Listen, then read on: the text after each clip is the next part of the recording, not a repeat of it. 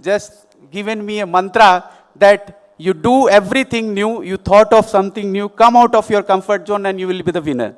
Don't do whatever you are doing from last 10 years, last 5 years. That's the spirit we are today here. Taranjit Singh Saab, who is here as our guest of honor from JIS, and you're welcome, sir, in the conference. And he been the support always. We are talking to him, meeting him. He said, you do the conference. We are there with you in the city of Kolkata. When JIS is there, then success is there. That's the spirit of Taranjit Singh Saab. And then our mentor, our chief advisor to the conference, Dr. Ashok Saraf Saab, who always been guiding factor, the motivation, and always there with us. Just on a phone call, he said, ho jayega. You don't worry. So that's the Venkat Ramani Saab is here, Santosh Gupta Saab is here, the National Secretary, and obviously the Joint Secretary, the Smith Saurabh, our Secretary, Zone Secretary, Sudeep Nupani, and none other than पैसे के बिना कुछ होता नहीं है. The Treasurer साहब, भास्कर पटेल साहब, who is all here from the Baroda, the state of Gujarat, where we are looking the leadership. I can see the past presidents here, Nikita Badeka ma'am, D.K. Gandhi saab, who was there yesterday evening, Patodi saab, and all others, Murthy saab, N.P. Jain saab. So that's the spirit AIFTP has here. But last but the least, the two honorable judges on the dais. When the program was crafted, I said, Vivek, that who will be the, our guest or chief guest, as say. Then he said, I will talk to someone. Then after few days, when everything been planned, I've been reason and occasion to talk to honorable judges. And when I said that, sir, what is your program? How do I plan? What is your requirement? Anything I'll have to submit? He said, I am coming to my home. We are the members of AIFTP. So I am not going to a new place. So that's the spirit. They are not, as say, act as our guests, but they are, more than a guest. May I request the audience to kindly give a standing ovation for the judges we have, who are our members, who are eliminating the bar, the Honorable Supreme Court of India. We have seen the lots of judgment which shows the light. That's about the technology and the transparency we are talking about. I am confident that deliberations over the coming sessions will offer valuable insights, inspire new perspective, and strengthen our collective pursuit of excellence in tax administration and practice. Last but not the least, I'll trouble once again all of you to kindly give a big round of claps to our own Vivek Agarwal, who is the National Vice President, who has crafted and made this morning possible. 2 days we will be here and we'll see the leadership. That's it. Jai Hind, Jai IFTP. I had just failed my deliberation. PC Joshi Saab here, and who is the foundation stone, and without him we cannot think of AIFTP, I believe. A big round of applause for PC Joshi Saab. The youngest man on the dais, I believe. PC Joshi Saab, the youngest man on the dais. So, I'm only 90 years young. Thank you, sir. Thank you. Thank you, our conference secretary, Girdhar Delia ji. And now, before starting the inaugural session, we will hold a short felicitation event to felicitate our eminent dignitaries, those who are present on the dais, and to start with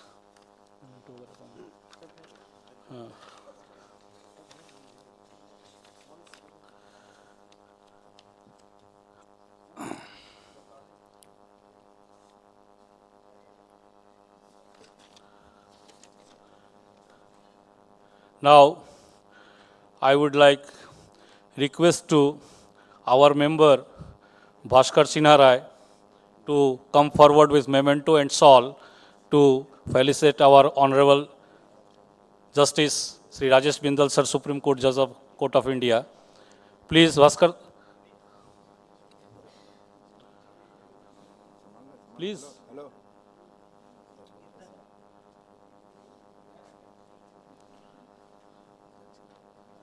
Please do first.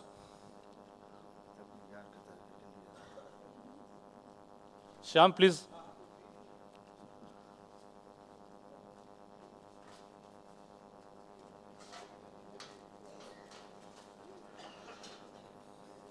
Solve. Huh. I request to our member, and now I would like request to please keep ready for our member Pradeep Agrawal to come forward with memento and shawl to felicitate our another honorable justice who present on the dais, Sri Ujjal Bhuiya, judges of Supreme Court of India. Pradeep bhai, please come forward.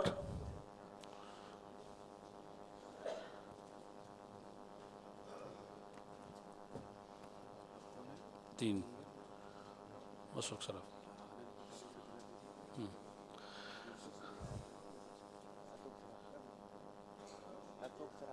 PC Joseph. Now, I would like request to Sri Vivekanand Mohanty sir, one of the icon of our FTP. Please come forward and felicitate our past president, our founder secretary, and a big round of applause for PC Joshi sir, without whom his contribution to the FTP is not a stand there.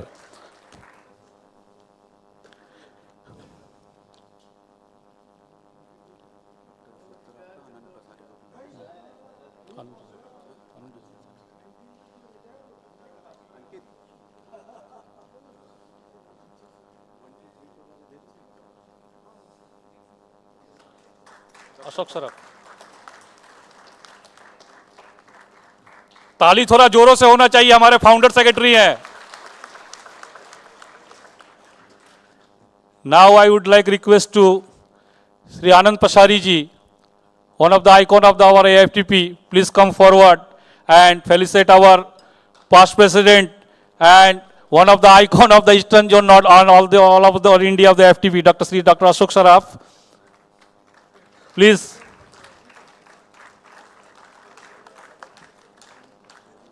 चार में तेरा तरंजित कौन देगा श्याम को बुला ले बस का. Now I request to Bhaskar Sinha Rai, please come forward and felicitate our one of the eminent guests seated on the dash, Sardar Taranjit Singh sir. Please Bhaskar come forward and felicitate our honorable guest Sri Taranjit sir with a memento and a shawl.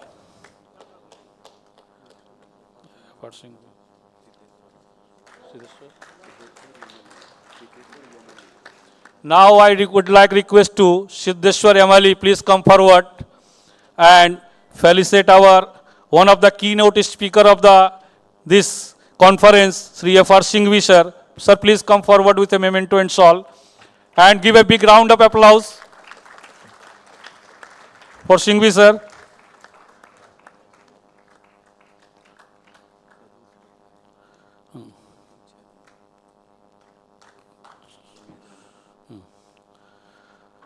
Now I would like request to Sri Pradosh Patanayak, please come forward and felicitate our Sri National President of AIFTP, Sri Samir Jani. Please give a big round of applause for Samir Jani sir.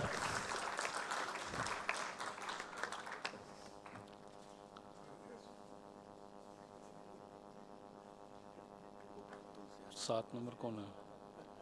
Venkataraman. Now,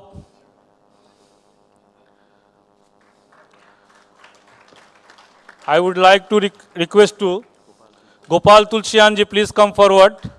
Gopal Tulsian ji, please come forward and felicitate our Deputy National President Sri S. Venkatramani sir. He is not only our Deputy President, but one of the keynote speakers throughout the India. Please give a big round of applause for Venkatramani sir.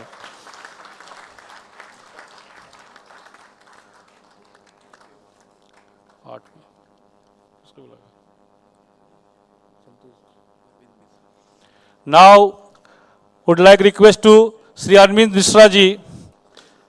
Arvind Mishra ji, please come forward and felicitate our National Secretary, Sri Santosh Gupta sir. Please, sir, please come with memento and shawl. Please give a big round of applause for our National Secretary.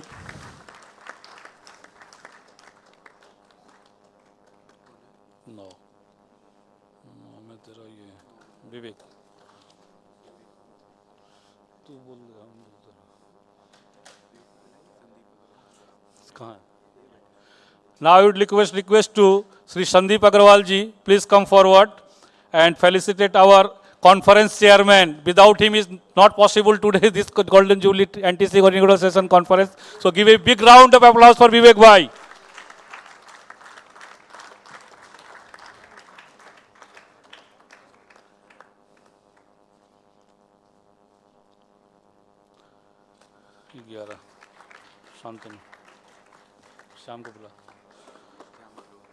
Now I would like request to Sri Shyam Agrawal, please come forward and felicitate our zone chairman, Sri Shantanu Chaudhary sir.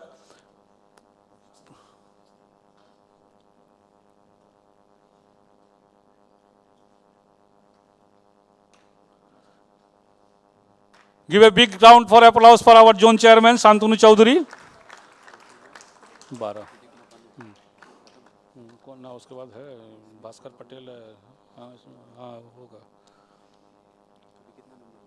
12 10 में सौरभ को बुलाना है भास्कर पटेल हाँ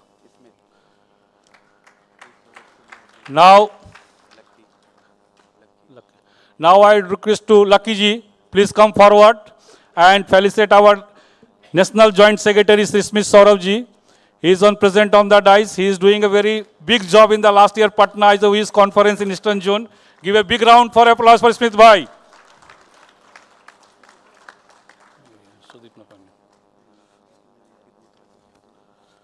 Now, would like request to Sri Ankit Bothra ji, please come forward. Ankit Bothra, please come forward and felicitate our Zone Secretary Sri Sudeep Napani sir. Please come forward, Ankit ji. Bhaskar Patel. और कोई बाकी नहीं है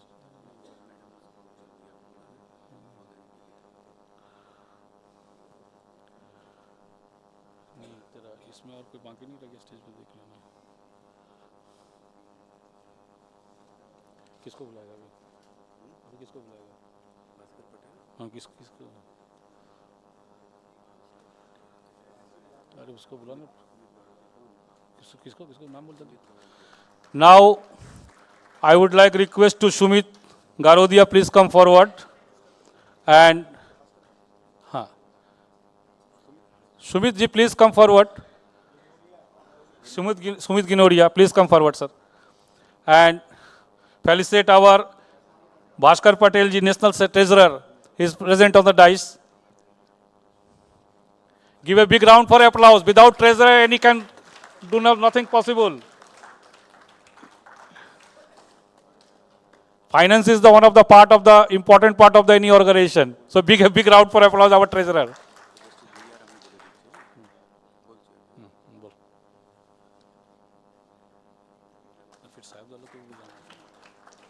तेरा नहीं हुआ तेरा हम दे दे रहा तू इधर Now at last our conference secretary is left for memento and felicitation. So I would like request to Devesh Poddar, please come, our member of NEC, please come forward and felicitate our conference secretary Girdhar Dhelia with a memento and shawl. Big round for applause for Girdhar bhai. His untired work is the keynote of the success of this conference.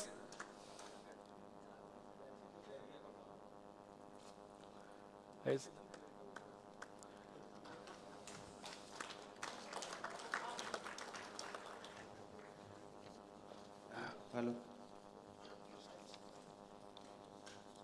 We have with us Madam Justice Ujjwal Bhuya, I'll request Madam to kindly come on the dais for once. We'll want to do the honors, felicitation of Madam, and she is here. And I request to do these honors our own past president, Madam Nikita Badeka, to kindly come on the Give dais a to big do round the for honors. applause. Please, Madam.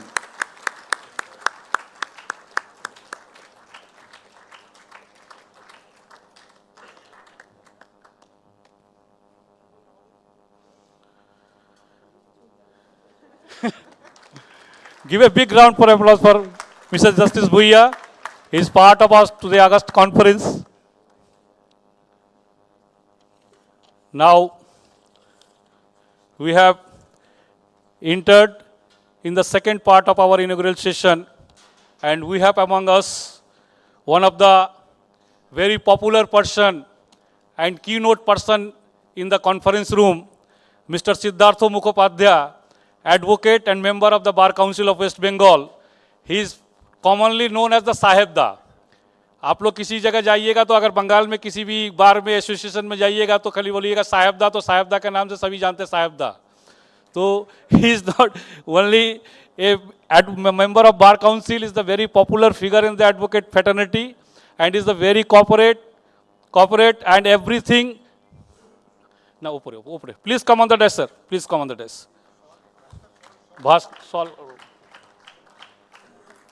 Now, I would like request to Honorable Justice Rajesh Bindal, sir. Please come forward and felicitate our one of the key pillar of the advocate fraternity in the West Bengal, Mr. Siddhartha Mukhopadhyay. Give a big round for applause for Siddhartha Mukhopadhyay. Sahebda. Now, I would like request to Abro Majumdar. We having with the Abro Majumdar. He is one of the keynote advocate in the taxation in Kolkata High Court, and he is very, very cooperative, and he is the very full of enthusiasm regarding our advocate fraternity. And Mr. Abro Majumdar, now I would like request to Justice Ujjwal Bhuiya, sir. Please felicitate our one of the emerging advocate in the tax fraternity, Mr. Abro Majumdar, and give a big round for applause for Abro.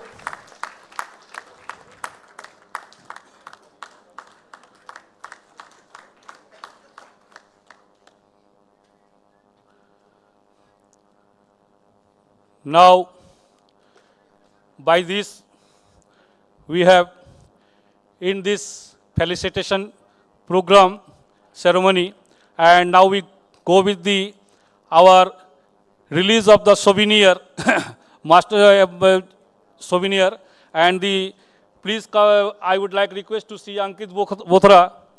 Please come on the dais with the souvenir. And there are so many souvenirs because every dignitaries have been having in the hand the souvenir. Please come forward.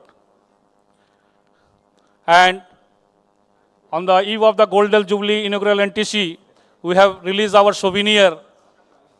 And from the behalf of the souvenir committee, C. Ankit Bothra has distributed the copy of souvenir to each of the dignitaries.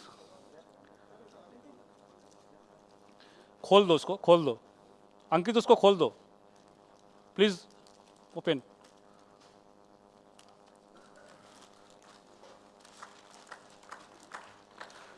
Please give a big round for applause. And also for the souvenir committee, their tireless work. Last 15 to 1 month, they have tried to release this souvenir. Please give a big round for applause for our souvenir committee.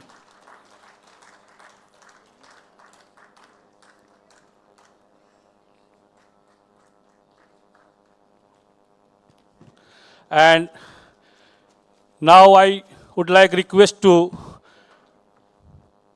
Nikita Madam on dais to release a publication of indirect taxes.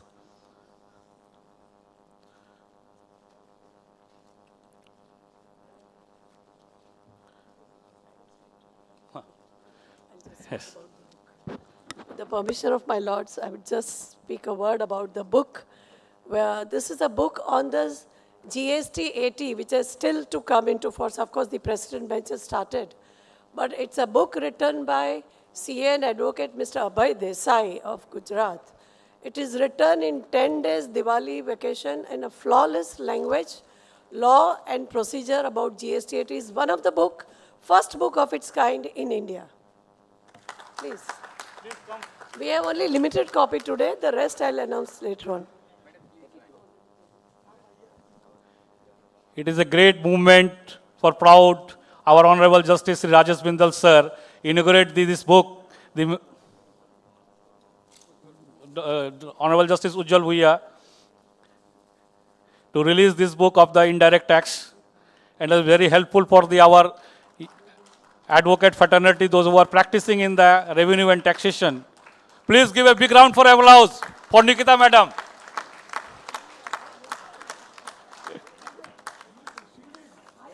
Yes, madam, you have got a credit. Yes, madam, you have to speak. No, nothing. I'm done. Okay.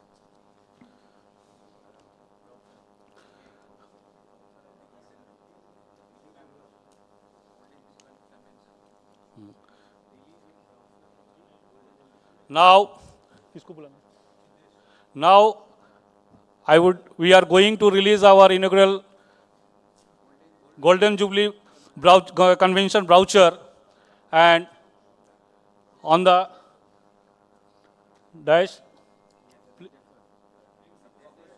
Riteshwar sir, please come forward. दिखा हुआ नहीं है यहाँ पे. Please give a big round for applause. Our brochure for Golden Jubilee ceremony.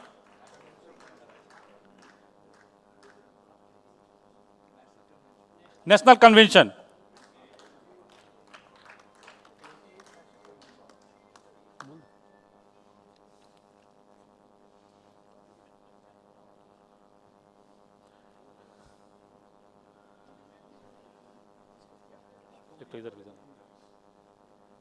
एक तो इधर दिखाओ. इधर इधर इधर से दिखाइए, आप दिखाइए. हाँ.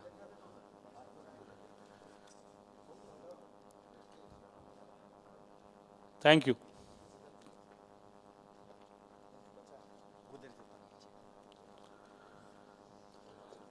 Now, in the row, I would like request to conference chairman Sri Vivek Agrawal ji to give his speech to the audience regarding the today our Golden Jubilee Inaugural NTC and the zone programs. Please, sir, please come.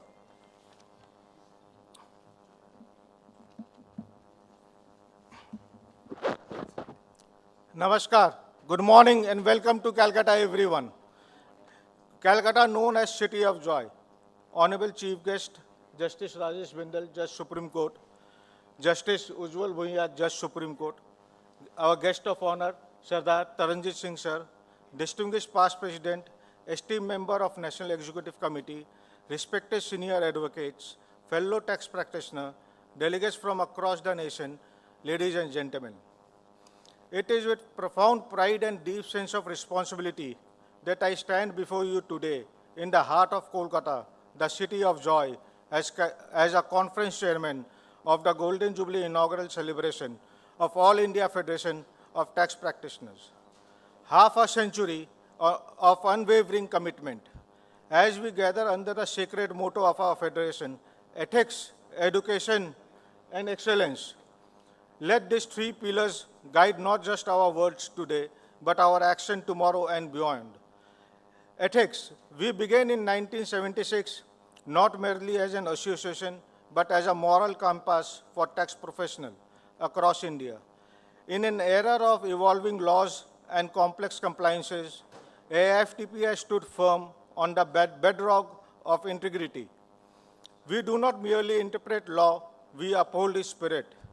We do not just represent client, we protect the sanity of tax system.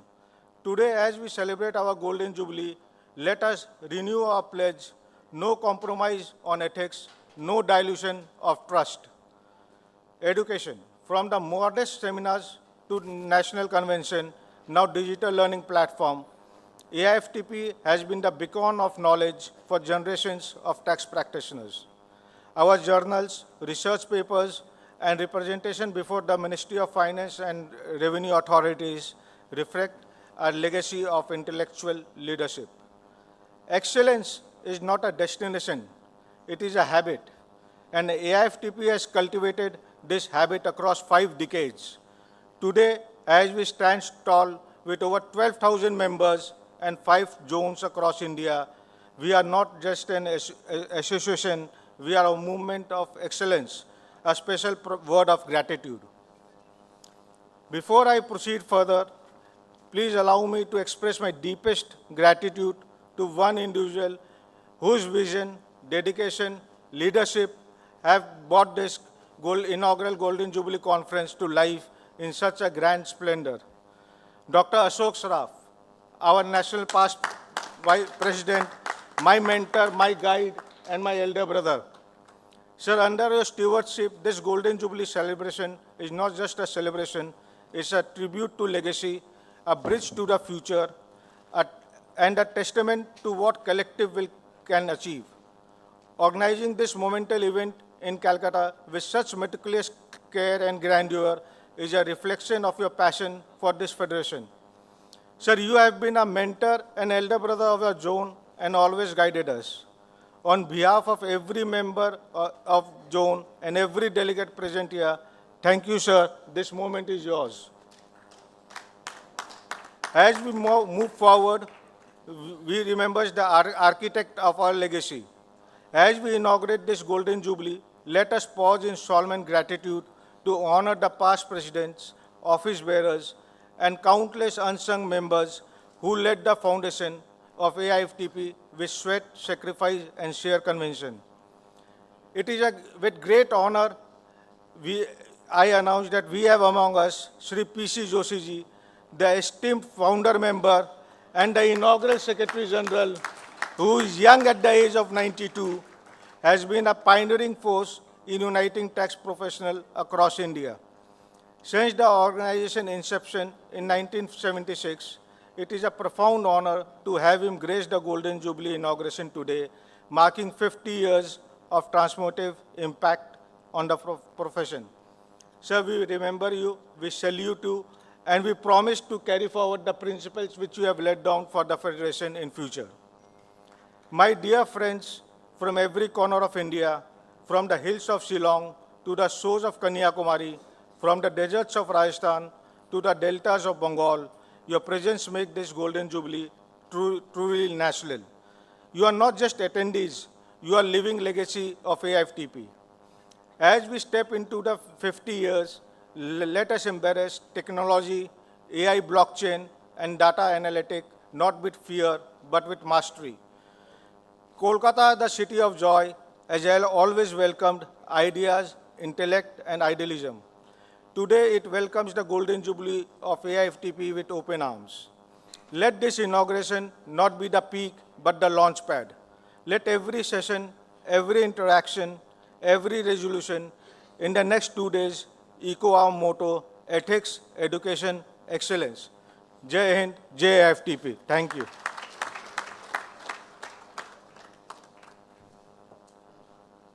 Thank you so much, Vivek Bhai, for your wonderful and inspiring speech. And without you, we feel that this Golden Jubilee NTC, inaugural NTC is not possible because you have tirelessly giving labor to this work. Last 2 months we have seen you have done. For a big round for applause for our Vivek Bhai for keeping the success of this inaugural NTC.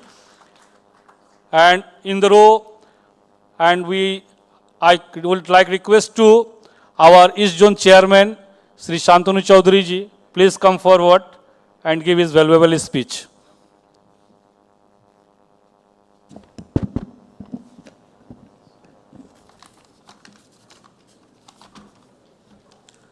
Honorable Justice Sri Ujjwal Bhuiya, Judge Supreme Court of India, Honorable Justice Sri Rajesh Bindal, Judge Supreme Court of India, dear members, delegates, my friends, colleagues and seniors.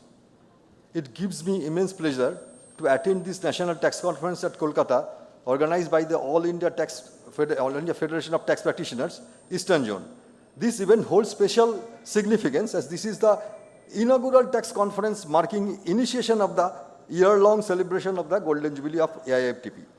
The very idea of AIFTP was conceived to create a unified platform for tax professionals, irrespective of their individual affiliations, to share knowledge through education and promote excellence practices in taxation laws in an ethical way.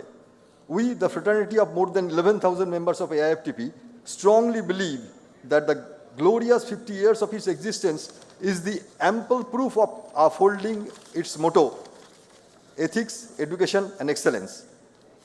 I commend the conference committee led by our National Vice President, Sri Vivek Agarwal, for that meticulous planning to organize this Golden Jubilee Inaugural Conference at Kolkata in such a grand way, both in its forms and contents. I once again express my heartfelt gratitude to our esteemed guests and delegates who have, from their busy schedule, carved out time to grace the occasions. Long live AIFTP. Thank you.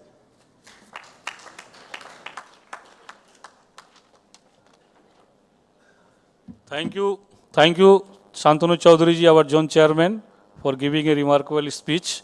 And in the row, now I would like request to our national secretary, Sri Santosh Gupta ji, sir, please come forward and give a valuable speech.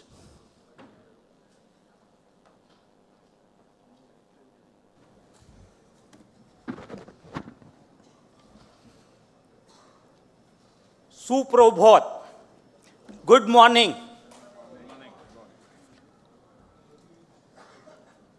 Respected Honorable Justice Bindal sir, Honorable Justice Ujjal Bhuyan sir,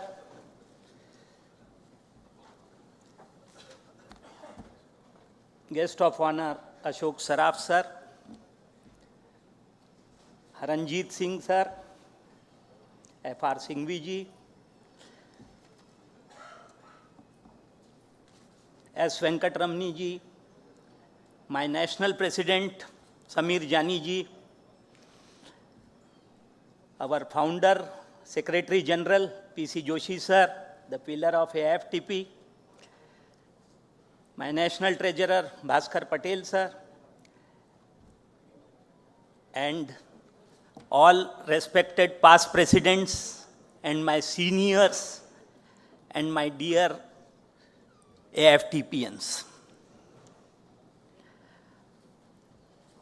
With profound respect and heartfelt delight, I welcome you all to this two-day National Tax Conference, the Golden Jubilee Curtain Raiser,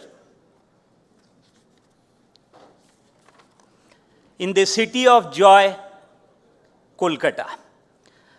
A gathering that marks not merely a milestone, but the curtain raiser to our approaching Golden Jubilee celebration. As the All India Federation of Tax Practitioners moves gracefully towards its 50th year of distinguished service, we assemble in this city of joy to honor a legacy built on wisdom, fellowship, and professional devotion. For nearly 5 decades, our federation has been guided by the radiant triad embodied in its emblem, the 3 E's: ethics, education, and excellence. These are not mere mottos, but the living essence of AIFTP. The light that steadies our purpose, enriches our learning, and elevates our pursuit of perfection. The theme of this conclave, synergy of taxation, technology, and transparency, captures the spirit of our evolving era, where the precision of law harmonizes with the rhythm of innovation, and transparency stands as the guardian of public trust. We are deeply honored by the gracious presence of our Honorable Justice, Shri Rajesh Bindal ji and Ujjal Bhuyan ji, and we are proud to say that they are our members of AFTP. Also by Dr. Ashok Saraf, whose wisdom continues to inspire our journey, and by Advocate Samir Jani, our national president, a leader whose calm resolves and visionary zeal have brought renewed vitality to our federation. Our ever charming and ever young PC Joshi sir, the guiding force of the organization. We are proud to have you, sir. The past presidents of AFTP, all of you, stands as the architects of august institution visionaries whose foresight, dedication, and selfless service laid the strong foundation upon which the Federation proudly stands. Your legacy, like pillars of gold, upholds the values of unity, integrity, and excellence that continues to illuminate our collective path. I express my sincere appreciation to Advocate Vivek Agrawal, the conference chairman, and the entire East Zone organizing team. Please give a round of applause for the entire organizing team, whose devotion, precision, and artistry have transformed this event into a magnificent confluence of intellect and inspiration. The forthcoming technical session shall indeed be a confluence of brilliance and depth as the luminaries of the profession share their erudition with the delegates. During these two enriching days, their discerning insights shall invigorate minds and elevate our understanding to finer dimensions of thought.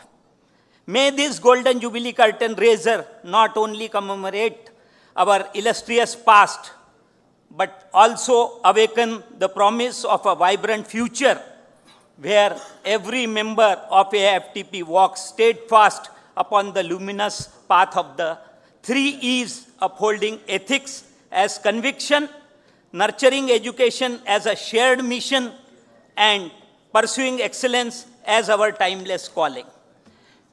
As we stand on the threshold of 50 splendid years, let this gathering of Kolkata become the overture of glorious new chapter, a chapter written in wisdom, harmony, and purpose, ensuring that the golden flame of AFTP continues to enlighten the profession and enrich the nation. Thank you, all my dear AFTPians. Jai AFTP, and I wish this NTC a grand success. Thank you all. Thank you, our National Secretary, for his valuable speech. And in the row, I would like request to our National Joint Secretary, Sri Ishmit Saurabh, please come forward and give his valuable insight to the session.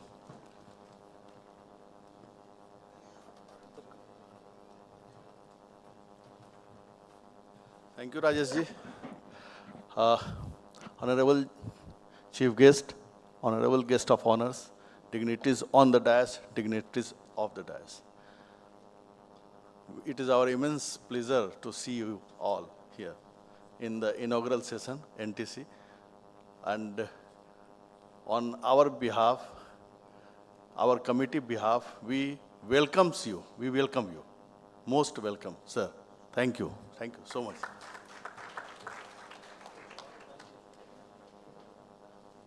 Smith भाई ने time की नजाकत को देखते हुए अपना speech छोटा कर दिया. थैंक यू स्मिथ भाई. Now, I would like request to our Deputy National President, Sri S. Venkatramani sir. Please come forward, sir. Give a big round of applause for our Venkatramani sir. Sir, please come and give your valuable insight to this session. Good morning, Honorable Justice Ujjwal Bhayan, Honorable Justice Bindal. We have our founder President Joshi sir, members of the All India Federation Conference Chairman Vivek Agarwal, Delia, Smith Saurabh ji, Bhaskar Patel, Samir Bhai, my President. I'll reserve the last for my mentor, for my guru, F.R. Singhvi. If I am able to stand and speak a few words here, I think that training goes 35 years back at office.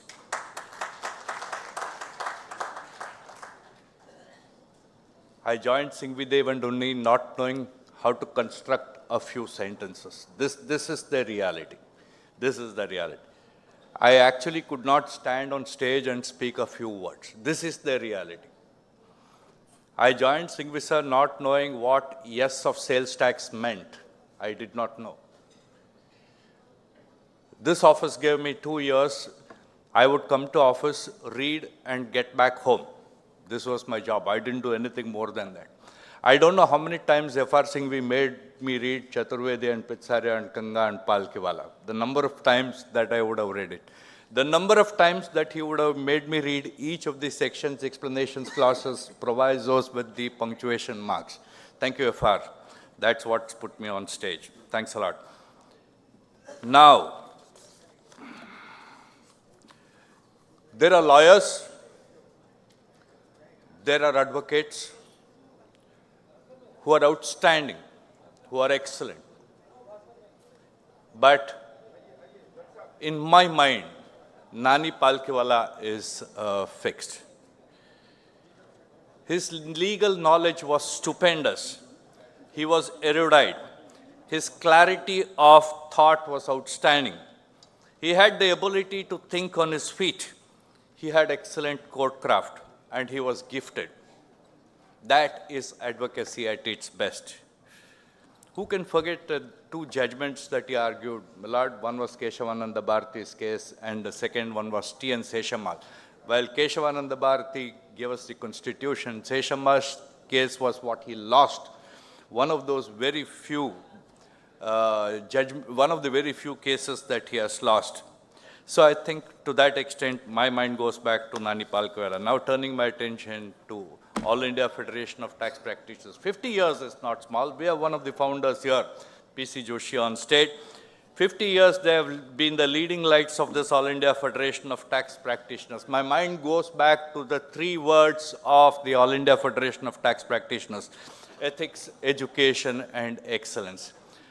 I have no doubt in my mind that this organization is a beacon of these 3 words. We have ethics, education, and excellence. You've seen Madam Nikita releasing a publication. I have not seen a single national tax conference or a celebration go without a publication.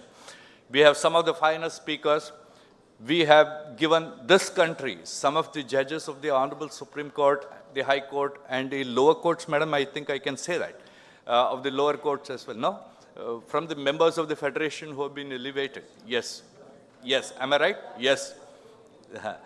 High courts. Yes. High courts. Yes.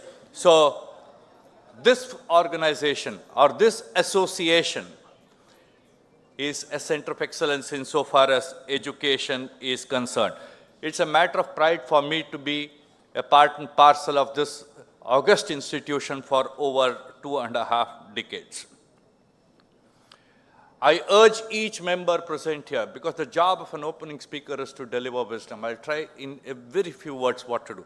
Please spend 2 hours on studies. Without studies, we are not going anywhere. 2 hours a day, that will take you very far away, very far ahead in 2 or 3 years. Spend some time looking at the All India Federation of Tax Practitioners website. It has enormous amount of knowledge. It has enormous amount of knowledge. Some wonderful articles. Some of these judgments lucidly written, some excellent articles for your understanding. Please read the journal. Please read the journal that it comes. Please subscribe if you are not. Please read the journal. It carries important articles which are of interest. I urge every member who comes to conferences, seminars, and the workshops to be prepared. Please come prepared. It's only then you can take on the speaker. If you can't take on the speaker, then you don't have the charm of finishing that session. So you need to be prepared for the sessions. Learn from seniors. I have learned from seniors. They are the torchbearers of this organization. There are 2 points that I would like to make before I end. One, the release of the electronic brochure. I understand, but I believe that I have my past presidents' acceptance, that their names appear there without my talking to them. I believe, because I did not have the time to talk to them this morning without their names before I released this brochure. So I presume that I will have their acceptance to this brochure. So that was an error, my profound apologies. Last, I will end by saying this. There will be one day in your life when you will lose a case. You will lose a case. On that day,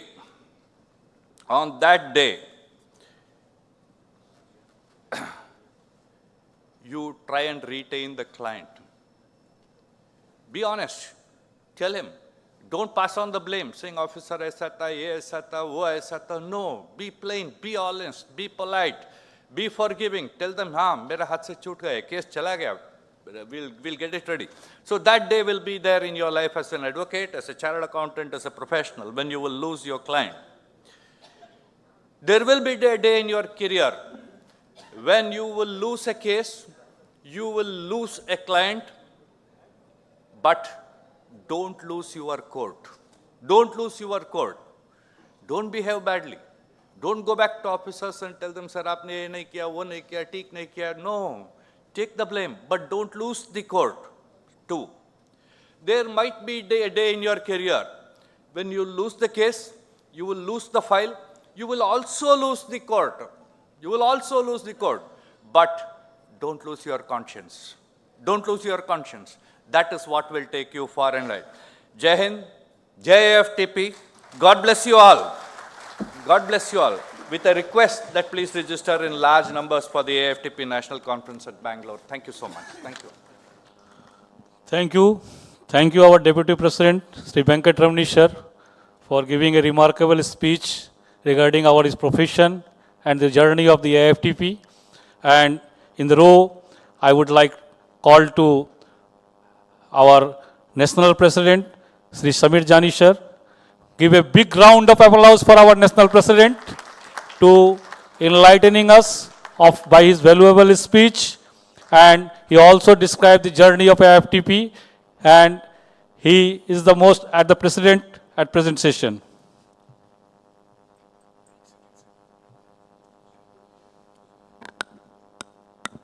Good morning to all.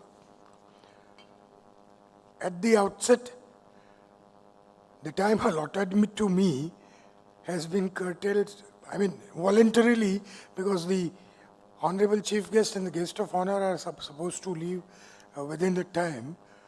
I'll manage the time schedule. Respected Chief Guest, my Lord Justice Rajesh Bindal sir, my Lord Justice Ujjwal Bhuyan sir, my mentor and fatherly figure Sri P.C. Joshi sir, equally a guiding force Dr. Ashok Saraf sir, our guest of honor Sri Taranjit Singh sir,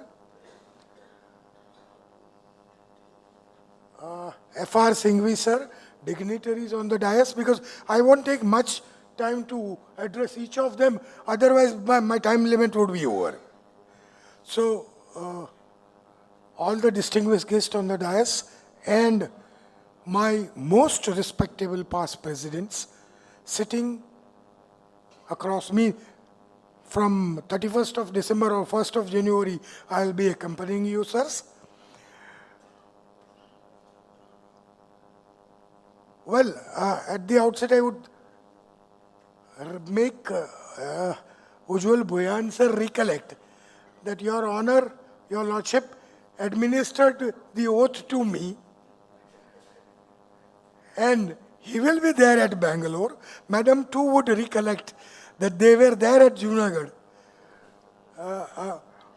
He will be at Bangalore, and this scholar of mine I will hand over to my Deputy President, Mr. Venkat Ramaniji, in your presence, sir.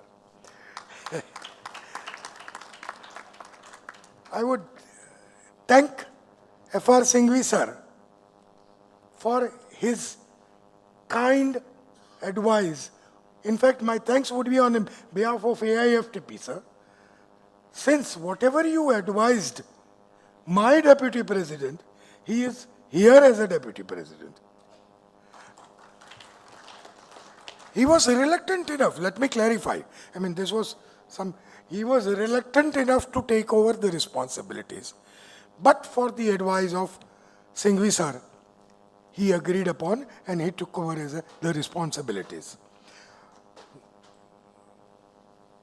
50 glorious years. What an event it is. You have somebody who delivered the baby. See, P.C. Joshi sir. Yes, you can see your baby grown up of 50 years, sir. And we are fortunate to have you in this celebration, sir.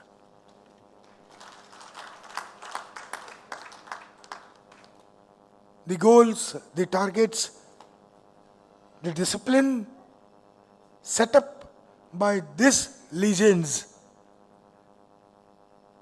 Patodi sir, we have no option but to follow the path. And by following the path, let me tell you, sir, I am coming for a very small town. Buyan sir has seen that place. It's a 5 lakh population city. But it is just because of AIFTP which has groomed me to this level to represent AIFTP. I owe it to AIFTP, sir. In fact, this is for the maybe second last time. I've come with a prepared speech, but I won't do that. I'm leaving it. Because feelings don't come in writing. It comes from the heart. AIFTP is what you can see it live before you. Making me represent AIFTP at a national level. We represented before the Chairman, Central Board of Direct Taxes, before the G-State President, before the Finance Ministry. It is live, active for the whole year. I told Venkat Ramaniji in the convention at Junagadh that I don't claim to create magics in the year. But I will make 2-3 missions. One of them was updating the website of AIFTP and benefiting the members. I'm proud to tell you that before my taking over, the hits on the website were 7,500, which as on yesterday were 1,24,895. I feel satisfied. Second thing which I did was creating a youth empowerment committee headed by Mr. Sanjay Dhariwal.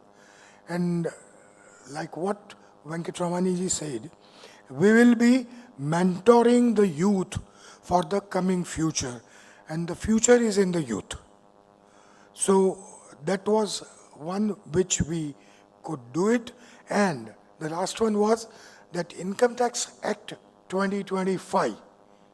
We started the web series from April 2025 and it lasted up to 28th of September, every Friday between 5:30 to 7 o'clock. And all legal luminaries were the faculties then. I take the blessings of the God were with me, and for that reason only it could find success. I would fail in my duty if I don't thank my Vice President, Mr. Vivek Agarwal, who was kind enough to snatch this opportunity.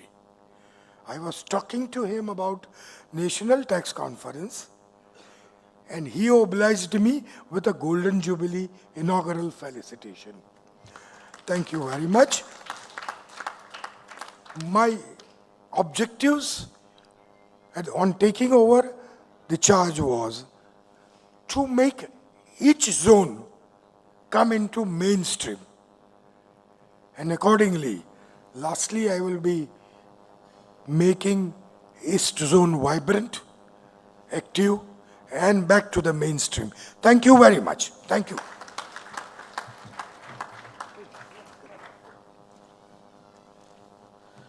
Thank you, sir, for giving your valuable speech. And now in the row, I would like request to Sri Taranjit Singh, sir, guest of honor of this inaugural session. Sir, kindly come please forward and address the gathering. Oh, sorry, sir has come some cough and cold. That's why he is not able to speak. But his wishes and his wishes as the success of our seminar is by presenting in the dais. And in the row, next I would like request to Sri F.R. Singhvi, sir, guest of honor of this inaugural session. Please come forward and address the session by his valuable speech.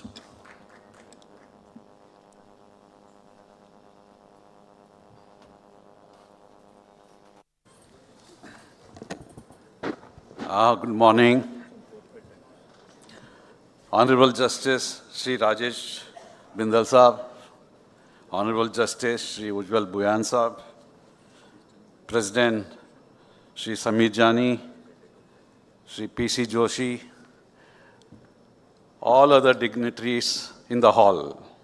I would not distinguish on the dais or outside because all of us are in the same family together. I feel today coming to this place like a son coming back home after a long stint going somewhere else. And to see so many faces which are so familiar, who have aged gracefully, and to whom I always look forward to.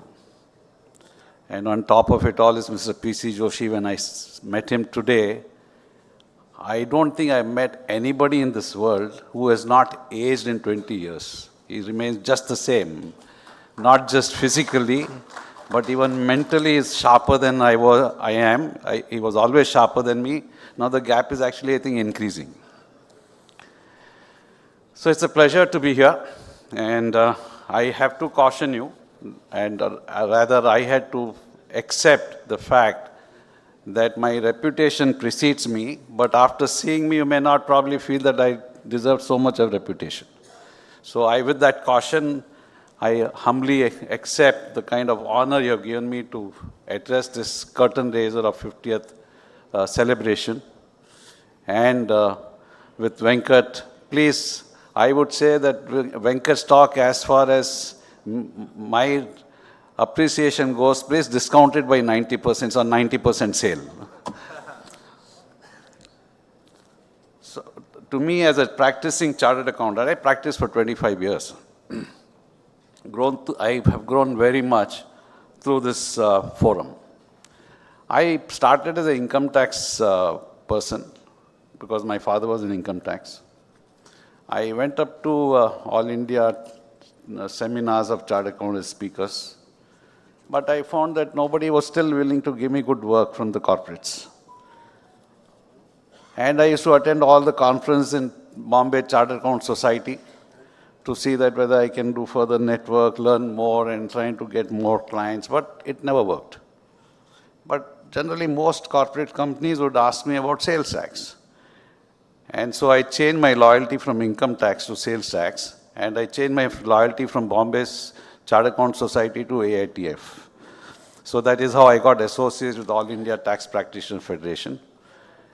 And having moved out, one regret definitely I had was participating in these conferences of All India Tax Practitioner Federations and be here on the dais to address members. That is a role that I truly missed, and to me it was a bit of a sacrifice for the new role that I took in industry.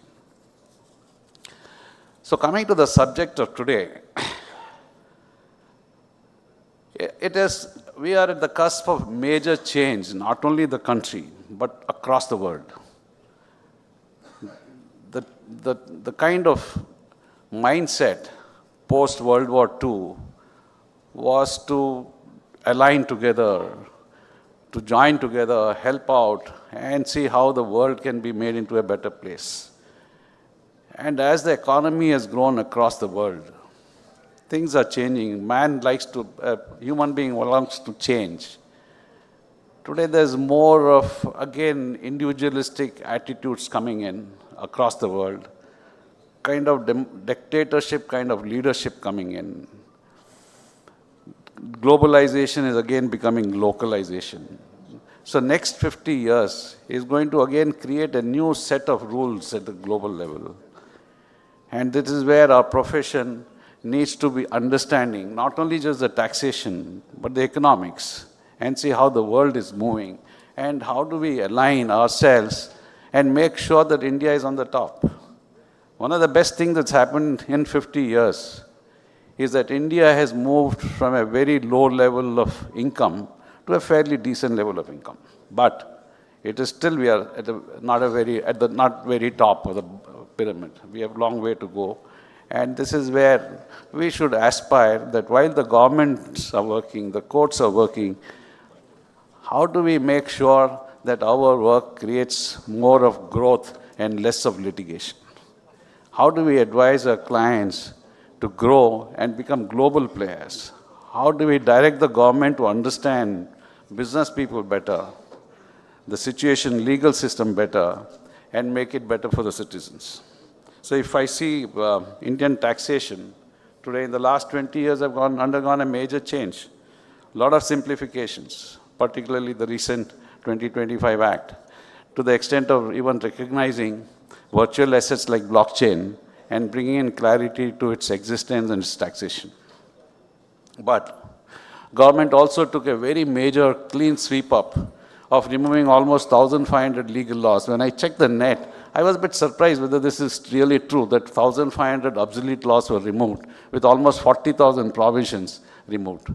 I checked again and again with all ChatGPT, AI, Google, everything, I came to the same number. The justice here would probably clarify on this point that so many laws were repealed. But then I looked at my company secretary and asked him, how many laws do we comply as of today?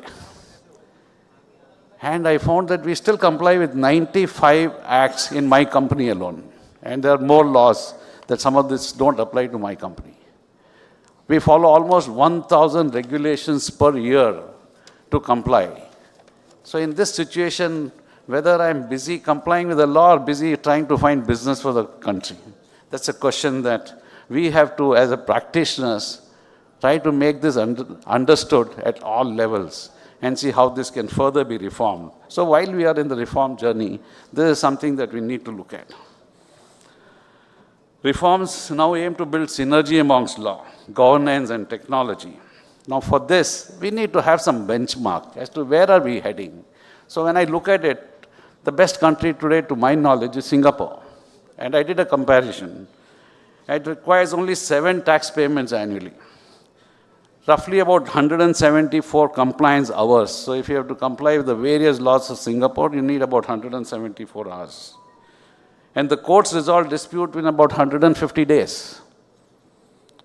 India's initiatives on faceless assessments, now AI-driven notices, blockchain audit trails, all these have come in. They are actually changing. They are bringing in the data integrity. It is increasing the speed. But despite that, what is the situation today? And I checked up this morning, India court faces almost 50 million pending cases. So by the time, in most cases, by the time your case is resolved in the courts, you have turned yourself from a youth to an old man. This is the kind of situation, and what it really does, more than that, is that fear of law is removed from the minds of people. If I break a law, and if I'm not punished for a long time, and others see that this person is breaking the law and is prospering, he also stops following the law. So today our courts are burdened with this kind of pending cases because people don't have the fear of law. And this is something that really needs to change. Even GST Act, which was rationalized recently, I was very happy to read that. I was waiting for 2nd of November to check what is the number, because I come from auto industry, and where the vehicles were taxed at 28%, and it was brought down to 18%. It's a major change of 10%. Did it reduce the government revenue? Because vehicles are high value, high generating revenue for the government. Did it reduce the GST? No. In fact, it increased. The GST last month increased by 4.8% over October. It proves the point that people would like to pay taxes as long as to 3 rates. But still, I would look at why the small changes are not done. Again, let me explain my own auto industry. They brought in 18% tax on all 2-wheelers and 4-wheelers, but provided they are below 350cc and 1500cc. So now what happens really is all the automotive companies are trying to see, because customer likes lower taxes, less costs. India is still not the rich country that people would not bother about the prices. We always look at cost. It's only 2% of the vehicles which are about 350cc. And only about 10% of the vehicle are above 1500cc. But what is happening in the sector today is all the companies are trying to see, can I bring down this 350cc to 349cc? Can I bring down 1500cc, a vehicle of 1600, 1800cc to 1500cc's? So today when you drive a SUV, which actually requires 2000cc vehicle across the world, we use 1500cc engine. And by doing this, we are actually bringing the quality of our vehicles down as compared to global standard. And what does government get out of this? I did a simple math. By calculating 10% revenue loss, if the government were to not make this differentiation, say all vehicles are taxed at 18% and not 40%, government would have lost 3,500 crores per month. But if you look at the way the number of amount of GST is increased this month, this would have been compensated by higher sales of vehicles, and government would not have lost this 3,500 crores, but we would have reached global standards. We would have been in the path of global standards. So these are the kind of reforms that one should look at. I took this liberty of writing these points because 2 justices are here, and some voice of this may probably reach the right people.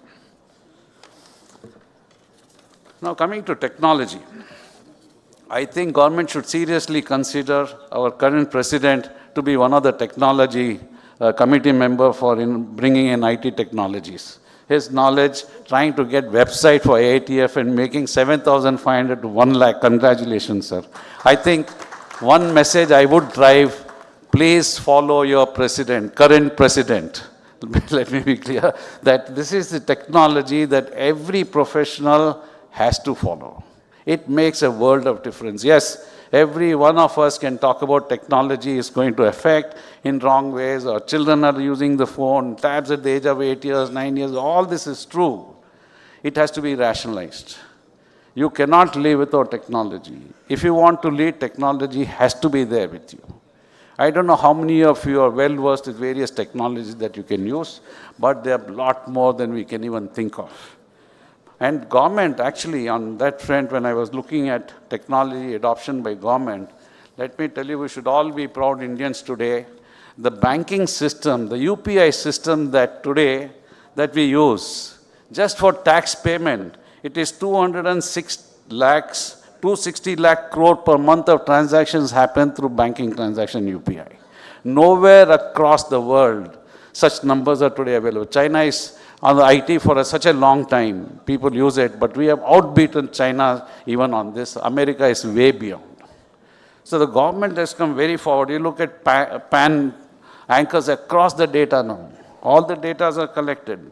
New e-filing, GST and traces, all these enables real-time returns and refunds. Projects Insight and EdWit use AI machine learning for risk profiling, faceless assessment, and predictive assessments. Blockchain ensures tamper-proof ledgers, trust in audit trails, and smart contract-based compliance automation. Digital hearing supported by secured authentication and strong cyber security is introduced, which brings in both efficiency and transparency. These innovations are not just technological, but they represent a moral and structural shift towards fairness, speed, and accountability. Yes. So I would come to the last point is, India's compliance, while stands as an inflection point, as citizens, what do we do? I was again looking at the numbers. We have 9 crore SSCs, and if I break that down, it is 12 lakhs or about 10 lakhs. People only about 10 lakhs income is only 12 lakhs. These are the things that I would like you to look at. And as professionals, what we have to really do is continuous friendly approach is what we have to do, and look at not minimizing the tax, but how to grow the business for the people. And that would make a big difference. India is moving towards 2047. It aspires to be 30 trillion digitally empowered and equitable economy. Achieving this requires continuous innovation, accountable governance, and evolution of institutions and professionals. And this is where we should lead to. And my last message to the youngsters, which is almost 35% of the population, one of the largest in the world. As true tax professional, you must carry this torch of 50 years forward. You are not only interpreters of law, but architects of trust. Harness AI, blockchain, and analytics, not just to ensure accuracy, but to craft strategies that advance national growth, ethical compliance, and financial inclusions. The synergy of taxation, technology, transparency, accountability, and partnership is India's path to global excellence. Let's champion reform with courage, collaborate with integrity, commit ourselves to build a responsible and reform-ready India. Let's move forward. Thank you very much.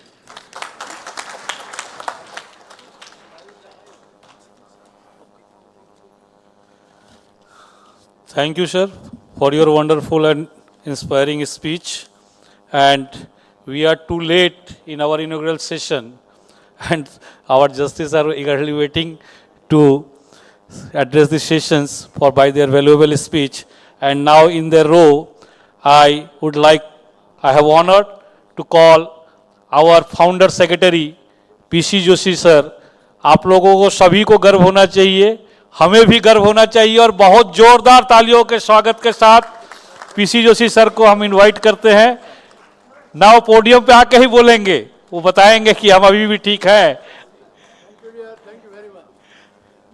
Thank you.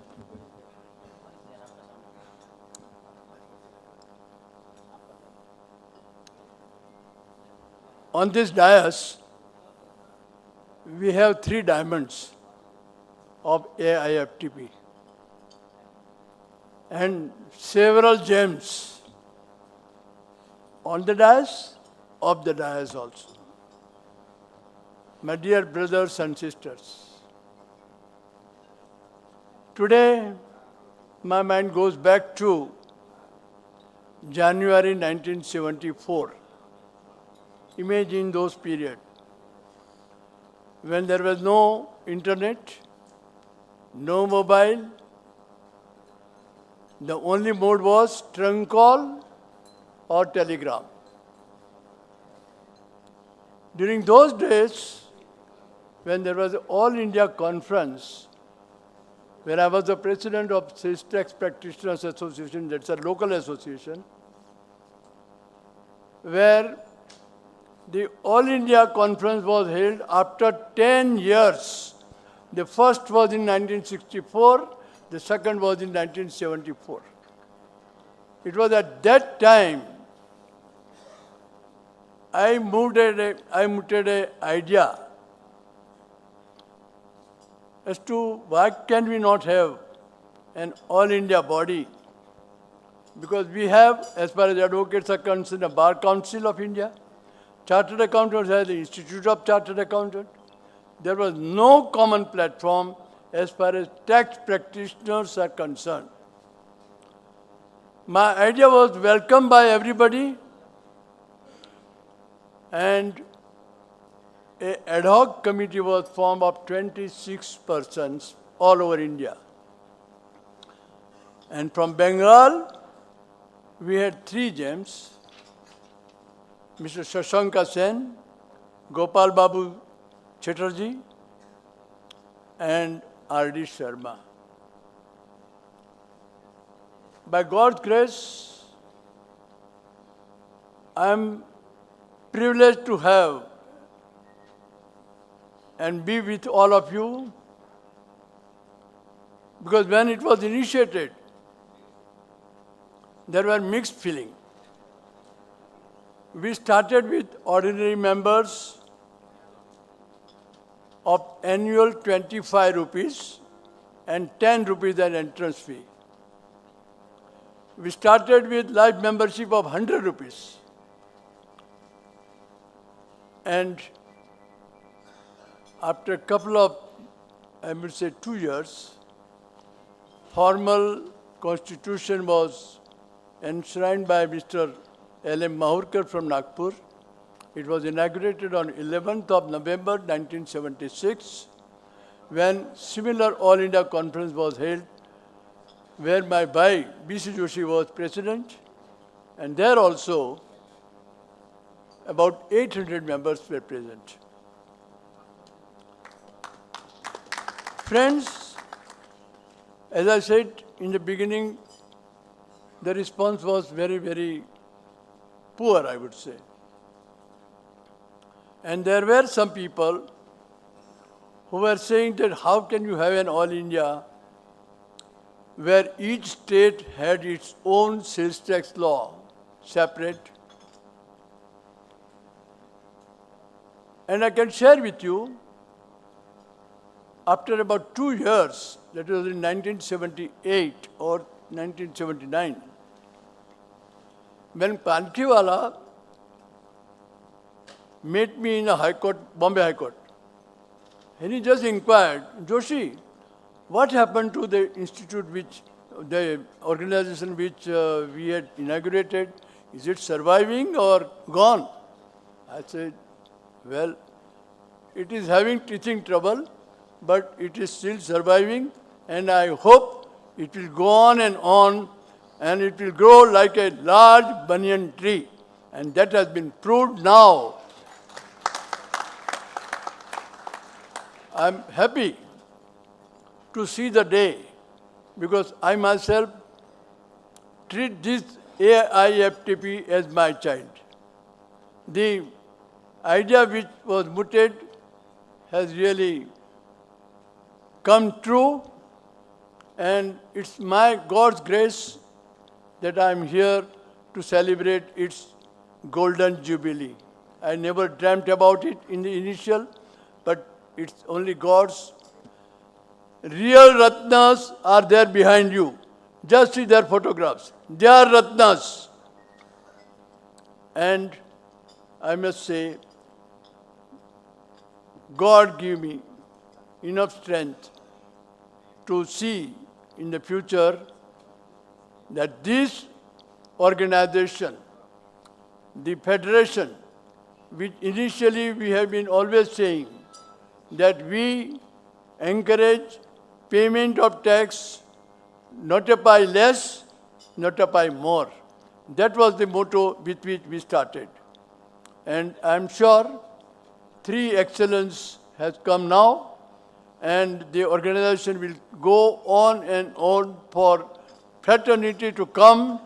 Young people should come up for the working of the federation, because we are all young, I would say young in the heart, but physically the God disturbs us. Therefore, future is yours. Thank you very much.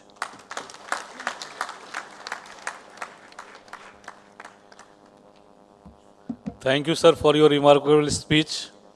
And we hope and we assured we have never forget your contribution to nursing the AFTP.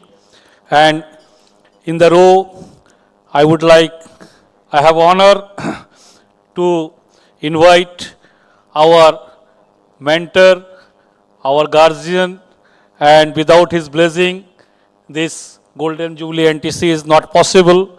Our one of the past president who is present on the dais, Dr. Ashok Sharaf, to give his valuable speech and words. Give a big round for applause for Ashok sir.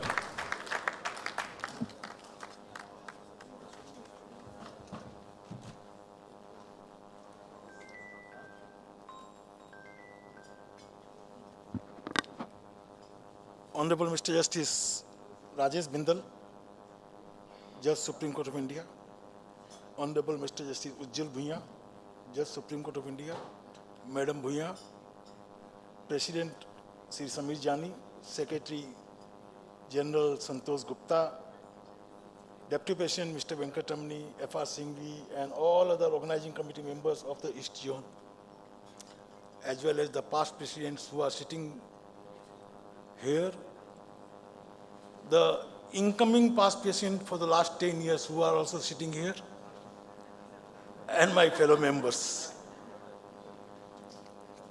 Friends, there are very fortunate ones who, without doing any work, get the praise. And I am one of them, who has not done anything for the conference, but the East Zone is so kind towards me that they shower all the praise on me, and I take it as a love and affection from the East Zone members towards me. I can only say that East Zone is the best zone of the All India Federation of Tax Practitioners, and I shall always be behind East Zone. Whatever work you do, I am with you. Friends, first of all, the last 50 years, we have been able to give only one lady president, Nikita Badeka. Premlata Bhana, 2. 50 years, 2. This is not proper. And I am, in fact, I request college members to see that in coming 10 years, 3 lady members of our federation should be the president. Friends, what more we can think of? 2 chief guests of Sri Rajesh Bindal and the Sri Ujjal Bhuiya are now occupying the highest office of the judiciary in the Supreme Court, and who were the life members of the federation. Amongst us now, we are having members as tribunal members, High Court judges, Supreme Court judges. What more 50 years you can expect from the All India Federation of Tax Practitioners? According to me, we have done great thing, and whatever Mr. P.C. Joshi has thought of, he must be very happy today to see that the things are going on. Friends, I am not here to give a speech. I in fact want to hear the speech of Justice Bindal and Justice Bhuiya. But one thing I will like to point out. All the seminars and conferences, wherever I have attended in the technical sessions, I have found that the speakers criticize the government. Why this law was brought, why this provision was made, why this was done. What the government is doing in the interest of the federation members, you must think. If the law is made absolutely simple, what you people are going to do? This is not the job, this is not the association of the taxpayers. This is the association of tax practitioners. And in fact, you should thank the government. Your duty is that whatever provisions are there, you interpret it and find out the ways and means from that provision. But don't say that make it absolutely simple, nothing should be there. Why he has been arrested, the arrest provision should be made. You are, in fact, you are doing violence, and you are affecting the profession of the advocates who are getting bail in the High Courts and Supreme Court. Somebody is being arrested, it's not your duty. Why you are doing all those things? In fact, according to me, in no technical sessions you should criticize the government. Government looks after everybody, taxpayers, tax practitioners, advocates, chartered accountants, everybody's interest they keep in mind. And thereafter they make the provision. So you should thank the government whenever they make the provision, and Don't ask the government that you should make it absolutely simple. Nothing should be there. If that is so, then we will not be here to make a technical sessions and conferences and discussions. Everything will be over. One more thing, friends, I was thinking of, I may be right or wrong. We always organize a moot court for the students of the these law colleges and all those things. I personally feel that a moot court from the upcoming members and the federation should also be held. The newcomers who are there as an advocates and chartered accountants, for them a moot court should be held so that to make them ready, as Mr. Joshi was saying about Palkiwala, some Palkiwala is also there amongst us. And we need to find out, we need to make him ready to become another Palkiwala in the coming year. And that can be done only when you train them. I fully appreciate knowledge and all those things, but as you know, art of the advocacy is a different thing. A person who gets first class first in the law examination, he is a failure as an advocate. And a person who gets third division in the law profession, law degree, he is the top in the profession. You need the art of the advocacy, and that advocacy we must teach to each and every member of the federation. I think this responsibility has to be taken up by the East Zone, and the East Zone should organize the first moot court for the members of the federation. Secondly and last, this year I have not seen the social responsibility, the social work which we used to do from the federation. In the corona period we have done a lot, but thereafter we have not done anything. I would like that Samir Jani at least 1 month is there and he will do something, but the East Zone should take the lead and do the social work for West Bengal schools and colleges. And I can tell you that I am with you for this social work, whatever you are going to take. Friends, I am grateful to the East Zone for showing such a love and affection towards me. Always they tell me as a mentor, but I am a part of you, I am a part of the East Zone, and I shall always be available whenever you require me. I am thankful to you for giving me a patient hearing. One thing, Mr. P.C. Joshi. In fact, to look at the P.C. Joshi, many youngsters get ashamed. They think that whether P.C. Joshi is senior or whether I am the senior. So, Joshi Saab, the way you are maintained, I am sure that there are many more years when you will be on the dais in the activities of the federation.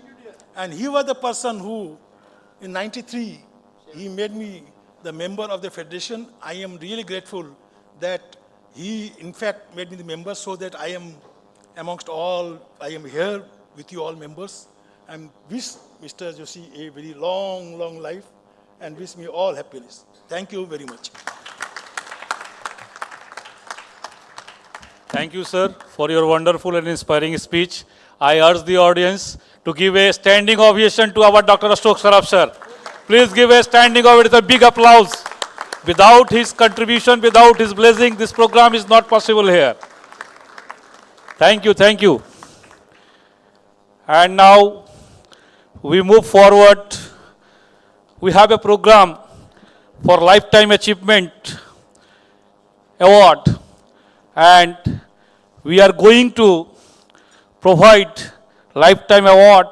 We have having with us Advocate Bijay Mohanty. Sir, you have heard this name, everyone, and another one is the Advocate Dr. Paras Kocher. And at first, I would like invite to Bijay Mohanty, sir. Please come forward and escorted by one of the Shyam, please. Ankit, please escort, sir. Sri Bijay Krishna Mohanty. represented, he is not having with us, and he is represented by his son, Sri Vivekanand Mohanty. You know, and it is a proud moment for us. The Sri Vijay Krishna Mohanty is the one of the Odisha most respected jurists.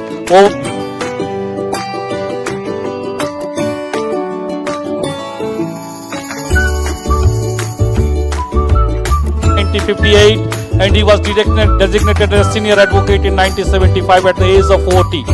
And he was appeared in several landmark matters before the Honorable High Court of Odisha, Calcutta, erstwhile Andhra, and Supreme Court, including the celebrated KP Varsai case, and alongside the legendary jurist and Sri Nani A. Palkiwala. Sri Mohanty has served in the state in Odisha as Advocate General from 2004 and 2009. During his tenure, he played a pivotal role in facilitating the establishment of the National Law University in Odisha and shaping a future legal education in the state. And give a big round for applause for Vijay Krishna Mohanty sir for giving a Lifetime Achievement Award. And I would like request to Sri Ujjal Bhuiya sir, please come forward and to felicitate on behalf of Vijay Krishna Mohanty to his son Vivekanand Mohanty sir for a Lifetime Achievement Award to our advocacy and profession. Give a big round for applause.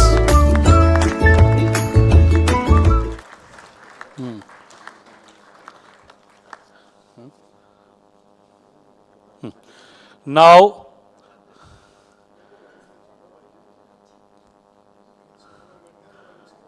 thank you, sir. Congratulations, sir. Mohanty, sir, congratulations. And I would like request to, we have among with us Dr. Paras Kochar. Dr. Paras Kochar, sir, please come forward. Come on the dais. Dr. Paras Kochar, sir. Welcome, Dr. Paras Kochar. Congratulations, sir. And now,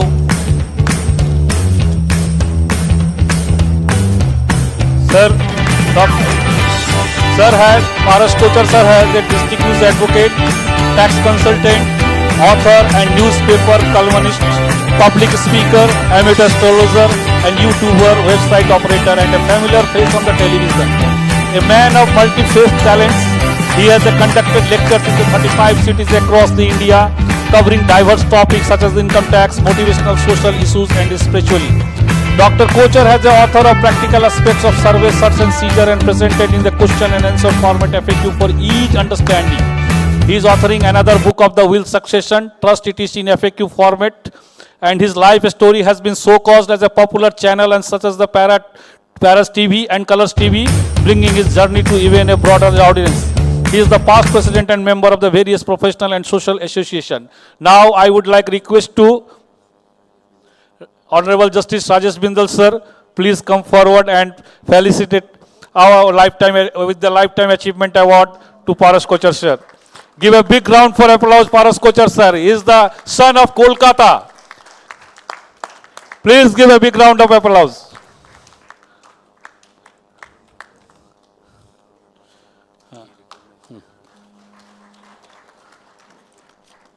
Congratulations, Paras Kochar sir.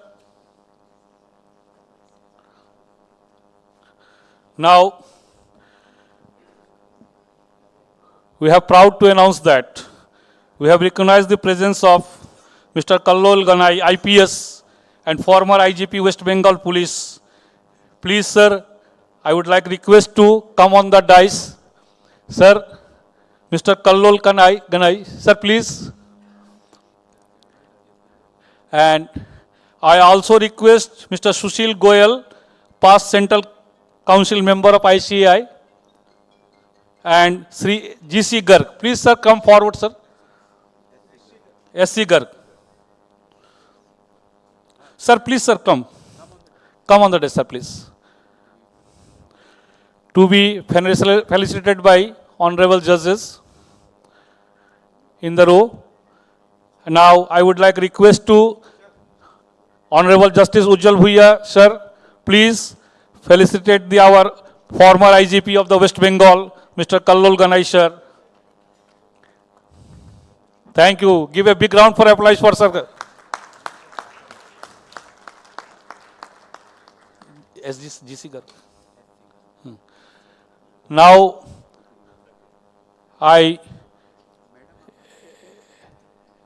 Sushil Goyal Garg sir, please.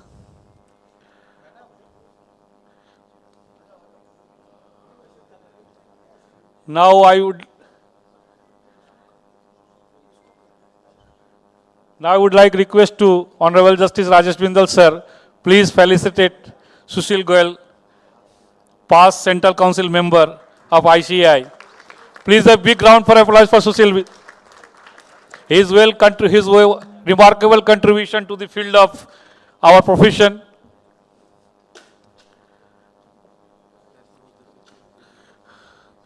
As simplicity shown by our Honorable Justice Rajesh Bindal sir and his felicitating of the dais. Give a big round for applause for his mankind and his humanity. What he has shown in our conference. Exemplary contribution. And now we move forward and with our next program, in a row, I have honor to invite our chief guest, Honorable Justice Sri Ujjal Bhuiya sir. Please give his valuable speech and enlighten our gathering with his valuable words. Please, sir.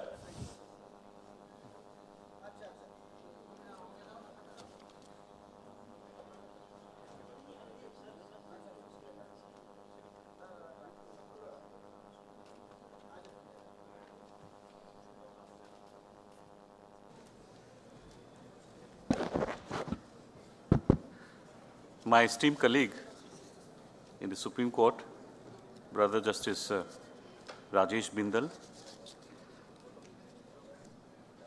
Mr. Joshi, the founder, Secretary General of AIFTP,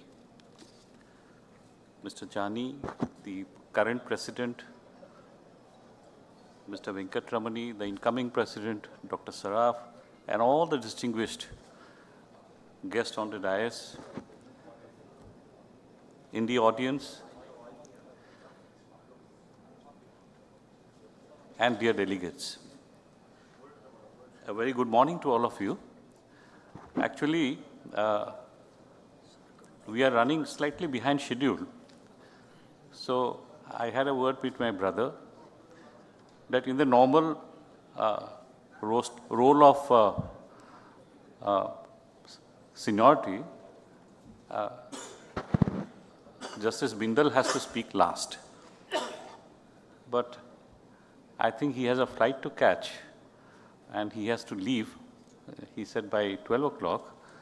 So a similar kind of a situation had arisen in Pune in the farewell function organized by the Bar Council of Maharashtra and Goa to felicitate Justice Oak. So I had to catch a flight. In that time, I had to catch a flight from Pune to Delhi. So Justice Oak said a few words. He said, I will resume my speech so that the protocol is not breached. I will speak for a few sentences, and then ask Brother Ujjal to speak. And once he leaves, I'll take over. So I will request Brother Justice Bindal. He also needs to have some time to speak, address the area. He has been a part of the Federation for a long, long time. So we would request Brother Justice Bindal to speak. And then, if time permits, I'd resume my speech. Thank you.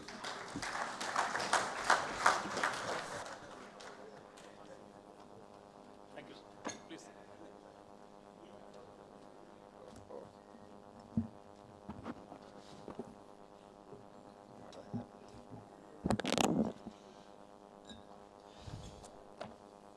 A very good morning to all present here.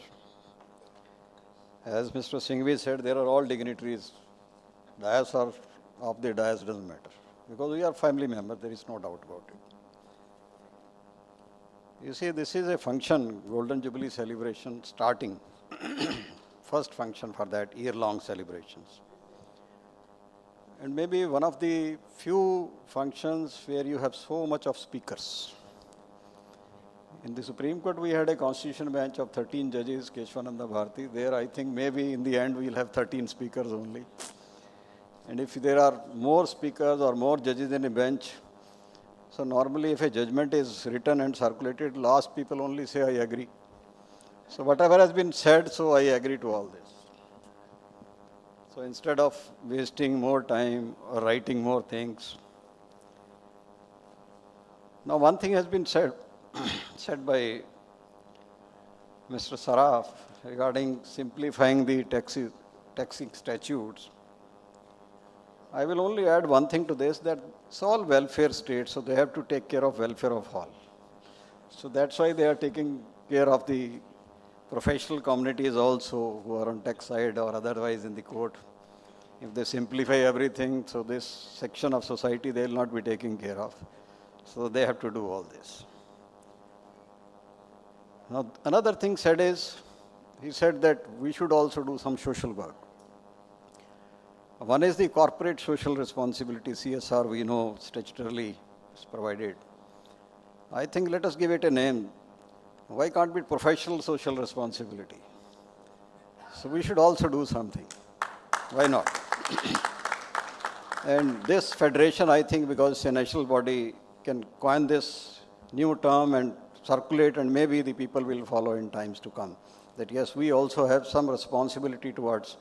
Let this be a beginning in the 50th year of the celebration of this federation.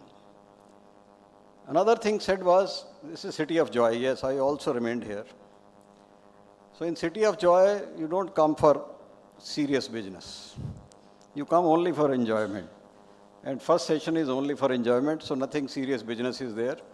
So I think we'll all are enjoying whatever has been shared and will enjoy. The main subject is about IT. Now you see the IT in place or in action in this hall only. We are sitting on this side. You are sitting on this side, you are seeing this screen only. We are seeing two screens. If you see on your back, there are two. The background TV is showing different thing and the front is showing different thing. So this is technology. AI is there, so in AI everything is possible. Somebody speaks or doesn't speak. In the screen on your back, the pictures are different. The video is different. So this is there, one thing. Now if you see the minute-to-minute program, this was to end at 11:25, right? We are already 11:45. Thereafter they had written one line, inaugural spillover time. So spillover time, including tea also is added there. So that means what we are consuming now is the tea time only. Because thereafter the session starts at 12:05. And spillover time is only, you see, like I was in J&K, so Jhelum River passes through the city. So they have spillover part also. If some overflow is there, so water goes in that. So here also some overflow is there, so that's why spillover has been given. So this is what all it is. Now my coming to this conference is in fact meeting all old friends. There is nothing formal in this, coming to all this. And coming to Calcutta again is a kind of homecoming. I can say this to be my fourth place, because one is the place of birth and thereafter I remained at two other places.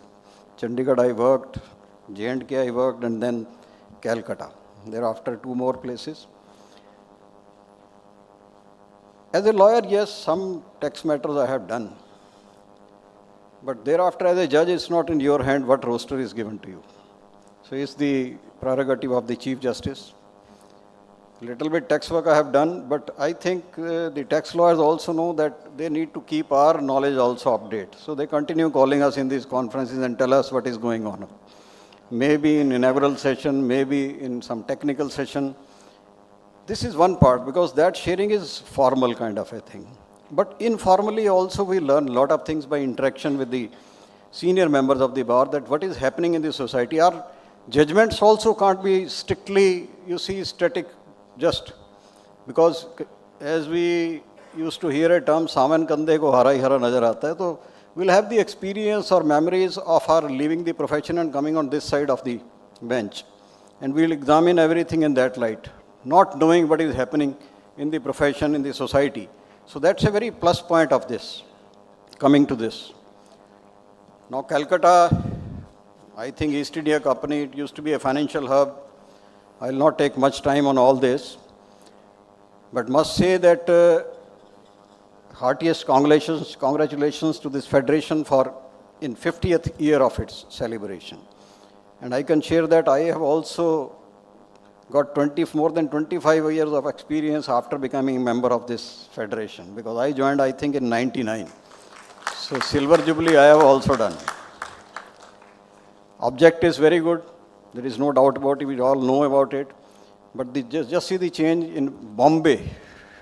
It was found for the first time.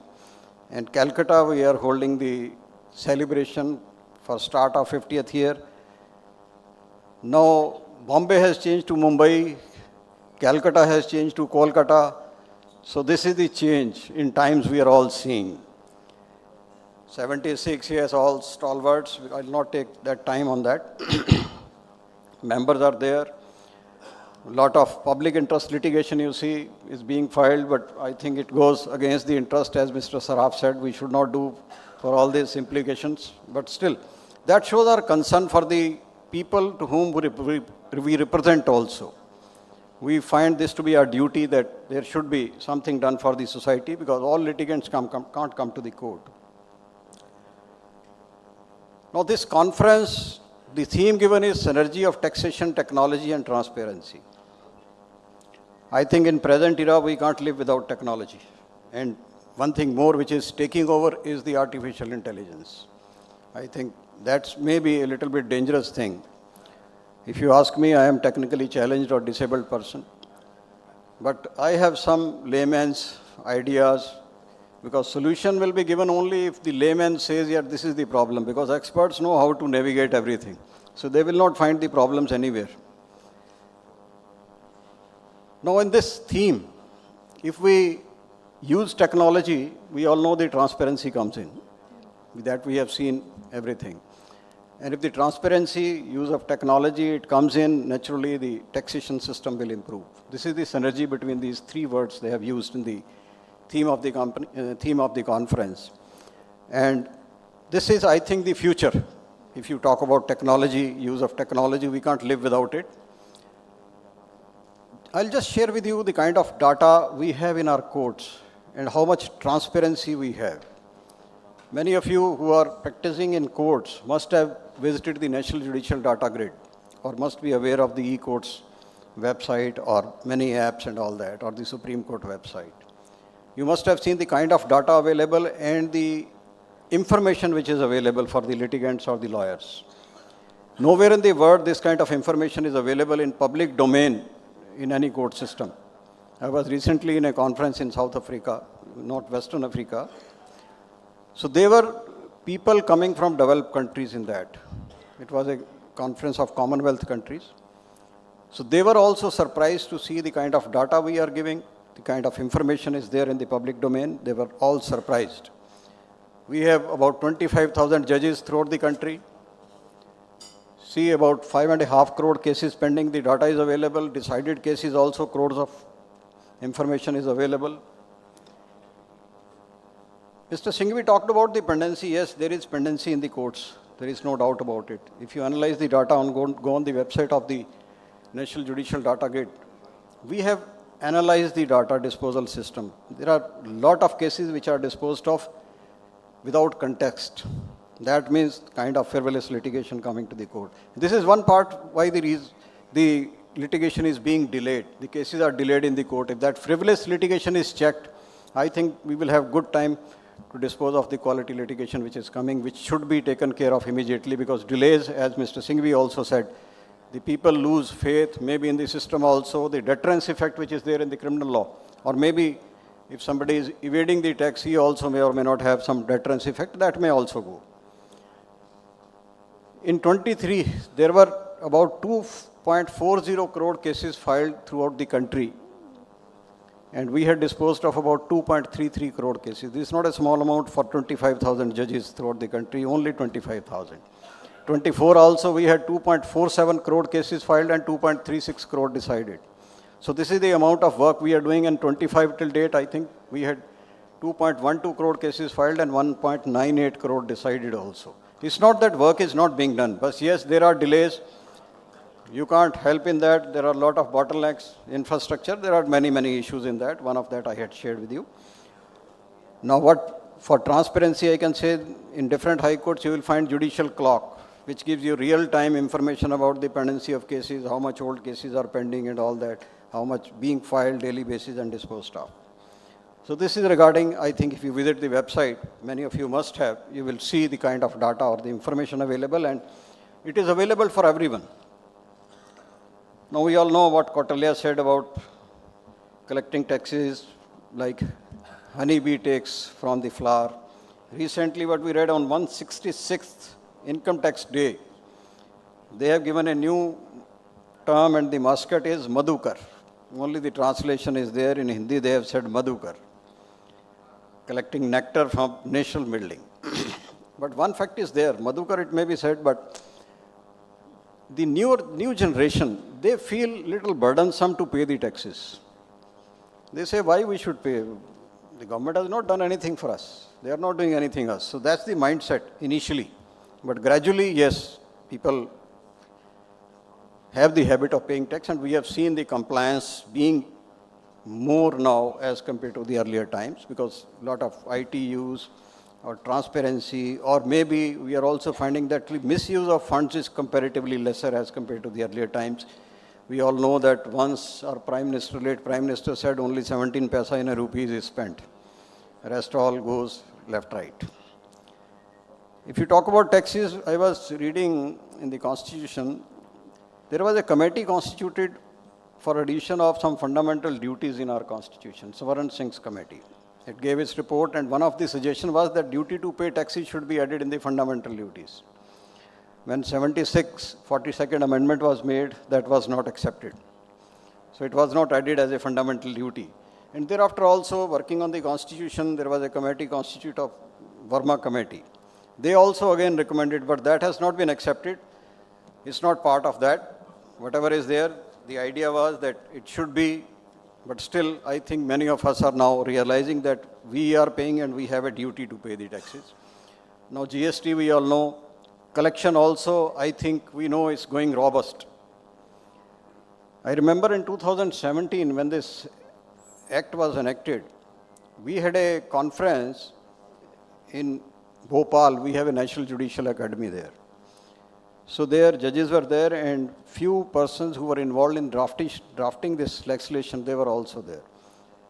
Little glance we had discussion with them also on some issues, some anomalies which we could find out in that. So they also agreed, yes, that with the passage of time it will be cleared. And at that time, 2017, their idea was that if we have collection of about 1 lakh crore per month, they would be happy. Now just see, in 7-8 years, we are having a collection of about 2 lakh crore per month now. In first 7 months this year is about 14 lakhs. This is the kind of collection which is there. But with that, I think the frauds are also increasing. You see the GST evasion, 24, 25 figures which I got, you see all somewhere in public domain only, it was 2.23 lakh crores. It's not a small amount. This is what was there. ITC also about 58,000 crores. Lot of technology is used. UPI, yes, it was shared. UPI, I think, is the unique to our country only. This is what we have shown to the world about the technology. The transactions going higher and higher in lakhs and crores, and 7 countries have now taken this technology from, and in that there are 2 very developed countries, France and Singapore. They are also taking this technology from India now. So this is what we have done in this. And with that, you must have seen the technology. We are using now some foreign platforms for emails, WhatsApp. Now we have our own platforms also. Many of you must be knowing Zoho. Even the government of India has shifted all their communications on that. This mail also is there. They have a WhatsApp type, Aratai, they now call it. This is all Indian. The idea is you are seeing the arm twisting by some big dads on many things, which are so-called big dad of the world. So they earn a lot of things from these social media platforms and all that. If we have our own platform and we support them, I think we can also show them something. That no, you can't just dictate terms on us. So these are the things. Now a lot of other facilities, virtual hearing is there, yes, made mandatory also. But there are two things. Suppose some lawyer has to take a judgment, this is what we see in the court also. He'll just switch on and off his connection and say, no, there is some discrepancy, some technical problem, so give me a date, I'll come in court and argue, or maybe some next date. And sometimes if we don't have to hear somebody, we just switch off the mic, that's all. We say, all right, that's all finished. So if some lawyer is speaking, so we just switch off the mic. In court, you can't stop. So there are both sides, different things. Now, they are using lot of AI now for detection of frauds and all that. You are all aware of that. I did not give all these figures or the details to you. I think after 8 years of wait, they have constituted the tribunal. Just see, this is how they have generated litigation. This results in harassment of the litigation. I think that also is at the national level only, states it has not been set up yet. See the kind of problems, this is choking the system in the High Court. The problem is this. Because everybody has to go to the High Court then. And in High Court, the problem is you can't go into the facts of the case. We always say, no, in 2 to 6, we will not go into the facts of the case. So this problem was there. And first appellate authorities, if they are there, their mindset sometimes is pro-revenue only. So some independent examination of facts was not there. If you see the GSTAT, they have the e-filing and all that. I think their website needs total improvement in the sense the kind of information that should be available on that. This is one thing.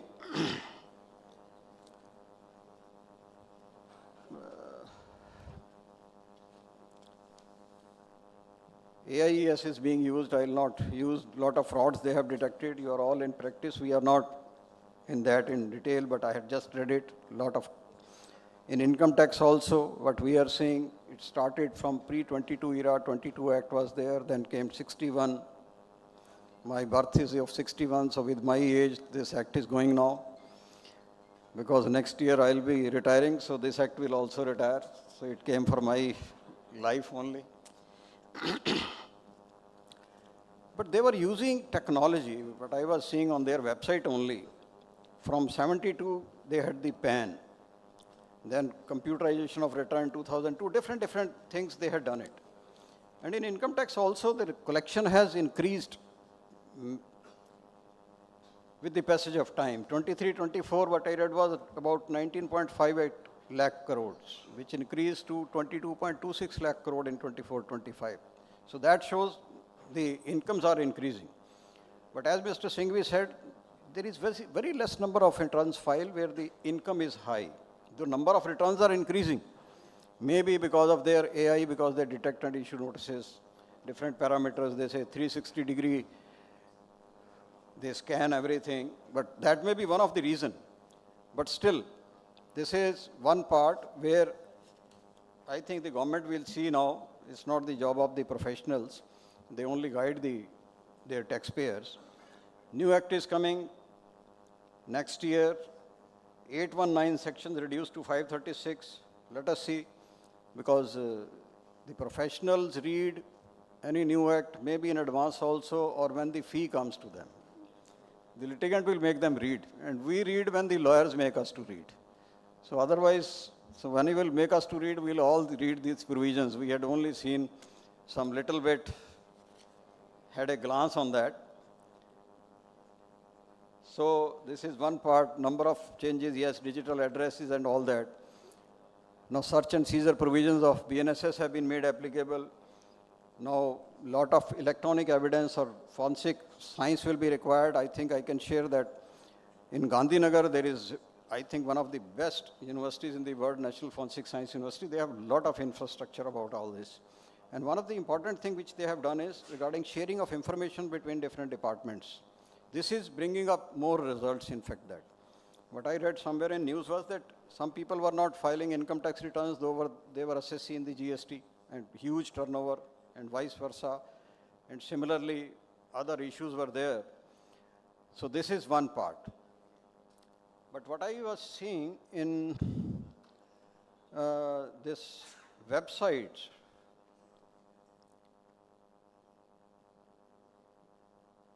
the hyperlinking of, this is the website I was seeing of, government department only. They have given only the link of their own websites. They have not given the links. Supreme Court link, yes, they had given, but not of the high courts, because at the tribunal level you need the judgments of the high courts also. But one thing in AIES, people like us are very happy because every form comes almost pre-filled with entire information. But what I saw recently, last year, when I was filing return, I had some capital gain bonds. No TDS on the interest on that. I was really surprised. And it was not showing in the return also, the pre-filled form, that I have some interest from that capital gain bond. This was really surprising. I had a word with one CIT also, so he also said, I never imagined this, that interest is being paid by all these government institutions are there on that, but still nothing. But whatever is there, we are happy. Now, there are chatbots and all that is there. I will just share something. Yes, income tax also, there are a lot of frauds, yes. I was just seeing the websites, I'll just share. Now, if you go to the website of Income Tax Appellate Tribunal, there is no free text search available about the judgments, which should be there. You can only find out if you have the number, title, or maybe the judges or date and all that. The act and rules are not available on the ITAT website. CSTAT also, these are not available. If you go to GSTAT, this is a new thing, may not be available. E-filing is available. No, circulars are also not available. They only give the link only. Though these are searchable wherever these are available. Now, if you see the link I have shared with you, they should give the link of the high courts also. They have not given only the Supreme Court link they have given. That should be there because ultimately it is the Supreme Court's judgment or the jurisdictional high court judgment which will be relevant for the tribunal in that state. If you go to CBDT, CBIEC, there also circulars are available, searchable also, everything is there, but one discrepancy I found. Somebody told me that GST Council has issued 254 circulars till date. Now GST Council website has 250, I don't know this discrepancy, and CBIEC website has 188 only. So that means these are not being updated. Something is required to be done by them. But if you go to the website, I think AIFTP website also we can have further improvement in that. Notice circular, we also don't have. Act rules also we don't have. And I had suggested earlier also that act rules should be in such a form. Because here every year is an independent assessment year. You need to see the act of that year only if the assessment is there. Why can't we have on a click of button the act pertaining to a particular period? We only give the latest act. Or if you want to see the amendments, maybe you can see. We should give such because this is AI, this all is possible. The AFTP website also don't have the links of Supreme Court or the High Court judgment. What I can suggest is now all the judgments of the Supreme Court and High Court are available on our website. That is, there is a website ESCR also. I'll give some details of that. All judgments are first uploaded on that and then only any private player gets it. So you can always download the judgments pertaining to tax matters from that and link that on your own website in a searchable mode. That will be very helpful to the tax professionals because this is not being given by all the ITAT or CSTAT or GSTAT also. They should also do all this. They can always, because being the government part tribunals, so they can always take the link from the Supreme Court also. This data can be regularly transferred also. In 2020, when the COVID was there, they were talking about economic warriors. Economic warriors, we know the terms used for whom. But I think the tax professionals are the permanent economic warriors because they only help in collection of taxes. But the problem is, as Mr. Saraf said, that arrest provisions and all that, we should not say, but there is another problem which was seen that in 23, there were 119 tax professionals who were, the CA Institute had taken action against them for different professional misconduct. In 24, the number increased to 241.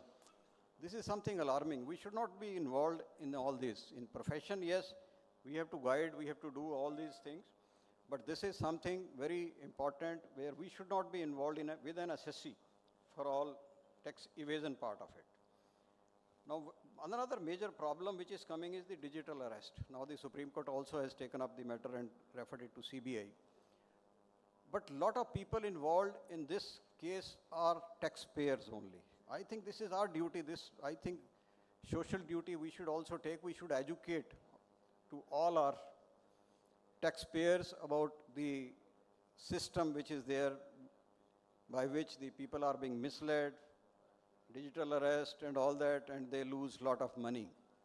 And for that, the associations, what they can do is, now you have the email ID and mobile numbers of all the SSCs who are your clients. You can, email is free. You can just generate and send it to all of them. SMS also you can take back, or this WhatsApp and all that, this is all free because technology you need to. This I think you can do to educate your clients that don't be in this scam and you lose a lot of money. And regarding AI, we had two examples in ITAT. I think somebody had cited non-existent judgment, and then some, I think Hyderabad also, it was there. But I was just really going through all this for a program, but I saw that we are not in forefront of this. In Australia, in August 25 only, somebody cited a non-existent judgment in court. United States also, in 25 only. England also, latest I had taken. And Canada also. This is what it is. So they are all in this. So we have to be very careful while searching law and citing that in court. And now new process which we have started, many of you may be knowing, if you go to the website of ESCR, neutral citation. Because earlier we used to cite the judgments by giving the citation by the name of the journal. Now every court has its unique neutral citation. You must be finding that in the Supreme Court judgments also and in the High Court judgments also. If you take a printout from the website, you will find on the top of that the citation given. Like for Supreme Court, we use INSC, the word.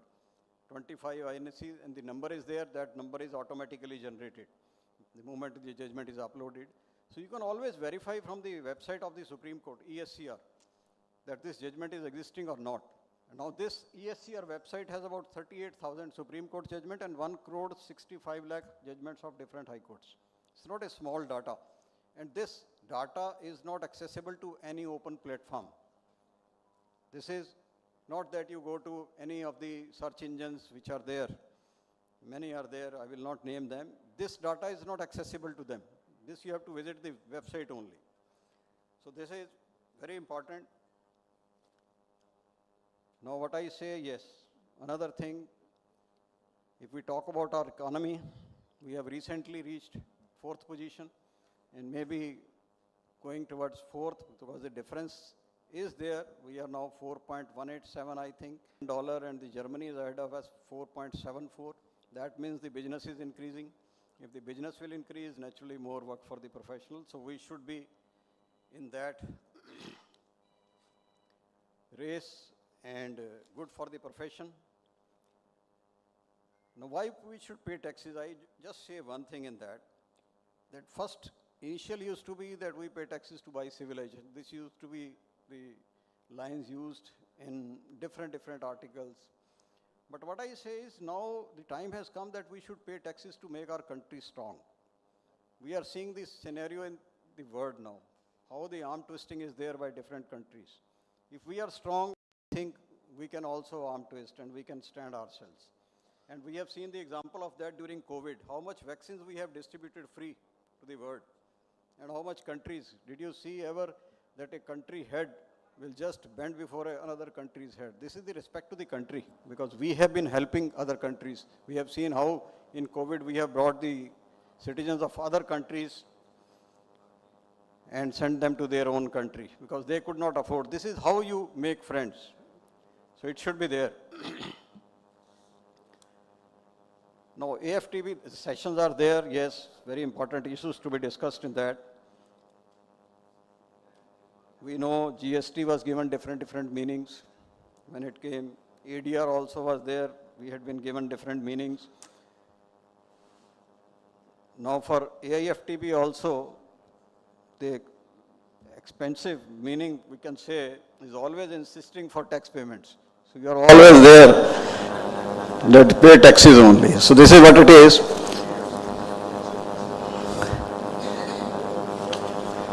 So this is what I just wanted to share with you. I think this association in last 50 years has done tremendous work, and I can say that before my elevation for 7 years, when I attended conferences, I also learned a lot of things by formal and informal sharing, and those were very helpful in profession. You don't realize at that time that yes, this is something is done, because whatever is said is just registered in your mind. And whenever you use it, that mind recalls that, these words were said by some expert, some professional in a program. So you just recall it. Our mind is a biggest computer, you see. We are not using it. And I think we should use it.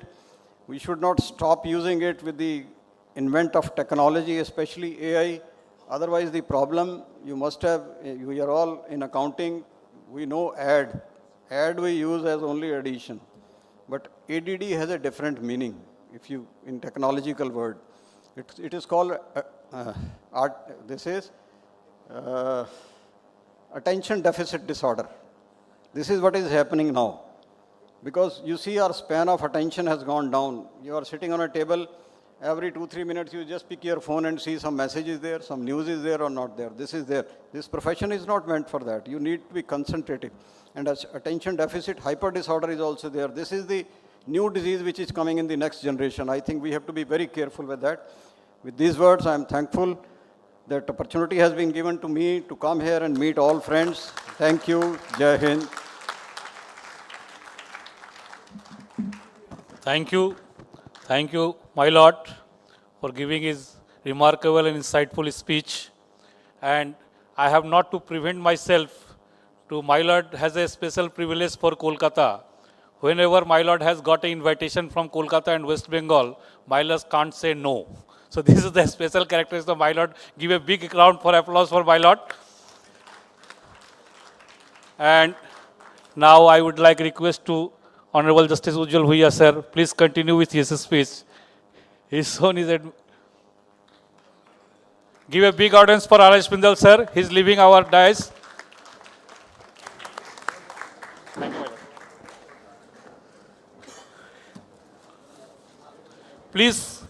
Please keep continue with the program.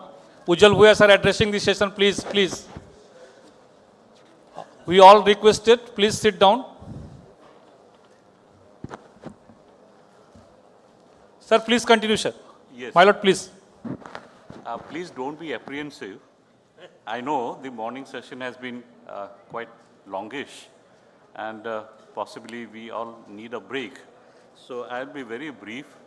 I have a structured speech, but I will not adhere to that. I'll reserve this possibly for the Bengaluru session, where I will speak what I had prepared. Dr. Saraf has said about art of advocacy.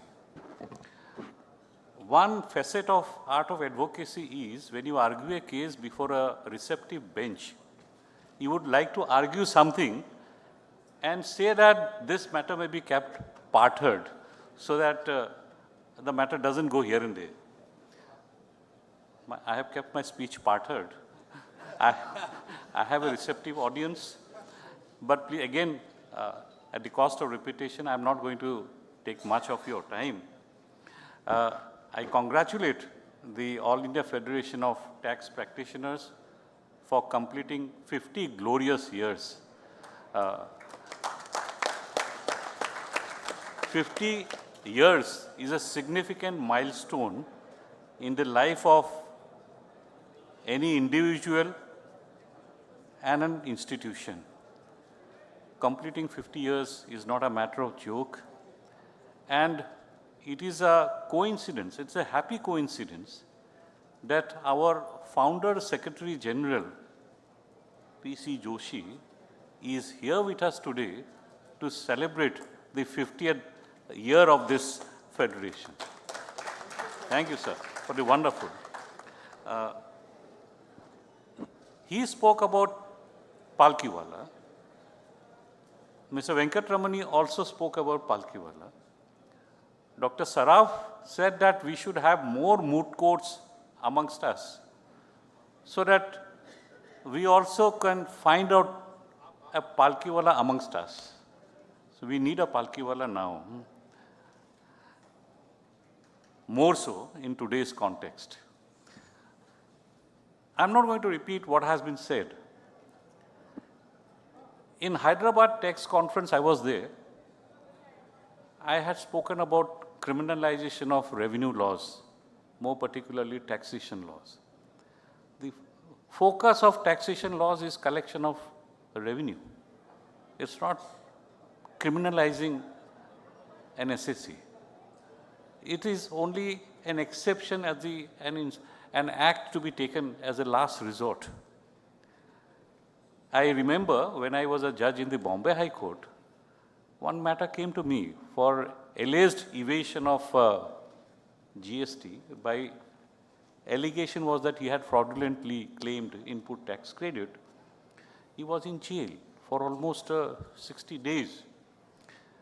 Matter came before us. I had searched then different high courts, and I found that no high court was willing to grant bail. In fact, in one high court, they had granted bail. Supreme Court said that this should not be treated as a precedent. So I was a bit worried when I heard this matter. I distinctly remember it's a case called Samir Daulat Ram Mehta. And it was a petition filed under Article 226. But the bench, our bench, we granted bail to him on various grounds, including the ground that it is primarily a revenue legislation. The tax liability was yet to be quantified. Before that, on an allegation, you are detaining somebody. If the tax element is quantified, he has a right to file appeal. If he files, I'm talking about CGST. And if he files an appeal and deposit 10% of the amount, the appeal is automatically admitted and there is an automatic stay. Look at the contradiction. So we granted bail. But since all over the country no bail was being granted, I had put two conditions. Condition one was that on being released, he will deposit 5 lakhs, and after 1 month, he will deposit 25 lakhs. The revenue challenged this before the Supreme Court. I am now in the Supreme Court. I am an insider. Certain things I can also say. There's nothing. It's a lottery. And on Mondays and Fridays, we don't have one Supreme Court. We have 16 Supreme Courts, 16, 17. It is entirely your luck where your SLP is listed, which bench your SLP is listed. Luckily, that matter, I don't follow. I don't follow up what happened. Once a judge decides a case, is decided. I don't follow. But later on, it was, and some other matter, it was placed before the bench, that the matter was placed before the bench headed by Justice Rohinton Nariman. These two conditions that I had imposed, 5 lakhs and 25 lakhs, he had stayed it. So that gave me a lot of courage.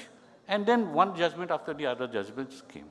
But still, today also I find SLPs filed in the Supreme Court where GST, for alleged evasion of GST, people are being arrested and not granted bail by the High Court. Maximum sentence, if convicted, is 5 years. Per se, this is a matter where bail should be granted without anyone filing a bail application. So this is the state of affairs. in Junagadh convention,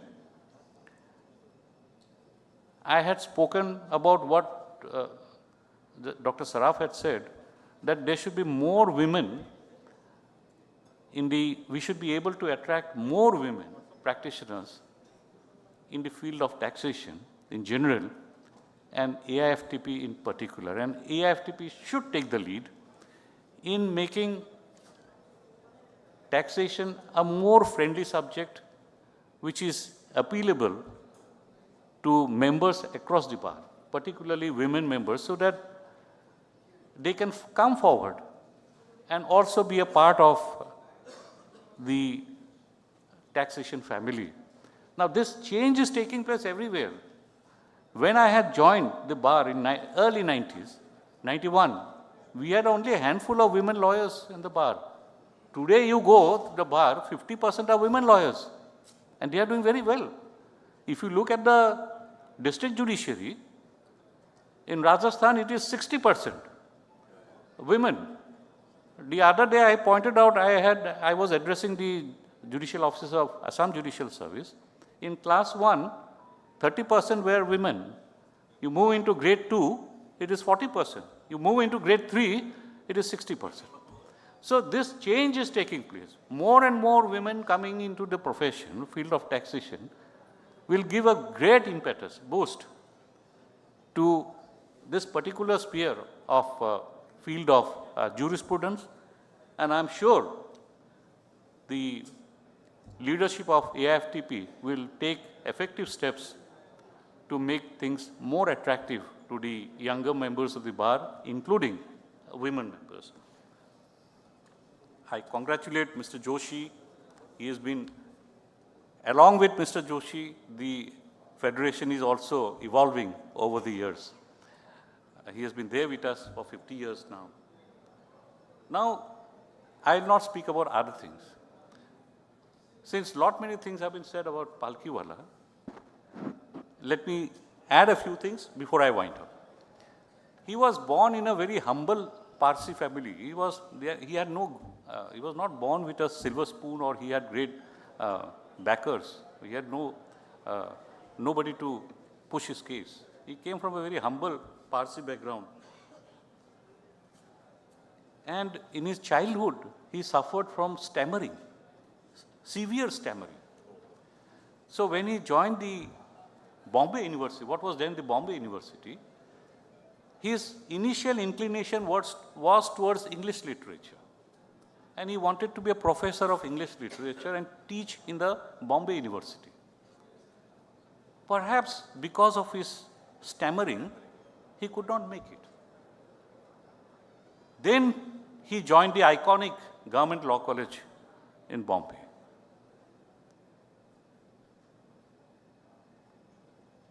And he soon discovered his passion for law. After passing out from the Government Law College, he joined the chambers of Sir Jamshedji Kanga, a renowned chamber at that point of time in Bombay, and where he sharpened his legal prowess. While he was in the chambers of Kanga, he found that Kanga was very busy in the Bombay High Court, though they had many cases before the Income Tax Tribunal, which was recently, at that point of time, I'm talking about early 40s, late 30s, early 40s in Bombay. But he was primarily focused in the Bombay High Court. So he started appearing in the Income Tax Appellate Tribunal, and the solicitors started briefing him. Palkiwala's foray into the income tax field led to an interesting development. He realized that at that point of time, there were very few good commentaries on income tax law. Only a handful were there, including one by Sampat Iyengar from Chennai, Madras, at that point of time. Sampat Iyengar's book, Law of Income Tax. This is 1946. So Palkiwala discussed with Kanga that we should write a commentary on income tax. And Kanga was not averse to this idea. He said, please go ahead. So from March 1947 onwards, Palkiwala started writing the commentary. It took him 3 years to complete the commentary. Entire research and writing was done by him. Kanga's role was only merely advisory and supervisory. Finally, the book was released. It was titled The Law and Practice of Income Tax. Later on, when Kanga passed away, the book was titled as Kanga and Palkiwala's The Law and Practice of Income Tax. This is how we have. Now, an interesting development took place in 1951. This is 74 years ago. While in Calcutta, here in this city, Sampat Iyengar was here from Chennai. He had come here. He claimed to have seen a copy of Kanga and Palkiwala's Law and Practice of Income Tax in a bookshop at Calcutta. After reading the book, he felt that several portions of his book were pirated. Iyengar's solicitors issued a legal notice to Palkiwala on 1st August 1951, claiming compensation for damages for infringement of copyright. The reply was found to be not satisfactory, so Sampat Iyengar filed a suit in the Madras High Court. Madras High Court has the original jurisdiction under Section 6 and 7 of the earlier Copyrights Act, 1911. And he prayed for a decree of injunction and damages. And in the suit, he made 3 defendants. Jamshedji Kanga, defendant number 1, Palkiwala, defendant number 2, and the publisher, N.M. Tripathi, the publisher number 3. Iyengar alleged in the plaint and during the hearing, in the trial, that Kanga and Palkiwala had infringed his copyright by reproducing substantial portions of his book, particularly the 1947 edition. He claimed that Kanga is from the footnote to the body and from the body to the footnote. The judge was Krishnaswamy Naidu, Justice Krishnaswamy Naidu. Initially, he granted an order of injunction. Final hearing came up, and the hearing judge was another Iyer, Justice Iyer, Panchapakesha Iyer. Kanga was represented by the great M.C. Setalbag, the then Attorney General of India. Palkiwala was represented by another great tax practitioner, Mr. Kola, R.J. Kola from Bombay, an eminent tax lawyer. And the publisher was represented by Mr. Sirvai, who later on became the Advocate General of Maharashtra, and his book on constitutional law is so famous. Palkiwala, in the course of that suit, intensive cross-examination. And in the cross-examination, he swore on affidavit, on oath, that though he had referred to the commentary of Iyengar while arguing his cases, he did not keep it before him while writing his book. Ultimately, the judge held that there was no proof of copying and dismissed the suit.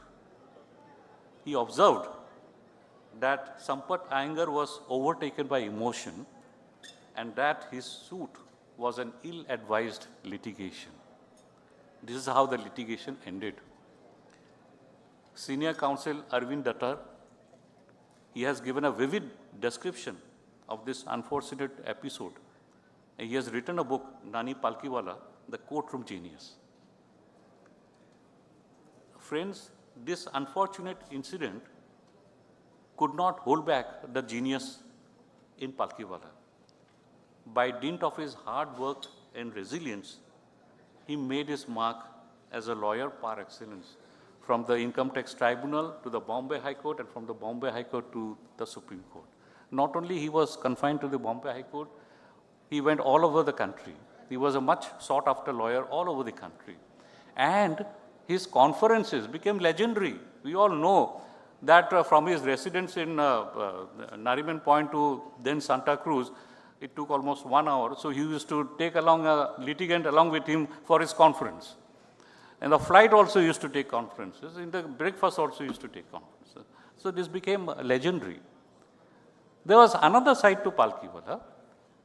His instant extempore commentary on the budget of the year was a great hit.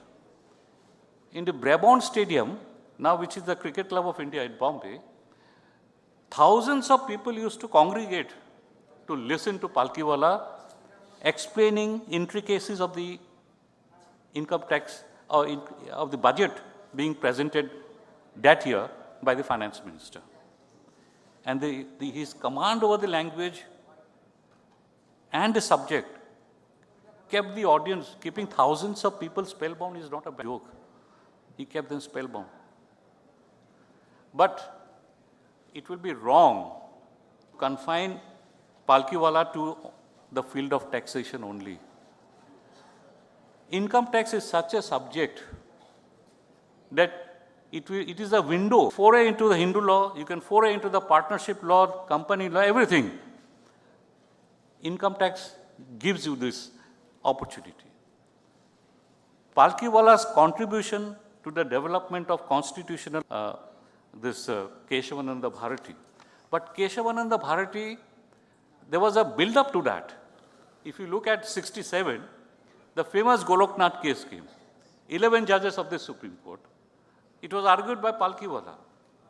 It was about Article 368 of the Constitution, amending power of the Parliament to amend the Constitution.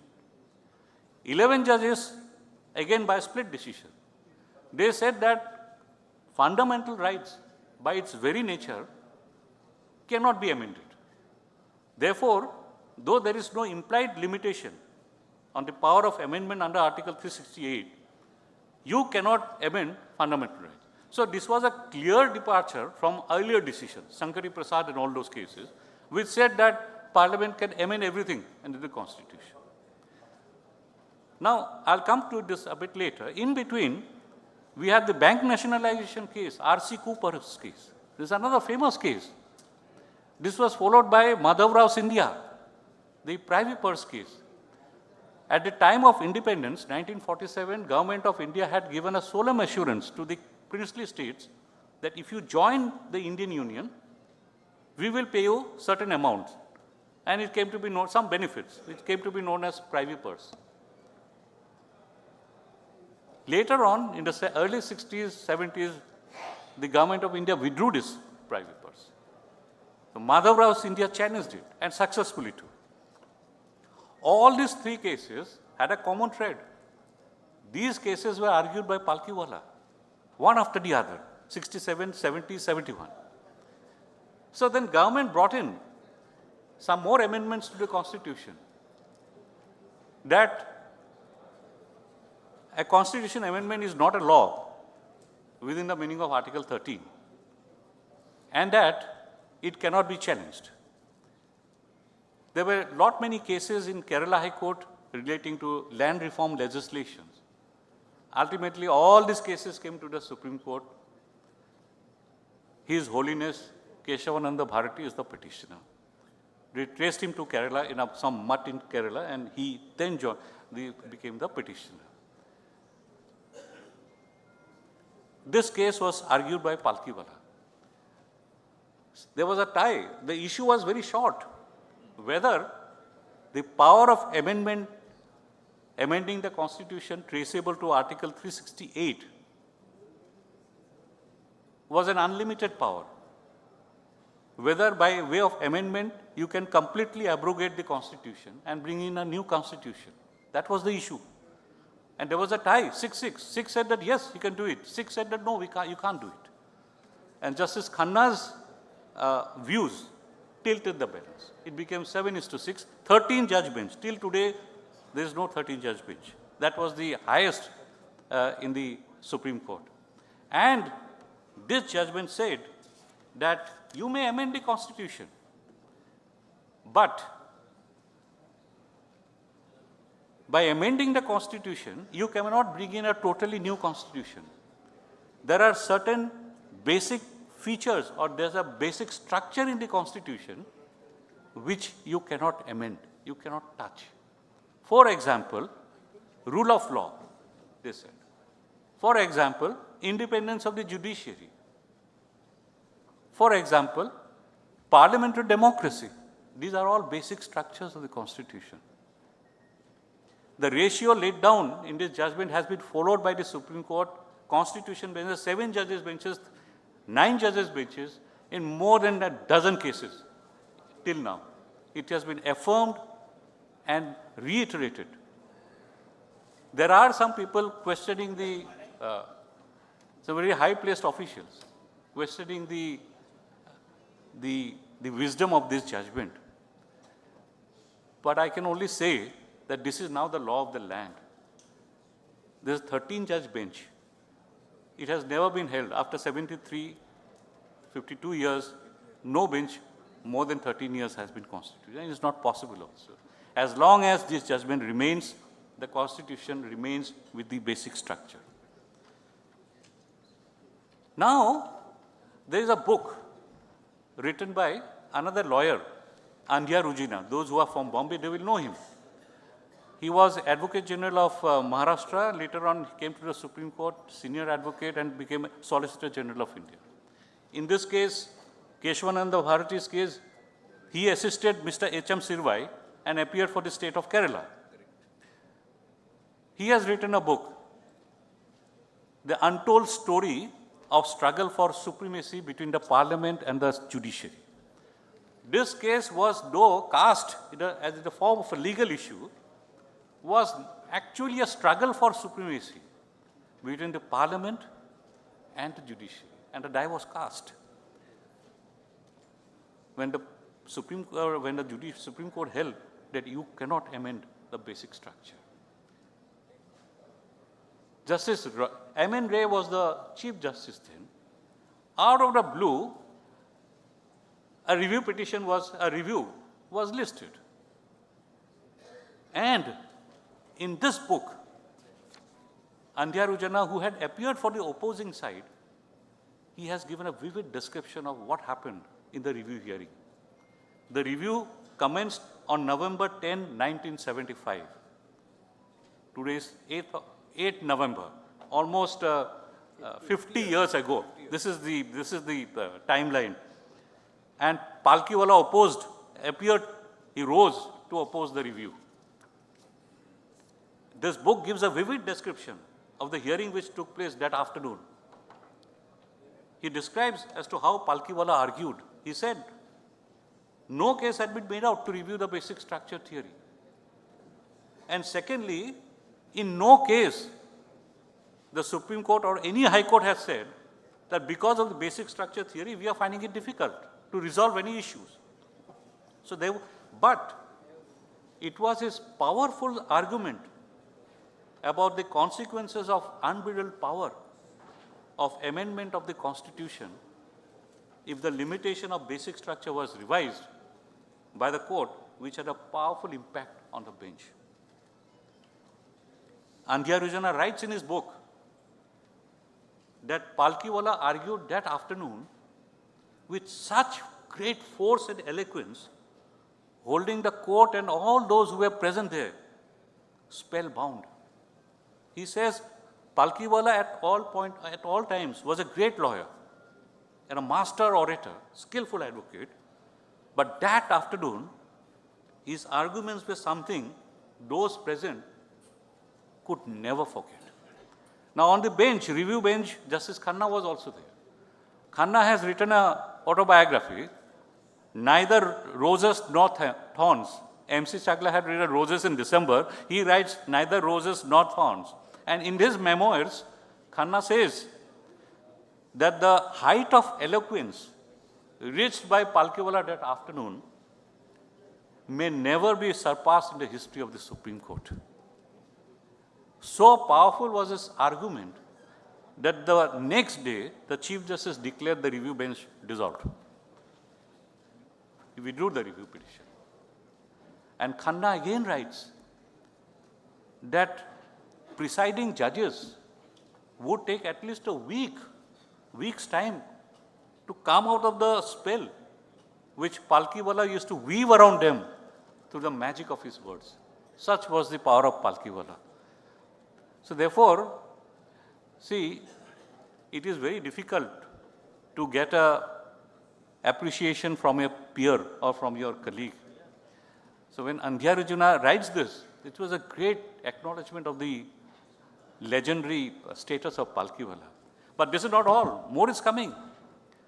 When the then Prime Minister, whose several orders, decisions of the Union government, one after the other, were successfully challenged by Palkiwala in the Supreme Court, and the government had suffered adverse orders of the Supreme Court, when she herself faced an adverse order from the Allahabad High Court in an election petition filed by her political adversary, she did not go to her usual set of legal advisors.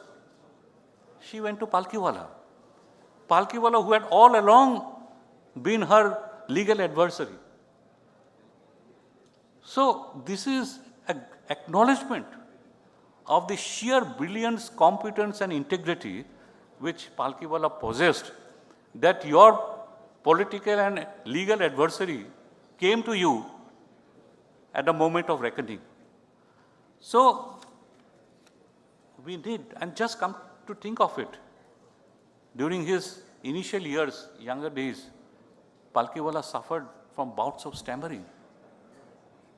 From there, he could become India's all-time great lawyer. Why I am saying this, people should know. I'll wind up. During the COVID times, I was a judge in the Bombay High Court. One student ambassador representing SCC online, she came and asked me, "Sir, can I have an interaction with you? Online interaction." Normally, and I always believe judges should not give interview. It is not the duty of particularly sitting judges to hold press conferences or give interview. But since SCC Online is a legal journal, I said, yeah, and I had nothing to do. During COVID times, so we were all at home. I said, yes. So she came. One of the questions she asked me, "Sir, is there any political or administrative pressure or interference in the working of the judiciary?" Or, if I can restructure the question, she asked, "Is the judiciary in a position to resist political or executive influence?"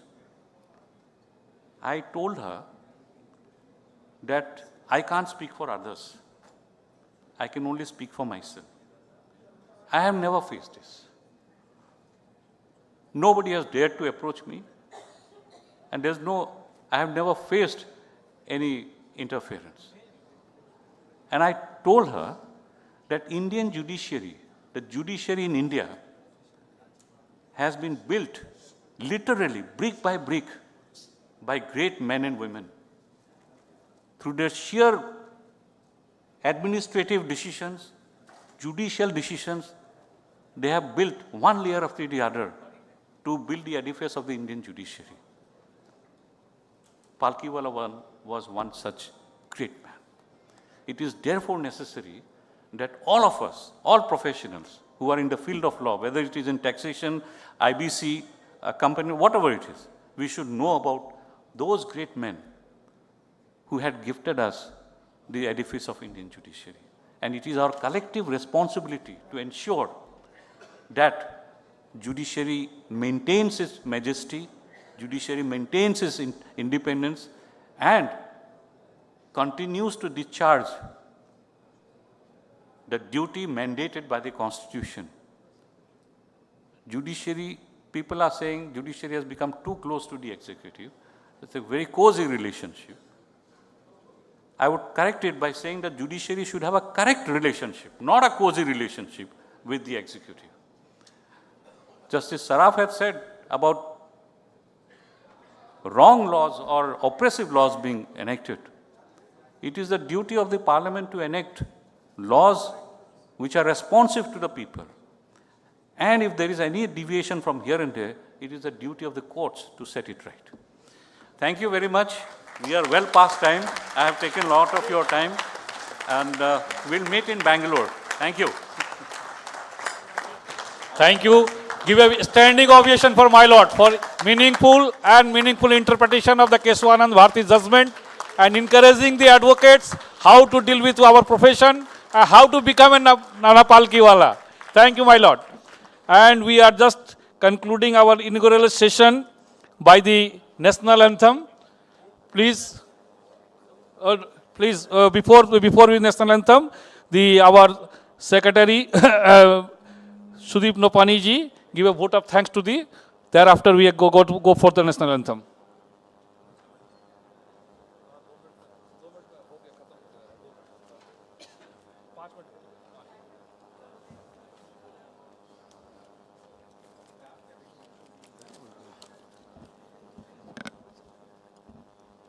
Hello everyone, dignitaries on the dais, dignitaries off the dais, ladies and gentlemen. A very big thank you.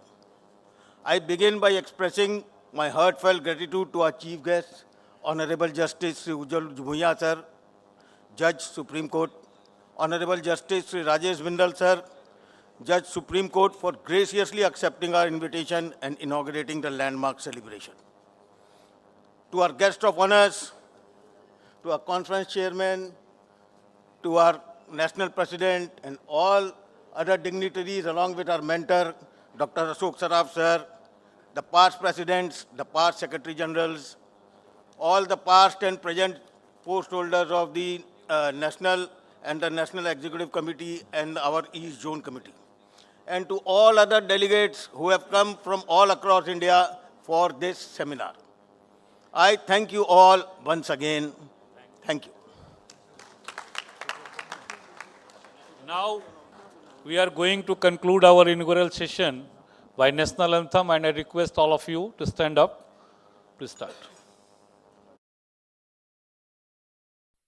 जनगण मन अधिनायक जय हे भारत भाग्य विधाता पंजाब सिंध गुजरात मराठा द्राविड उत्कल बंगा विंध्य हिमाचल यमुना गंगा उच्चल जलधि तरंगा तव शुभ नामे जागे तव शुभ आशीष मागे गाहे तव जय गाथा जन गण मंगलदायक जय हे भारत भाग्य विधाता जय हे जय हे जय हे जय जय जय जय हे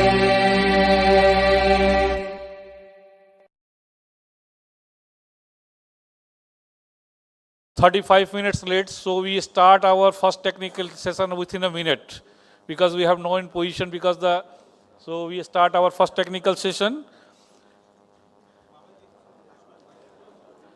within a minute.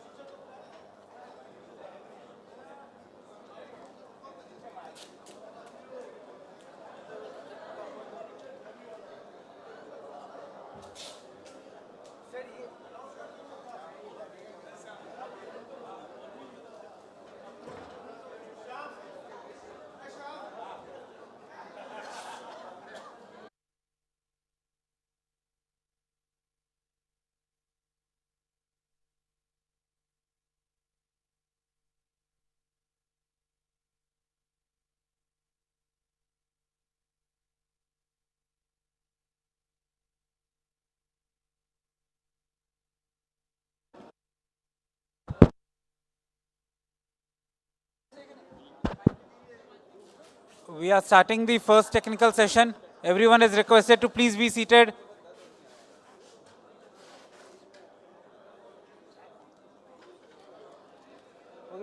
Housekeeping.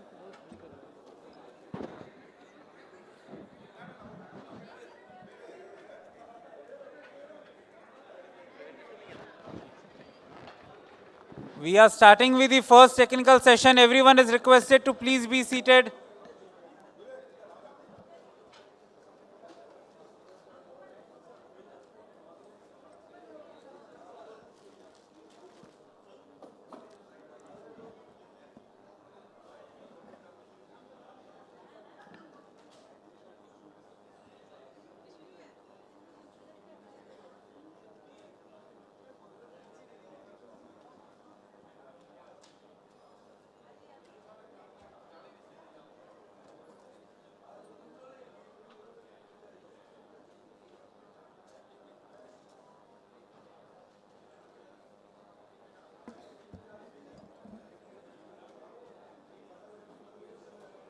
Shyam, बाहर लंच अभी स्टार्ट नहीं करेंगे।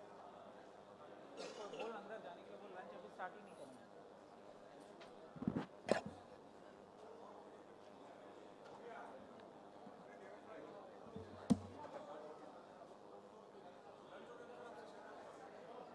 तो मना किया था, बोला कि लंच होगा नहीं।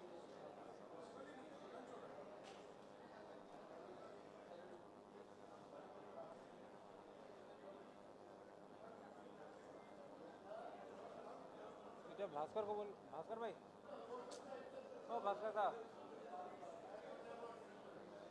लंच ऑलरेडी स्टार्ट हो चुका है, ऑलरेडी लोग खा रहे हैं।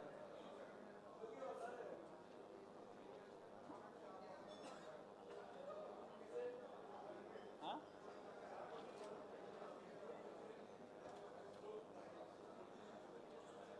पूछो विवेक। होटल रुकता नहीं है, होटल नहीं वेट करता सर, होटल वाला को तो अपना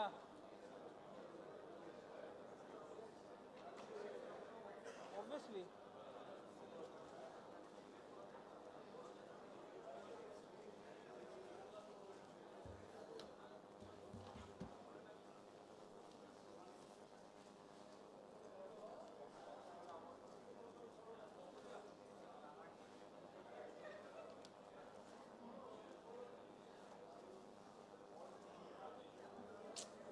लंच स्टार्ट हो चुका है, कोई रहेगा ही नहीं।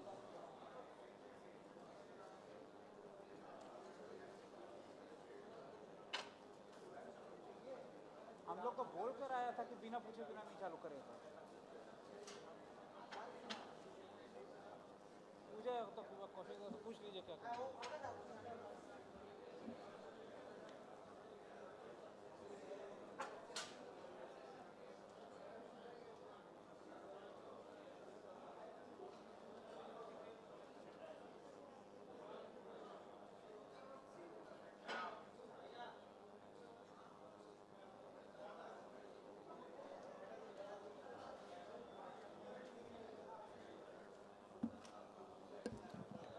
For the first technical session, I request the session chairman, Shri Bharat Sachdev, speaker Shri K.C. Kaushik ji, and CA Puneet Singh ji to please come upon the dais.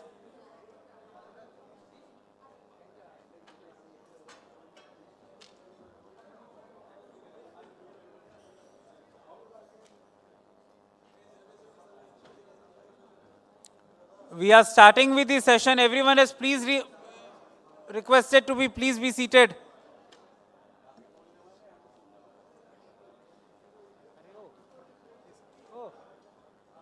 मेरे को पास सही नाम बोलेंगे, किसको क्या बोलना है, मेरे को पता ही नहीं है। मेरे को अरे ये तो है मेरे पास, एमओसी कौन है? इसको Rajesh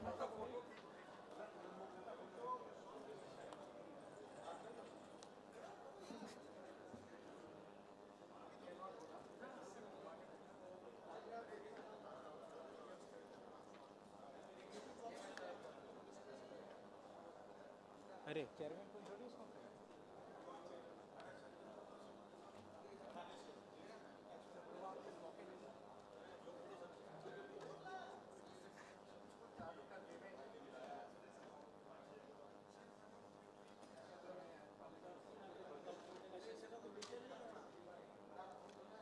I request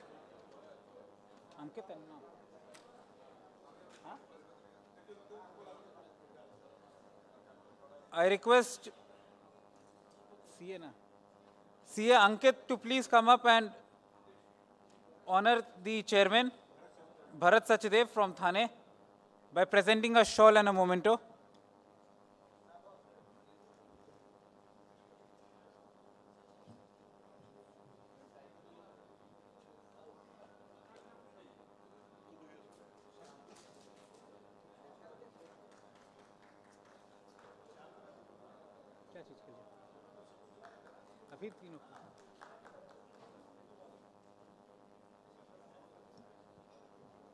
I request Mr. Sham to please come up and welcome the guest speaker by presenting a shawl and memento. Shri K.C. Kaushik ji, Senior Advocate, Delhi.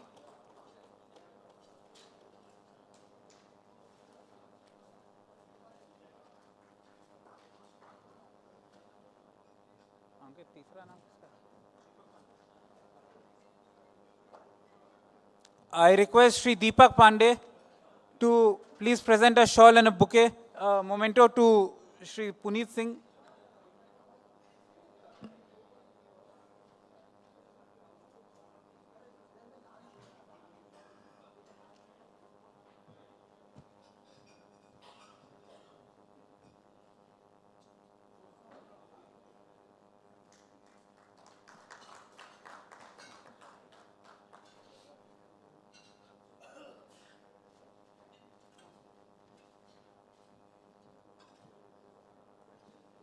Now I hand over the proceedings to the session chairman.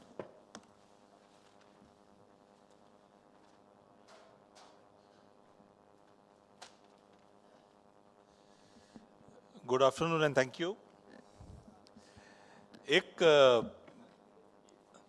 अलग तरह से एक बात करना चाहूँगा before going on the topic per se.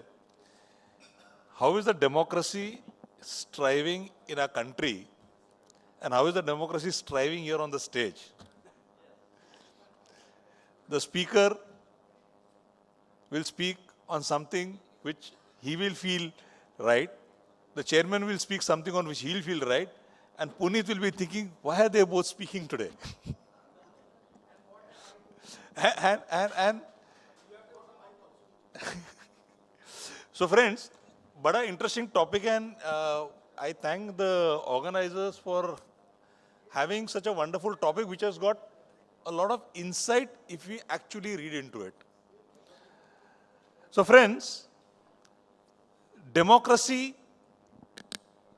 is our strength, but it is not free. ये जानना बहुत ज़रूरी है और ये समझना भी बहुत ज़रूरी है.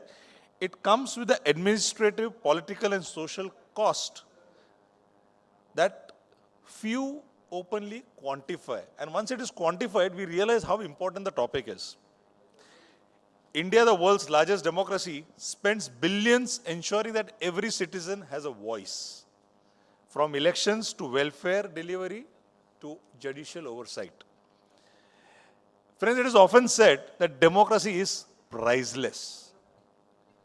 But in reality, it is anything but costless. India, the world's largest democracy, spends vast resources every few years to renew its political mandate, administer welfare, and maintain institutions of accountability. Yet, rarely do we pause to count the economic cost of the system, which we also deeply value. Take the elections, for instance. The 2024 Lok Sabha polls actually cost the nation 1.2 lakh crores. It's not a small amount. The most expensive democratic exercise in the whole world. And the beautiful part of it is that most of this amount was not a public expenditure, but an expenditure done by the political parties. But it still drains the real economic capacity in the form of manpower, logistics, and productivity. Add to that the recurring cycle of state and local elections, and we have governance perpetually in campaign mode. ये fact है कि ये हम लोग हर 6 महीना 1 साल में कोई ना कोई स्टेट कैंपेन में लग जाते हैं. Compare this with the total amount of freebies which the government or the state governments dole out to be relevant. Friends, believe me, ये figures जानना बहुत जरूरी है ताकि हमको समझे कि हम क्या कर रहे हैं. Government doles out 1,70,000 crore rupees a year as freebies only to women citizens in India. ये figure is a very staggering figure which you all have to understand and accept it.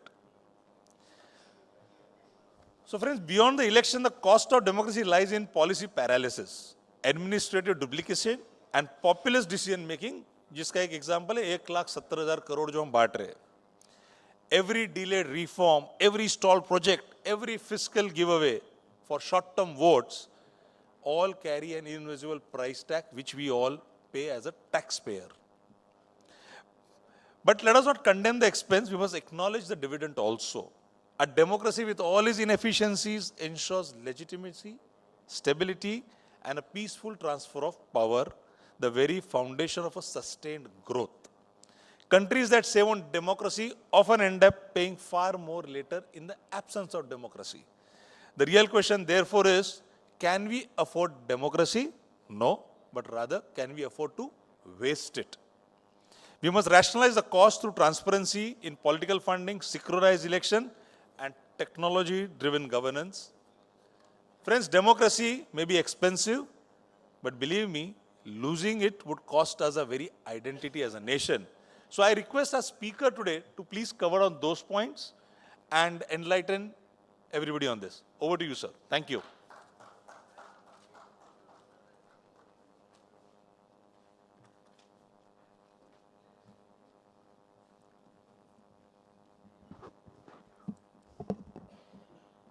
Good afternoon to everybody here.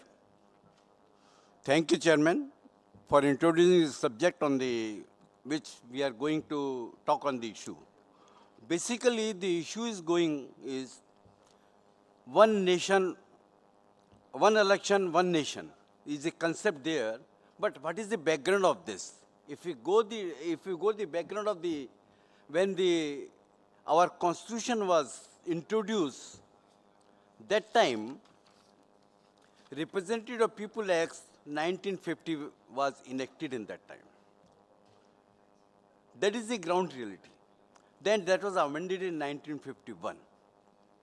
As far as the economics is concerned, economics is basically economic cost of the democracy. The official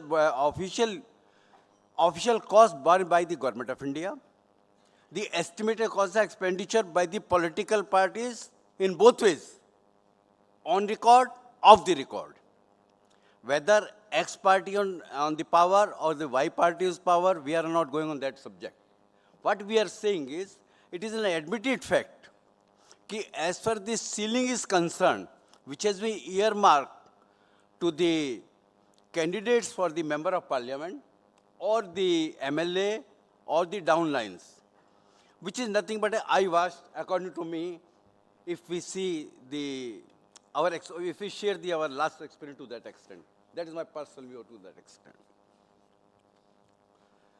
So, if we go through the example for this most experience in that way, the voters were in 2024 99.91 crores who are supposedly cast to the vote to that extent. Again, I will come to the background to that extent. Election Commission was created in 1949. Representative People Act was enacted in 1950 and subsequent 1950 was amended to that extent.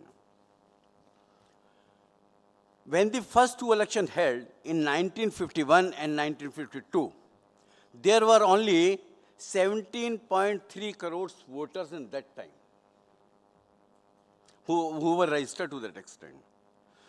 That time the election was held in across the country, minded in 68 phases across the country. That time amount was expended around 10.5 crores on the general elections. Though expenditure cost to per voter was 6 paisa per at a time at that time. In 1951 and 52, when this process was started, that was the time of the ballot paper system. That continued till 1957. In 1962, that shifted from to marking and stamping of the system. Or importantly, in 1989, this the voting rights were reduced from 21 years to 18 years. That is very shift to that extent. Second shift was, earlier the election came as one-member tribunal. That was introduced through three-member tribunal. According to me, the tribunals could be either 1, 3, 5 or 7, but can't be 2, can't be 4, can't be 6. That is the factual position, that is the essence of the Representative People's Act to that extent.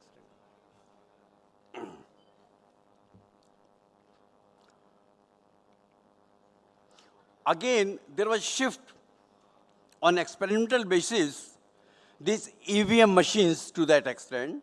In 2013, new concept introduced, that is nota.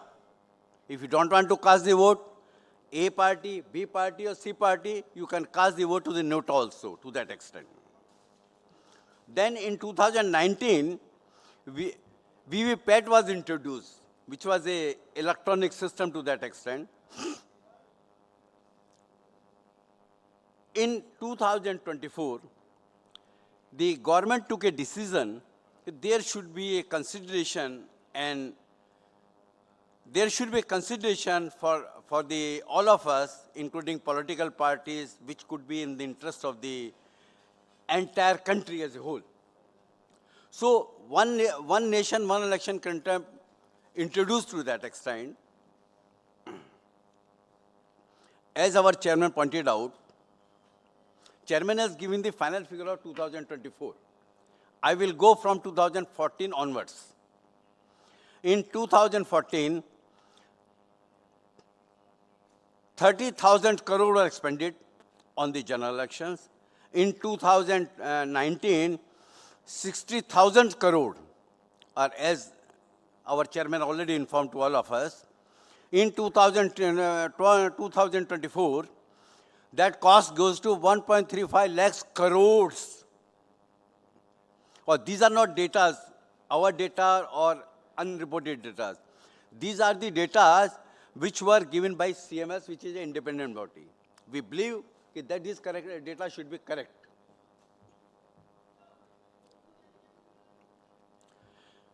One other aspect of the issue is, if we compare the expenditure on the general election ratio of the DGP,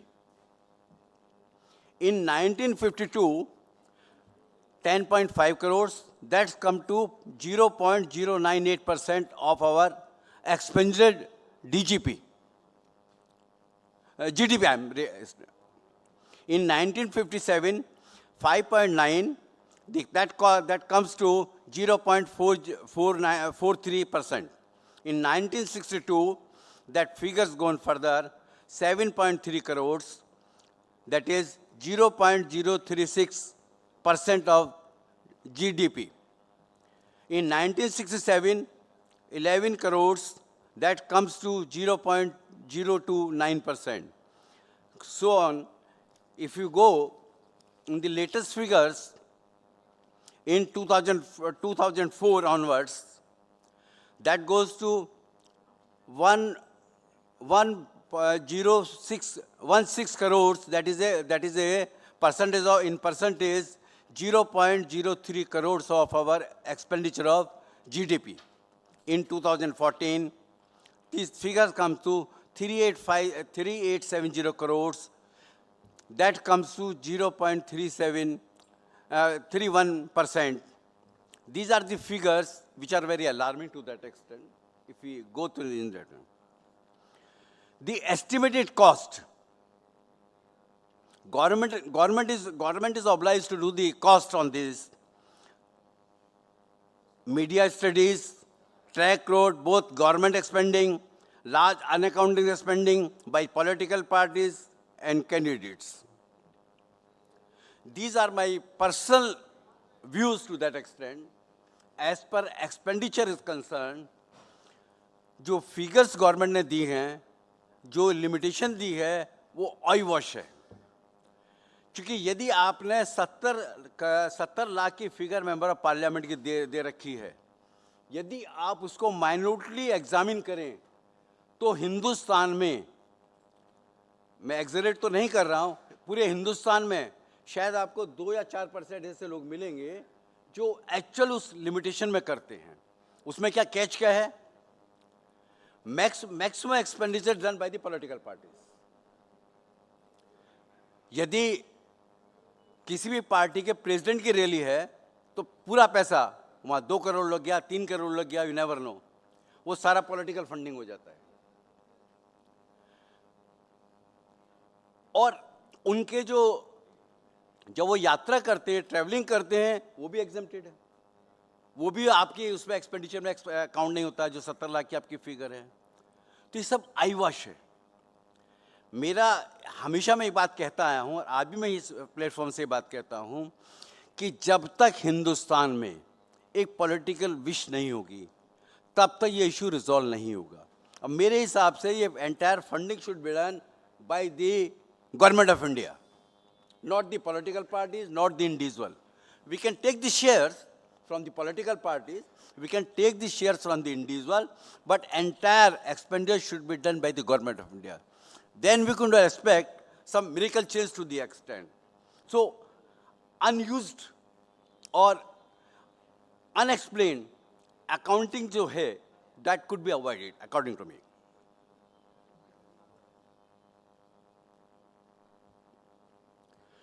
The figure which was 0.06% of the voters, that has come down to now 1,400 per voter. 1,400 per voter to that extent.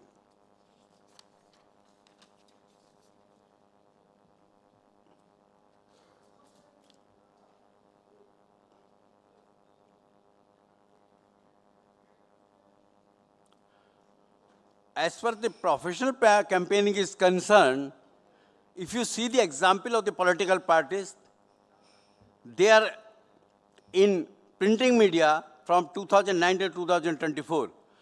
Government expend 964.46 crore on print media only.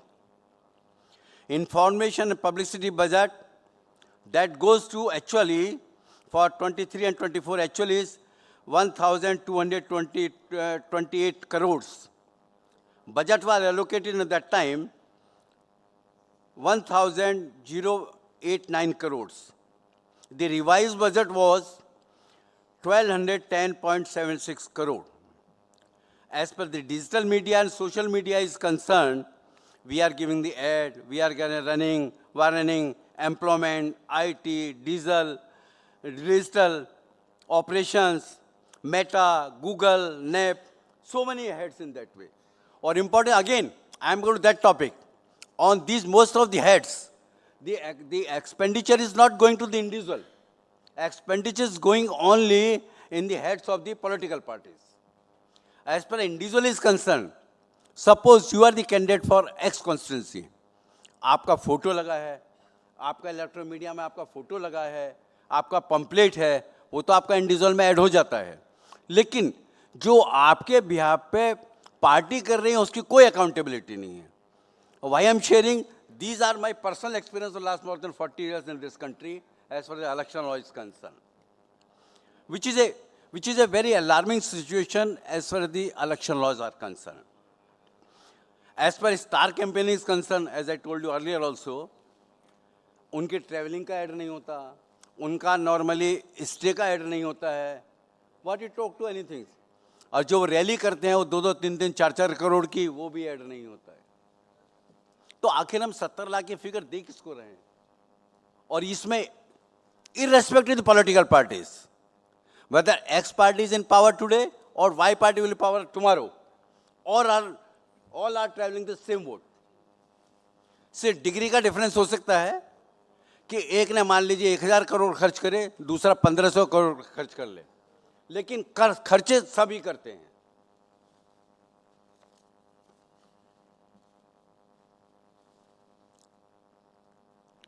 Very important issue. As far as voter buying is concerned, new trend has started. One other पहले था, साहब जब election है साड़ी बांट दो, आप पैसे बांट दो, आप दारू बांट दो, आप एक्स चीज़ बांट दो, वाई पार्टी बांट दो. अब एक नया ट्रेंड शुरू हो गया है कि under the garb of the welfare हम लोग, लेटेस्ट एग्जाम्पल है आपके बिहार की, इवन नोटिफिकेशन होने के बाद पैसा अकाउंट्स में गया है. तो one has to consider whether that could be considered as a bribe or not. This is a different issue. But we have to be considered on this issue also, which is a very alarming issue as far as that part is concerned.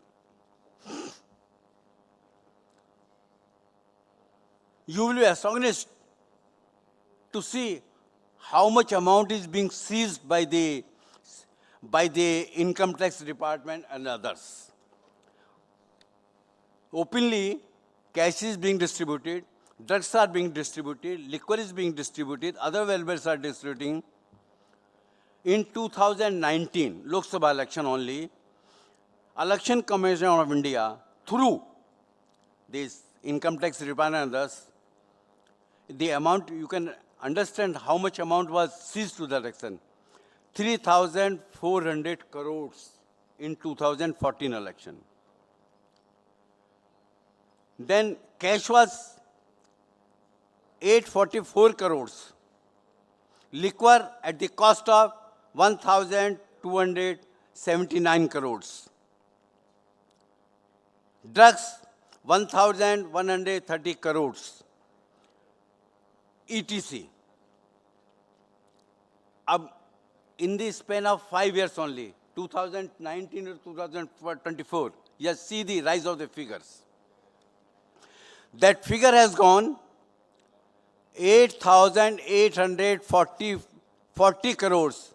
These are not our figures. These are the established figures which has been on the different website, including CMS and other places. These are not our own figures to that extent. Only in Maharashtra and Jharkhand, the amount was seized 858 crores, around 858 crores in Maharashtra and Jharkhand to that extent.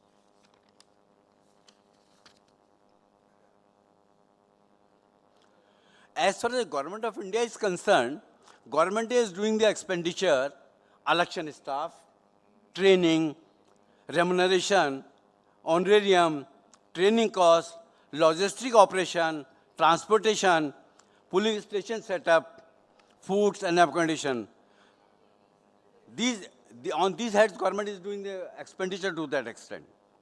But as far as the capital expenditure is concerned, practically in every 5 years, government is doing the expenditure, capital expenditure, like EVM machines, like VVPAT management, like IT infrastructure, electoral roll, revision of rolls, EPIC cards, etc.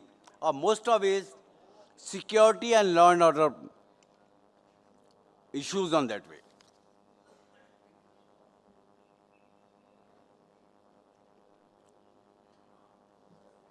So as far these expenditures are concerned, when there is a Lok Sabha election, the entire expenditure are borne by the government of India only. When election is of the state assemblies, then state government. As far as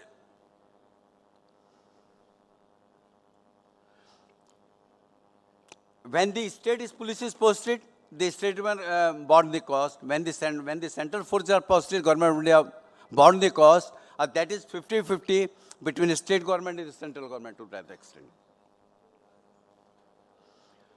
which I am worried, which I am repeating, saying by every time, political party expenditure is concerned, which is a very, very important, alarming to all of us. We all are professionals. So, unless and until this election expenditure is gone from the heads of the government of India, nothing will come out as far as I am concerned. I am firm opinion to that extent. As far as third party is concerned, most of the time, the candidate will not take their own responsibility. Suppose our chairman is contesting the election, or Puneet is coming there, or he is doing a lot of expenditure there. वो कहेंगे मेरे को नहीं पता, ना मैंने इनको authorise किया, आप कर लीजिए क्या करते हैं. I am sharing these facts on the basis of my own experience, because I have traveled across the country. I am traveling for the last 40 years. Whenever there is a general election, when there is an assembly election, to that extent.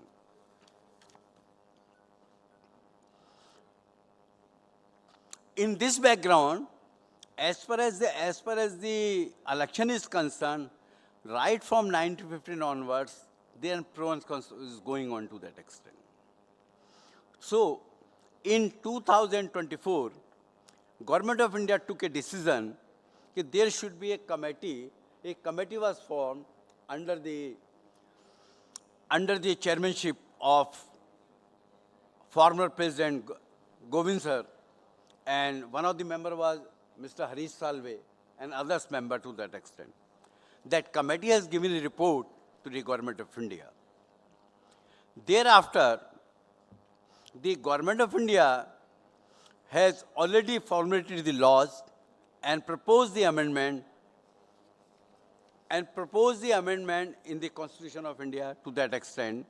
So that amendment is required under Section 83, under Section 172, under Section 327. But unfortunately, as usual, whenever we don't want to do anything, we refer the matter to the JPC. As per the JPC is concerned, we don't know when the report will come. Whether that may come during our lifetime or somebody else's time. So as far as this election is concerned, this one nation, one election is a good concept. But unless and unless all these stakeholders take the heads together and come to the conclusion that we need this country for upward to that extent, because as far as the elections are concerned, as Chairman sir has pointed out,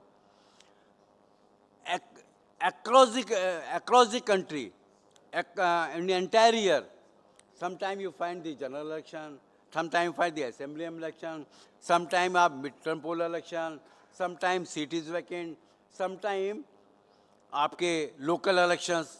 So, as far as this draft is concerned, this draft has been introduced in Parliament, which is pending before the JPC. Hopefully, we political master to take a conscious decision on the issue. But one thing is missing to that extent in that way, that is, unless and until entire expenditure on elections is borne by the Government of India, nothing is coming out. Nothing will come out, according to me, whether you hold one nation, one election, or you hold the election in every day, 2 months, 3 months, doesn't make any difference. So, need of the hours is that we have to be smart enough, the Government of India should be smart enough, कि ये सारा expenditure आप भारत सरकार से कराएं, individual का बंद करें. ये जो मौकरी हमने कर रखी है कि करोड़ों रुपए कॉन्स्टिट्यूंसी में खर्च हो जाते हैं और 70 लाख की लिमिट है, उस 70 लाख की ऊपर लिमिट के ऊपर हम कैसे करते हैं, क्या करते हैं, इस डायस से हम लोग कुछ बताने की स्थिति में नहीं हैं, ऐसा मेरा मानना है. तो these are my view as far as this topic is concerned. I give the mic. Thanks a lot to Mr. Vivek Agarwal, the organizing chairman, for last moment introducing our chairman and myself in absence of some others. Thanks a lot to everybody. Thank you.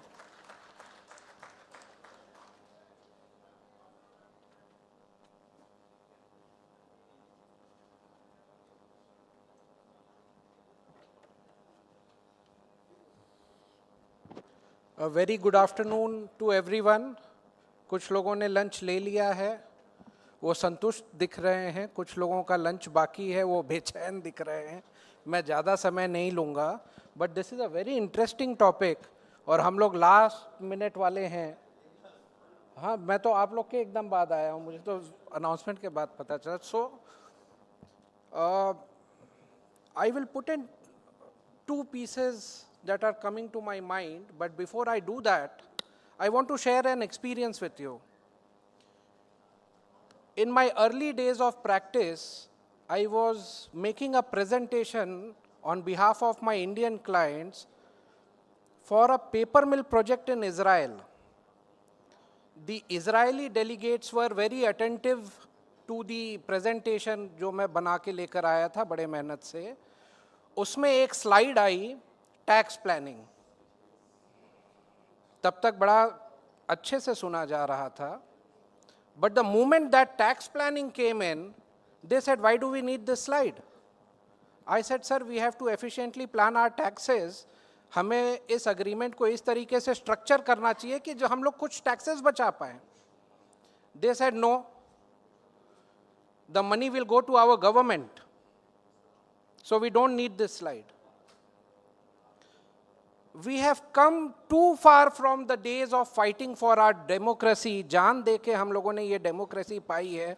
Probably समय ज़्यादा हो गया या हम लोग की memory कम हो गई है कि आज हम लोग cost of democracy और उसके justifications पे चर्चा कर रहे हैं। Cost of democracy, ये democracy लोगों की जान जाने पे आई है। Any cost, in my humble opinion, with due respect to the speaker and the chairman, any cost to sustain this democracy, वो मेरे नज़र में वाजिब है। But what K.C. Kaushik sir said, I will like to put in some checks and balances as far as the cost of democracy is concerned. जो democracy जान दे के आई हो, जिसके लिए हम लोग आज भी उसे सस्टेन करने के लिए, we don't want to turn up as a Bangladesh और अ श्रीलंका, आज भी उसे सस्टेन करते रखने के लिए if we are spending money, that is good, but as diligent citizens of a country जिसकी मेमोरी इतनी शॉर्ट नहीं होनी चाहिए, we have to maintain accountability. बहुत मेहनत का पैसा टैक्स पेयर्स पे करते हैं, वो कॉफर्स में जाता है। If we make the spenders accountable at every level कि ये पैसा गया कहाँ, how is it being used, if we can maintain that accountability and we question it at all forums, unfortunately हम लोग वो question ही नहीं करते हैं। अरे चल रहा है ना, चलने दो, हमारा भी टाइम आएगा। No, if we question, if we object to unnecessary expenses, if we maintain that Israeli mindset towards the nation, the respect for the nation, वो देश का पैसा है, वो किसी इंडिविजुअल से रिलेटेड नहीं है, उससे बहुत ऊपर की बात हो रही है। उसमें coming to the topic one nation one election की अगर बात होती है, if it can justifiably save money to the nation, this is something that we should go ahead with. Thank you so much.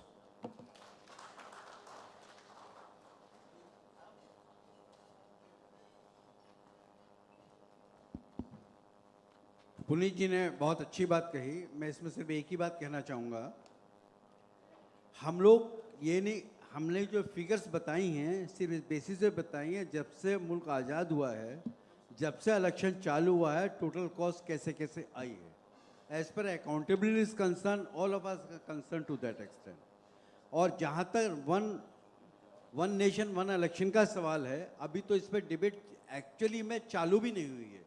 जब इस पर एक्चुअल चालू होगी तब इसमें क्या फ़ायदे हैं क्या नुकसान है सामने आएंगे। अभी तो हमने जो बैकग्राउंड बताई, जो फिगर्स बताई हैं, वो इस बेसिस पे बताई आखिर मुल्क में हो क्या रहा है। जब मेंबर ऑफ पार्लियामेंट का इलेक्शन होता है तब क्या होता है, जब असेंबली के इलेक्शन होते हैं क्या होता है, जब लोकल बॉडीज़ में इलेक्शन होता है तब क्या होता है। और again I am repeating for the sake of repetition saying कि जो अनअकाउंटेड मनी एक्सपेंडिचर किया जाता है बाय पॉलिटिकल पार्टीज, वो कहाँ से आ रहा है, वो कैसे आ रहा है, वो किसका है वो इम्पोर्टेंट है। तो इसलिए चेक एंड बैलेंस के लिए जरूर है कि पूरा जो इलेक्शन है that should be funded by the government of India only when Lok Sabha election is there, till national one nation one election is not there, or when assembly election होते हैं that should be funded by the state assembly. When local election होते हैं that should be funded by the state government. These are my views to that. Thank you. I would like to thank the session chairman, Shri Bharat Sachadev, guest speaker, senior advocate, Shri K.C. Kaushik ji, and moderator Puneet Singh ji. I request everyone to please proceed for lunch.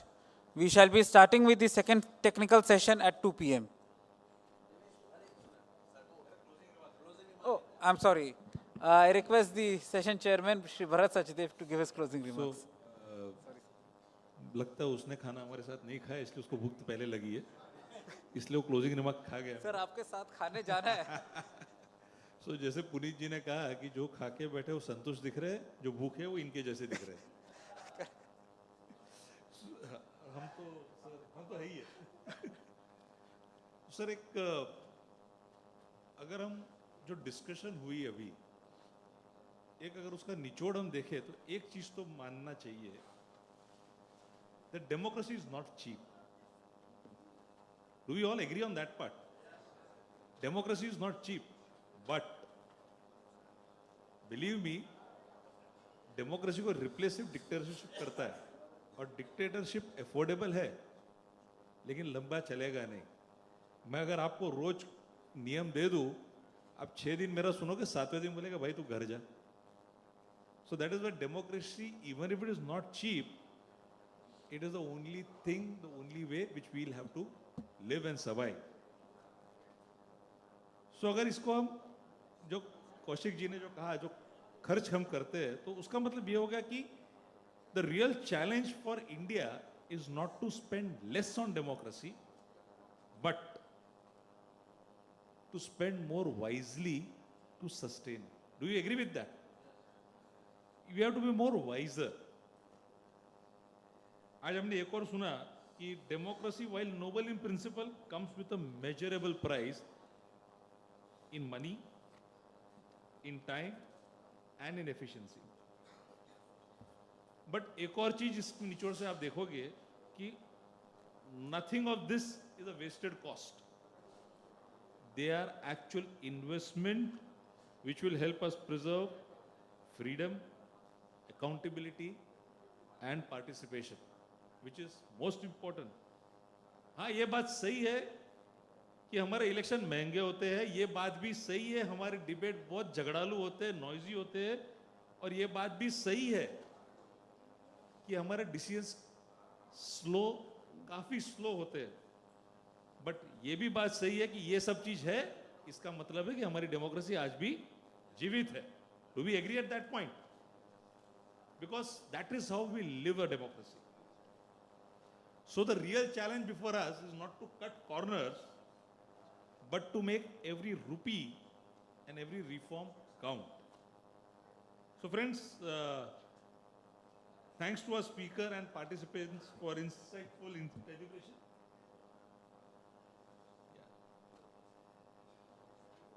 अभी speaker जी ने एक और चीज बोला before I close. Anybody's any questions on it? Because it is a democratic lecture. We will invite speaker, we will invite questions also, if anybody has any question. Yeah, please. First thing that I want to ask, that why are we having this slide? Because in a taxation program, we are talking about democracy.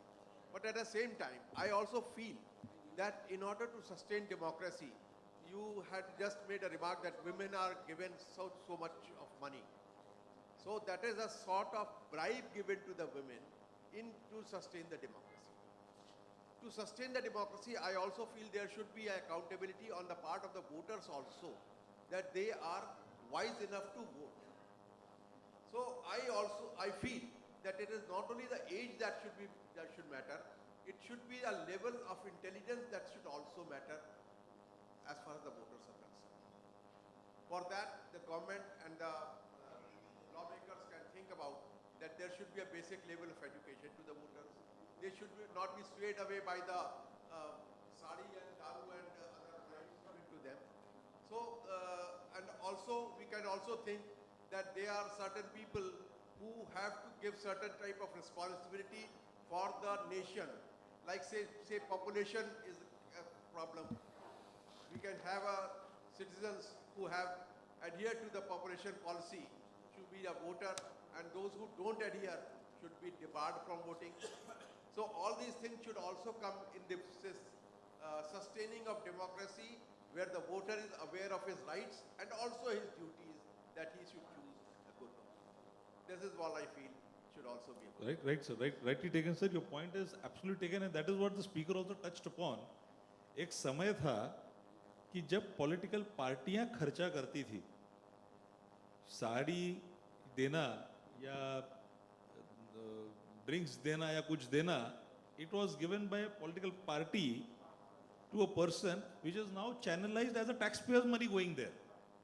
See, why this topic was important for us today here is, पहले इसके ऊपर इतना deliberation होता नहीं था क्योंकि tax payer का पैसा टच नहीं होता था, ऑन अकाउंटेड मनी था वो, जो जीडीपी में इनडायरेक्टली जाता था. अब मेरा खुद का पैसा उधर जा रहा है जो मुझे दिख रहा है, इसके लिए फिगर्स हमारे जहन में होना जरूरी, because whenever see the point is we started to discuss this today, so these figures will be in the mind of people. आप सबके जहन में रहेगा, अरे यार इतना पैसा जा रहा है, आप किधर और डेलिब्रेट करोगे, किधर डिस्कशन करोगे, तो आपको समझेगा कि भाई मेरा टैक्स पेड मनी इधर जा रहा है जो पहले नहीं था. और ये अगर आज हम डिस्कशन शुरू करेंगे तो हमें ये भी समझना जरूरी है कि ये होने के कारण ही आज democracy is costly affair for us. Because 1,70,000 crores, this figure is right now only in 12 states which are touched. And if this becomes a norm and goes to each and every state and union territory, don't you think the cost will escalate to a different level? And after that, the people who come to the power, don't we think, ki bhai, is he an actually democratically elected representative? Or not? This question will come to our mind, and that is why this topic is very important for us to understand and open our eyes. सवाल 1,000 रुपये महीने का है, 10,000 रुपये महीने का या 10,000 रुपये साल का नहीं है. सवाल यह है कि ये शुरुआत हुई है, ये खत्म कब होगी पता नहीं. And that is rightly said, sir. These points needed to be discussed today, and that is why Golden Jubilee year was a right forum to start discussion on this, because right now, earlier the taxation money was collected for the betterment of people as whole. Now this taxation money is used for a person as an individual just to take votes, and that is where the whole thing is important. Right? Thank you. I leave it. Yeah, please. ये जो model code of conduct है हमारा, ये इतना आईवश है, God bless us. अभी नई त्रिपाठी चालू हो गई है कि I will not name of the constituency, कि कैंडिडेट मान लीजिए ए है, उस ए को नोटिस ना दे के उसकी क्या किया है, उसकी पॉलिटिकल पार्टीज के प्रेसिडेंट को नोटिस दिया जाता है. This is not eyewash to that extent. और नई चीज़ चालू है जो अभी चेयरमैन साहब ने बताया कि आपका इधर जो है ना नोटिफिकेशन हो गया है, उधर आपके अकाउंट से पैसा जा रहा है. Is it not a bribe? As he rightly pointed out कि ये ब्राइब तो हमारे पैसे का जा रहा है. जो अनअकाउंटेड पैसा खर्च हो रहा था वो तो इंडिविजुअल खर्च कर रहा था. तो all we are worried for that extent. Sir, we have one more question. Hello. Sir, I have gone through the whole chapter of this democracy, whether it is cheap, affordable, or whether we should keep on going, spending money on welfare schemes. I have thoroughly studied the matter today, but it is my opinion that it should be redefined. It should be redefined to each and every living person or citizens of India. Because in Bihar election we have seen the doldrum of money constantly going to the electorate. Even 10,000 rupees per individual it has been spent, which is very much costly to the coffers. I don't think until and unless we do not redefine the democracy, it is not possible to manage it. It is not possible to say that it is cheap, it is affordable. Yes, we have obtained the independence after paying heavy prices, but it doesn't mean that we will keep on spending money on democracy, in the name of democracy, on a very wasteful expenditure. It is not possible, sir, that coffers will continue to be hit by the electorate on the welfare scheme, because welfare scheme itself signifies the fact that particular person who is receiving the benefit is, after all, killing his own abilities. We should not be it should not be allowed at all, whether it's a woman, whether it's a man or anybody else. So after going through all the discussion today, it needs to be redefined. Democracy should not be allowed that every welfare scheme is okay. No, it is not okay. It should be considered whether a person is eligible enough or not, or how much should be spent, that has to be calculated. 10,000 per individual being spent on each electorate is absolutely beyond the capacity of the person who is bearing it, whether it's a West Bengal government, Bihar government, or anybody. So democracy is not means we will allow everything in our eyes. It is not possible, sir. It should be accounted, it should be made accountable, and each citizen is eligible enough to consider it. So in totality, one can be said that it needs to be redefined. That's it, sir. Right. So that is why this topic, as you rightly said, आपको एक simple example देता हूँ, अनुभव के देते हैं. Karnataka state today is in a problem. It's in a mess because of the scheme. I am from Maharashtra. First election 1,000 rupees. Next election कि एक पार्टी ने 1,500 किया तो दूसरी पार्टी ने 2,500 किया, और आज परिस्थिति ऐसी है कि अभी तक ना 1,000 रुपए जा रहा है ना 2,500 जा रहा है, क्योंकि जैसे ही जीत के आ गए, वी सॉ द पेपर्स, बस फिस्कल डिसिप्लिन में तो है ही नहीं वो. And this is where we all as tax professionals do come इन.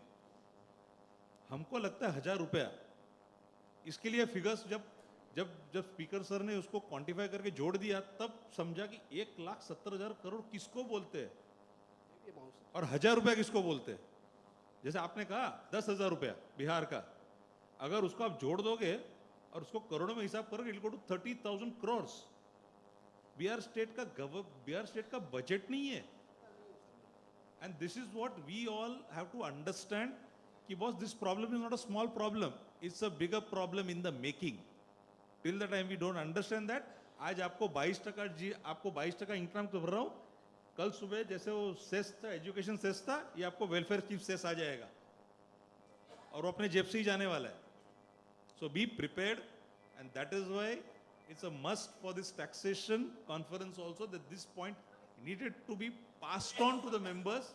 ये problems है और आगे ये problem बढ़ सकते हैं और आ सकते हैं, तो be सतर्क. Right? Thank you. I think so over to you, because if you can go on discussion, इनका lunch रह जाएगा.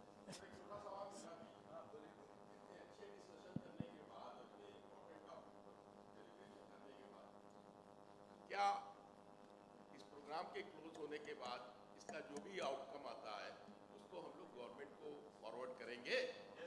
अगर करेंगे तो शायद कुछ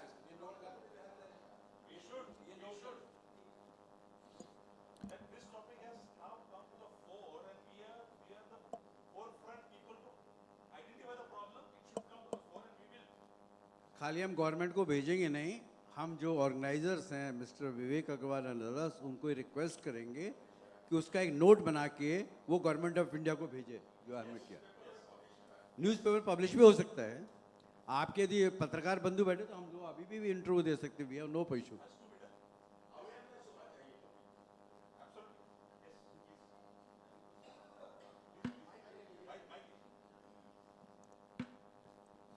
सर, जब इस नेशनल फोरम से ये एक बात छिड़ी है,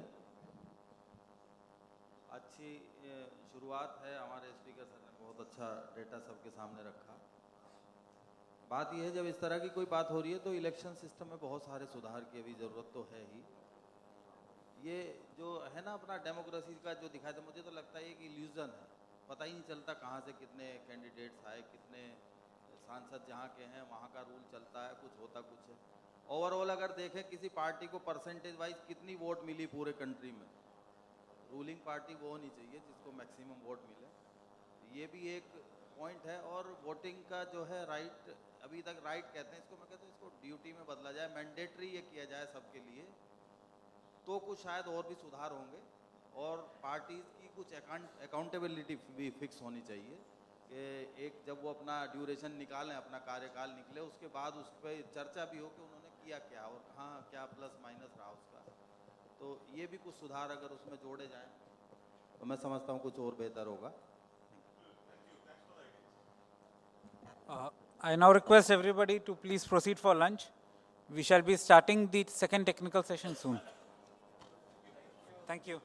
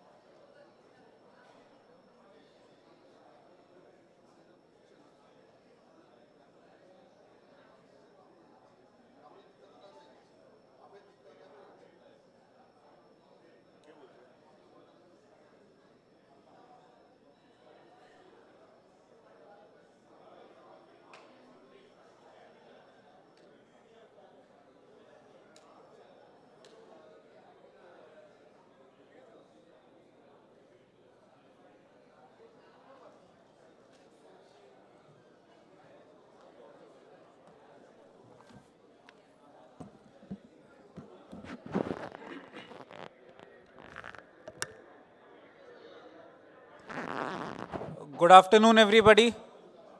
I hope you all must have had the lunch. We are about to begin with the second technical session.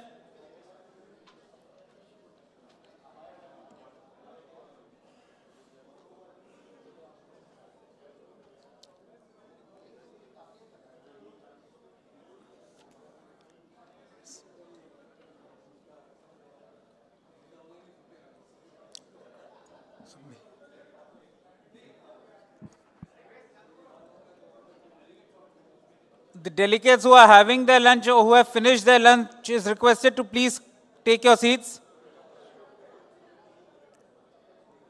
To start with the session, I request the session chairman, Professor Vanita Patnaik, to please come up on the dais.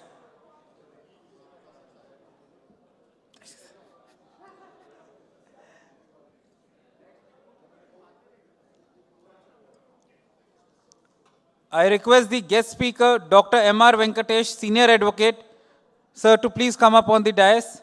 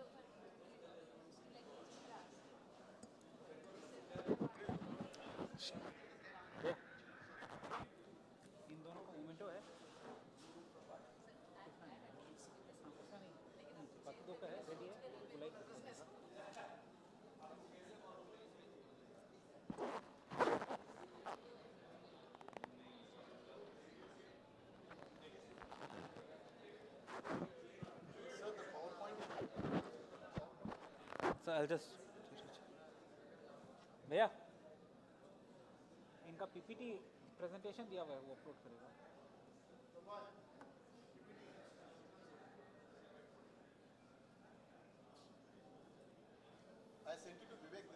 हाँ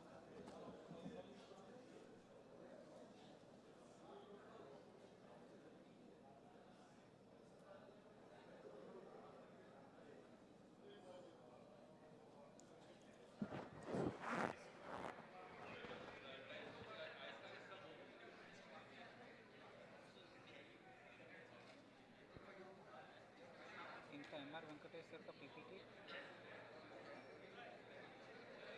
किसको वो event वाला कोई भेज दीजिए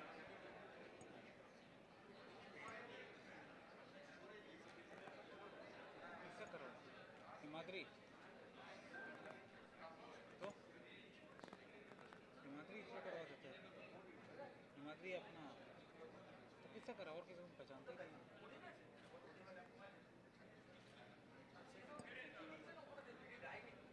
किसको senior advocate session chairman को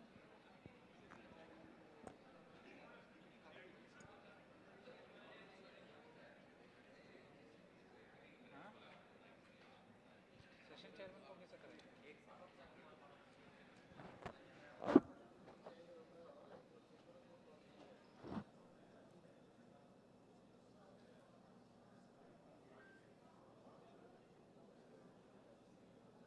हम भेजा किसे करें सेशन चेयरमैन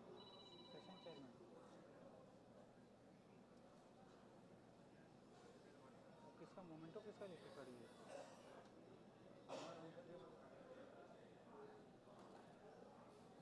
किसका है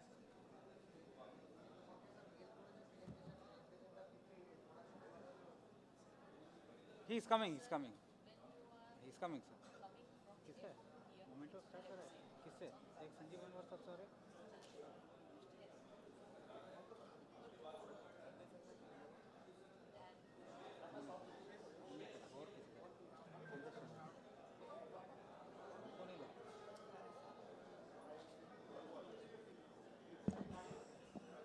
Moderator, I request Shri Virender Sharma, moderator, to please come up on the dais.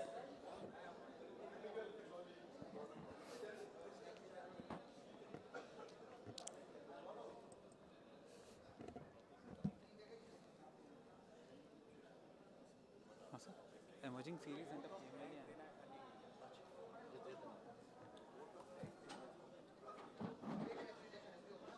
Sanjeev Anwar, Sanjay Sharma और तीसरा करना है तीनों को। ठीक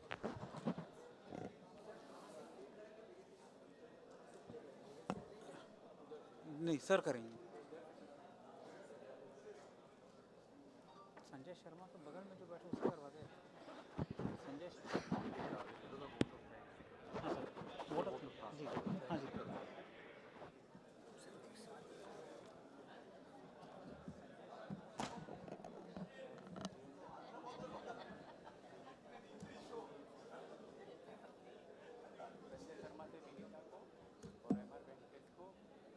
संजीव अनवर सर। हम ये बोल रहे हैं संजय शर्मा के बगल में जो बैठा उससे करा देते, यंग से करा नहीं था। जैसे कर लीजिए ये आप उधर से कोई बात ठीक है, ठीक ये निकाल दीजिए।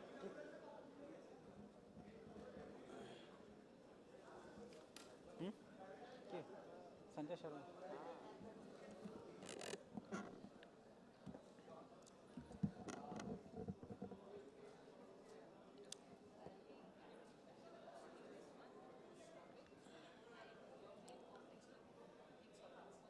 I now request Advocate Sanjay Sharma sir to please come up and felicitate the session chairman, Professor Vinita Patnaik.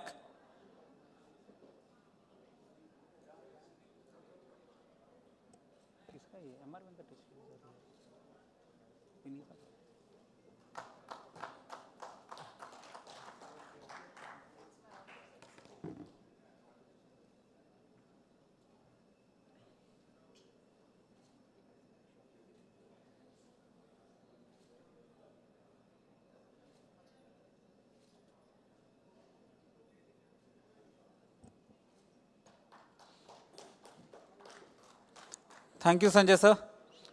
I now request Advocate Shri Sanjeev Anwar, past President East Zone, to please come up on the dais and felicitate the guest speaker, Dr. M.R. Venkatesh, Senior Advocate.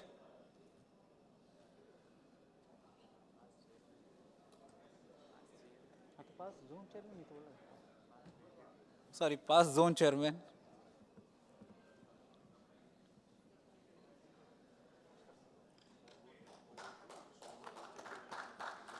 Session chairman.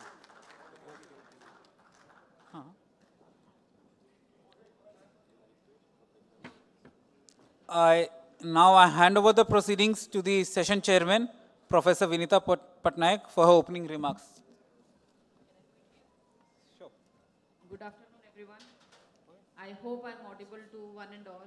It's an absolute privilege to be here sharing the session. They call it chairing the session, but essentially I say sharing the session with MR sir and Mr. Sharma. Sorry, Varinder Sharma ji.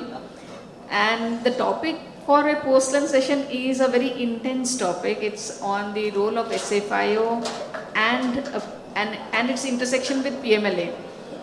Most of us, we are familiar with PMLA and a little bit with SFIO.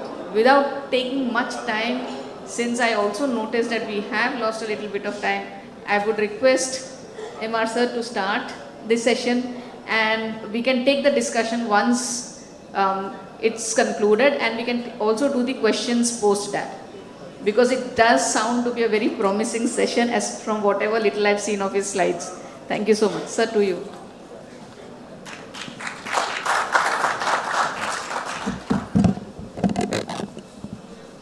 Good afternoon. I think the lunch was very heavy, so good afternoon once again. I hope I am not talking to... Take it. Yes.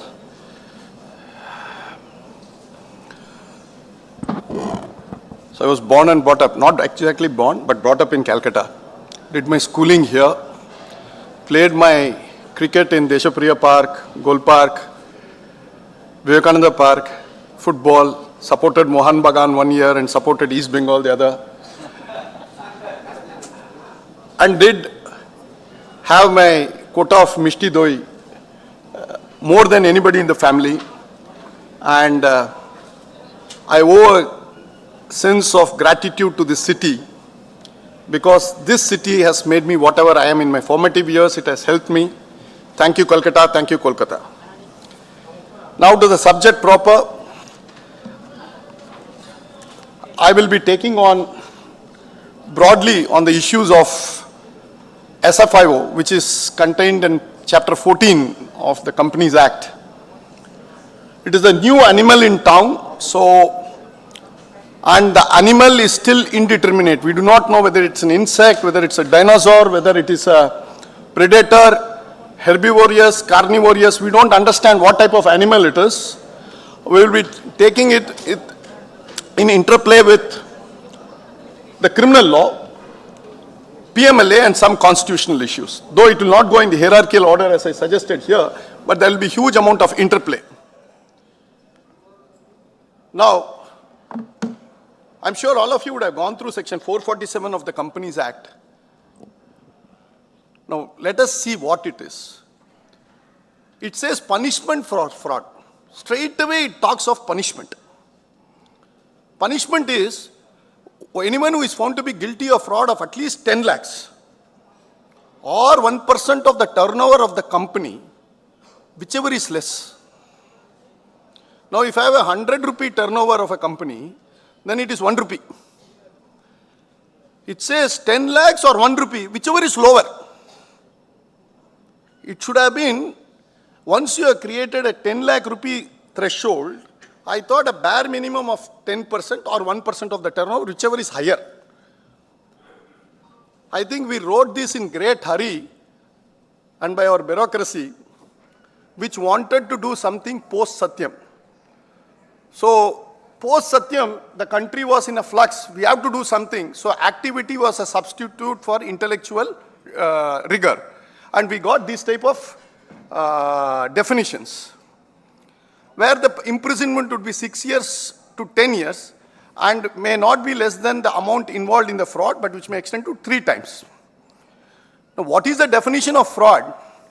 We'll come to it, because Companies Act 2013 is the only legislation or the rarest legislation where the charging section is not in 2, not even in a section in the body of the act. It is as an explanation to a section which is given under section 447. But what is this turnover? Now, you will see it is 1% guilty of fraud of 1% of the turnover. Now, I did my Madhyamik in Calcutta. So, my first language was Hindi and I was taught Hindi Vyakaran. And they said, अलंकार छंद ये सब आते थे. सो द्रौपदी का वस्त्र हरण पे उन्होंने बोला, एक कवि ने लिखा था, सारी बीच नारी है कि नारी बीच सारी है, कि सारी ही की नारी है कि नारी ही की सारी है. I hope you understand. I hope I'm not in Chennai where I have to do the translation from Hindi. Turnover ही की फ्रॉड है कि फ्रॉड ही की टर्नओवर है कि टर्नओवर में फ्रॉड है कि फ्रॉड के अंदर टर्नओवर है. When the fraud itself is a turnover, whether you will remove the fraud and say that turnover is the turnover on which you will calculate 1%, or you will calculate 1% of a turnover which includes the fraudulent turnover. 90% of the frauds are on turnover only. Bogus entry maar diya, debtors to sales. And understand one thing, you have to explain this to a magistrate court. So it is an unformatted hard disk out there. So you will have to explain turnover includes GST. Now Venkatramani Saab will say it includes GST. See, he has already agreed with me. But I will say it doesn't include, because you have not defined turnover. 23 times turnover appears in Companies Act. But what is this turnover? 44 AB company, Income Tax Act has a different definition. But I cannot import it from Income Tax Act, because Income Tax Act is a separate code. Charging section में इतना doubt है. Now come to the next slide.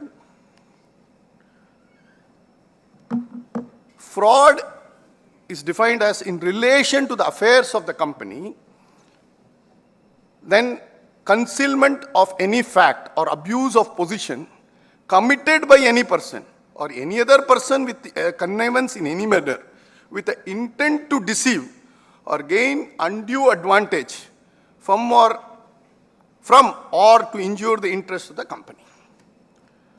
Now, the problem is, what do you mean by affairs of the company? Now, I buy Maruti, a car from Maruti. Maruti car I bought, I found it to be deficient. Is that sales related to the affairs of the company or called Maruti? Obviously it is. Now, Maruti has sold me, Maruti has given me the invoice through the dealer.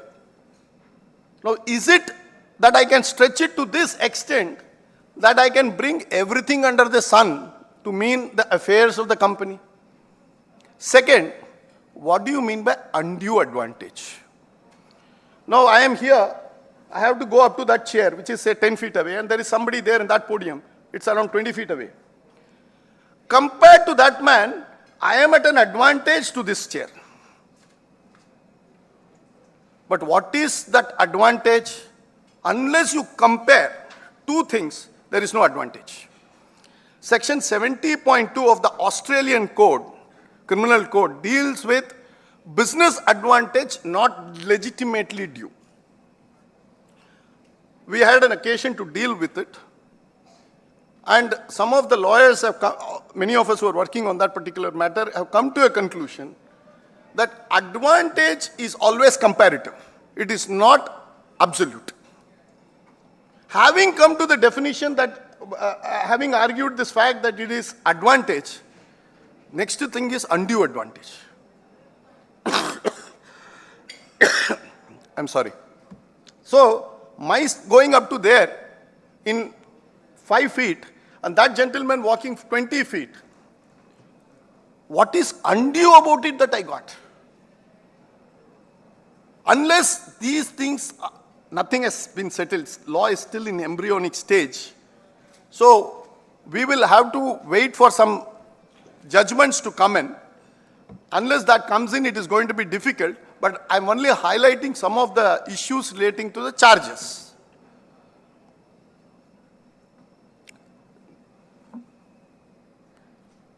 Now, there are two routes under which the government of India, through the Ministry of Corporate Affairs, does investigation into the affairs of the company. I'm not into 206 to 208, which is of the survey and other things by the ROC. All surveys are survey jana sukhino bhavantu. You have to deal with the ROC. You all know how to deal with the ROC. So I don't have to tell it from a podium how to deal with the ROC, deal within courts. So that is a non-starter. But when something more serious crops up, central government can order for investigation on a receipt of a report under 208, which is the registrar's report, on a special resolution by the company in public interest, or an order of court or tribunal under 210(2). Now, what is this definition called public interest? How is the man who is walking from Garia to Baliganj disturbed by the fact I did a fraud in a company? In what way is he bothered? That has to be demonstrated. When you have used the word public interest, government says in public interest we have ordered XYZ company to be investigated by investigators. This is a separate class. I'm not talking about SFIO yet. This is a separate class of investigators, just investigators. And this is 213, investigation to the affairs of the company. Tribunal can do so when not less than 100 members or 1/10 of the total voting power in share capital, or not less than 1/5 of the register of members if no share capital. Application can be also be made by a third party when you say business can be conducted with an intent to defraud or oppress creditors or members or conducted with fraudulent or unlawful purpose. Virtually, you are converting a tribunal into a writ court and converting a petition into a public interest litigation. The company is not bothered, the shareholders are not bothered, the creditors are not bothered, the directors are not bothered. A third party right is created wherein a third party can go under 213 and say, look, the affairs of the company is not being conducted properly, it is done in a fraudulent manner, so you intervene. Now, I feel these are something what I called as post-Satyam reaction of the government. Government usually likes activity, as I said, and this is an outcome of such activity. These type of sections have no place in a statute book, and I think these type of things have to go. Next one, power of inspectors. They may require a body corporate to furnish information or produce books necessary for the purpose of investigation, shall not retain books or papers in custody for more than 180 days, can summon and examine persons with the approval of the affairs, those who are connected with the affairs of the company, they can examine on oath, and others with the power of the central government. But in case it is investigated by SFIO, then it has to be done with the prior permission of directors. Now, why I say this and an emphasis is nowadays it has become more or less certain that chartered accountants are issued these notices. And lawyers are still in the penumbra. It is a matter of time when lawyers will be started to be called and say, what is your brief? Please hand over your brief to us. We will take a brief out of your brief. It is still in the realms of striking reality. And yesterday or day before, I think Supreme Court has come very heavily on this practice. It issued an 80-90 page, thanks to a call made to Mr. Arvind P. Datar. The Delhi Bar Association took it up very seriously. Supreme Court Bar Association took it very seriously.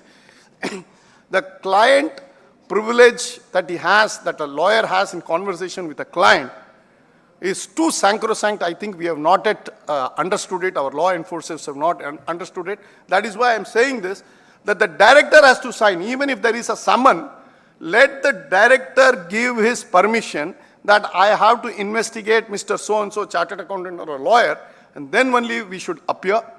Subsection 7, notes of examination in subsection 4 shall be in writing and shall be read over to or signed by the person examined, and thereafter can be used as evidence against him. Almost corresponds to a statement before a magistrate under 164 of the CRPC. You are giving a statement to a person who is of the rank of assistant director in say, the ED or SFIO, who must be like your income tax officer, not even assistant commissioner. Just a mere income tax officer, a statement made before him, and that is why we always say, the moment you give a statement to any of these enforcement agencies, write to them and ask for a video. Now all these have to be videotaped. All these statements which our clients are making, we in our office make it a point, immediately we write it to the enforcement authorities and say, please send us a copy of the entire video. The moment he enters your office till he exits, if he has stayed for 8 hours and 12 minutes, I want the entire recording for 8 hours and 12 minutes. Then the inspector's report is there. It's interim or final. It shall be taken to the central government, and central government can prosecute people under 447, which I read it out at the outset. Then these are the actions. And initiate recovery proceedings in public interest, in damages in respect of fraud, misfeasance or misconduct, or recovery of property which has been misapplied, corresponds to section 542 of the Companies Act 1956. And anybody who gives false statement or does any destruction of document will be held liable under 447. provides an explanation which is false or which he knows to be false, he shall be punishable for fraud in a manner provided in 447. So these are all, you cannot get away with a false statement, and these are serious consequences even before an investigator. Now comes the SFIO. This is the second limb of investigation which the central government can authorize, and this is very serious and is taken for, and anybody, God forbid, anybody who has this particular, shall I say, a curse that SFIO visits, I think it's a 15-20 year struggle down the line, because it's law is heavily loaded against you, everything is loaded against you, and reliefs are virtually impossible. I will take some time to deal with this. 211 comes into existence right from 2003, we all know, but it was a toothless watchdog under the 1956 Act. Only under the new Act, 2013, we had Section 211 where the central government started establishing, and only by 2017, the office of SFIO was set up. Now what can be investigated? Same thing, report by an investigator under 208, special resolution, public interest. One more thing it can do, on a request from any department of central government or state government. That also they can be the trigger point. Once it is there, the word assign has been highlighted. The reason why it has been highlighted is, once SFIO, a case is assigned to SFIO, all other investigating agencies, whether it is EOW or even CBI, has to stop investigating and hand over all the materials which they have collected till date to the SFIO, and SFIO will be the sole investigating agency. I will revert back to this later. 212(4) SFIO will have the same powers.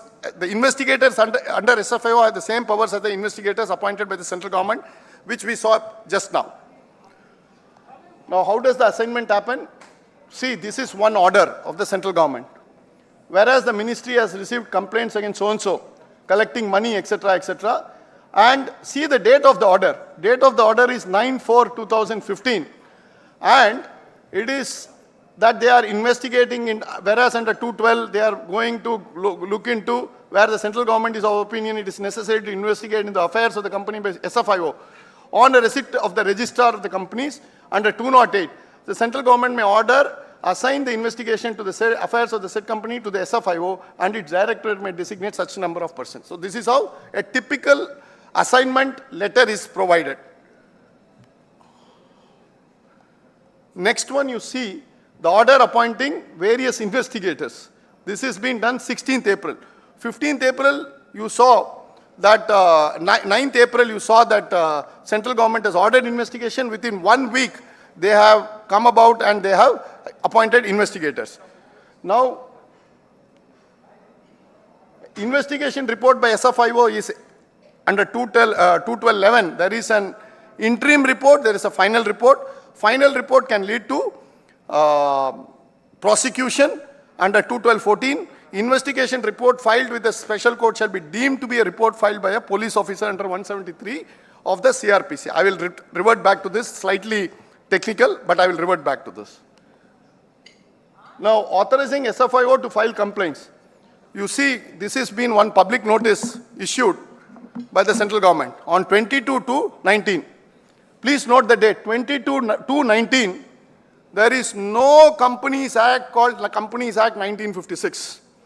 30th January 2019, the last bit of sections under the 2013 Act were notified, and the saving clause under 465 was invoked. By 30th January, all of us remember, is a very important date in our history. Mahatma Gandhi was assassinated. So we all remember on that day, 1956 Act also was finally assassinated and buried fathoms deep. On 2/12/19, you see that in the second paragraph, in pursuance of the above, Mr. Sahu, Additional Director SFIO, who has been already authorized by the central government under 439 of the Companies Act 2013, under section 621 of the Companies Act. 621 of the Companies Act is not there. Now you understand, SFIO's understanding of Companies Act rivals my grandmother's understanding of Bharatanatyam. It is so pathetic. But that is what they do. And this has been done only for the purposes of filing, what shall I say, the Chartered Accountants Disciplinary Committee, etc. is vested with this gentleman. Now, we have seen 212.4, we will see 212.6. This is the most dreaded sections in the history of independent India.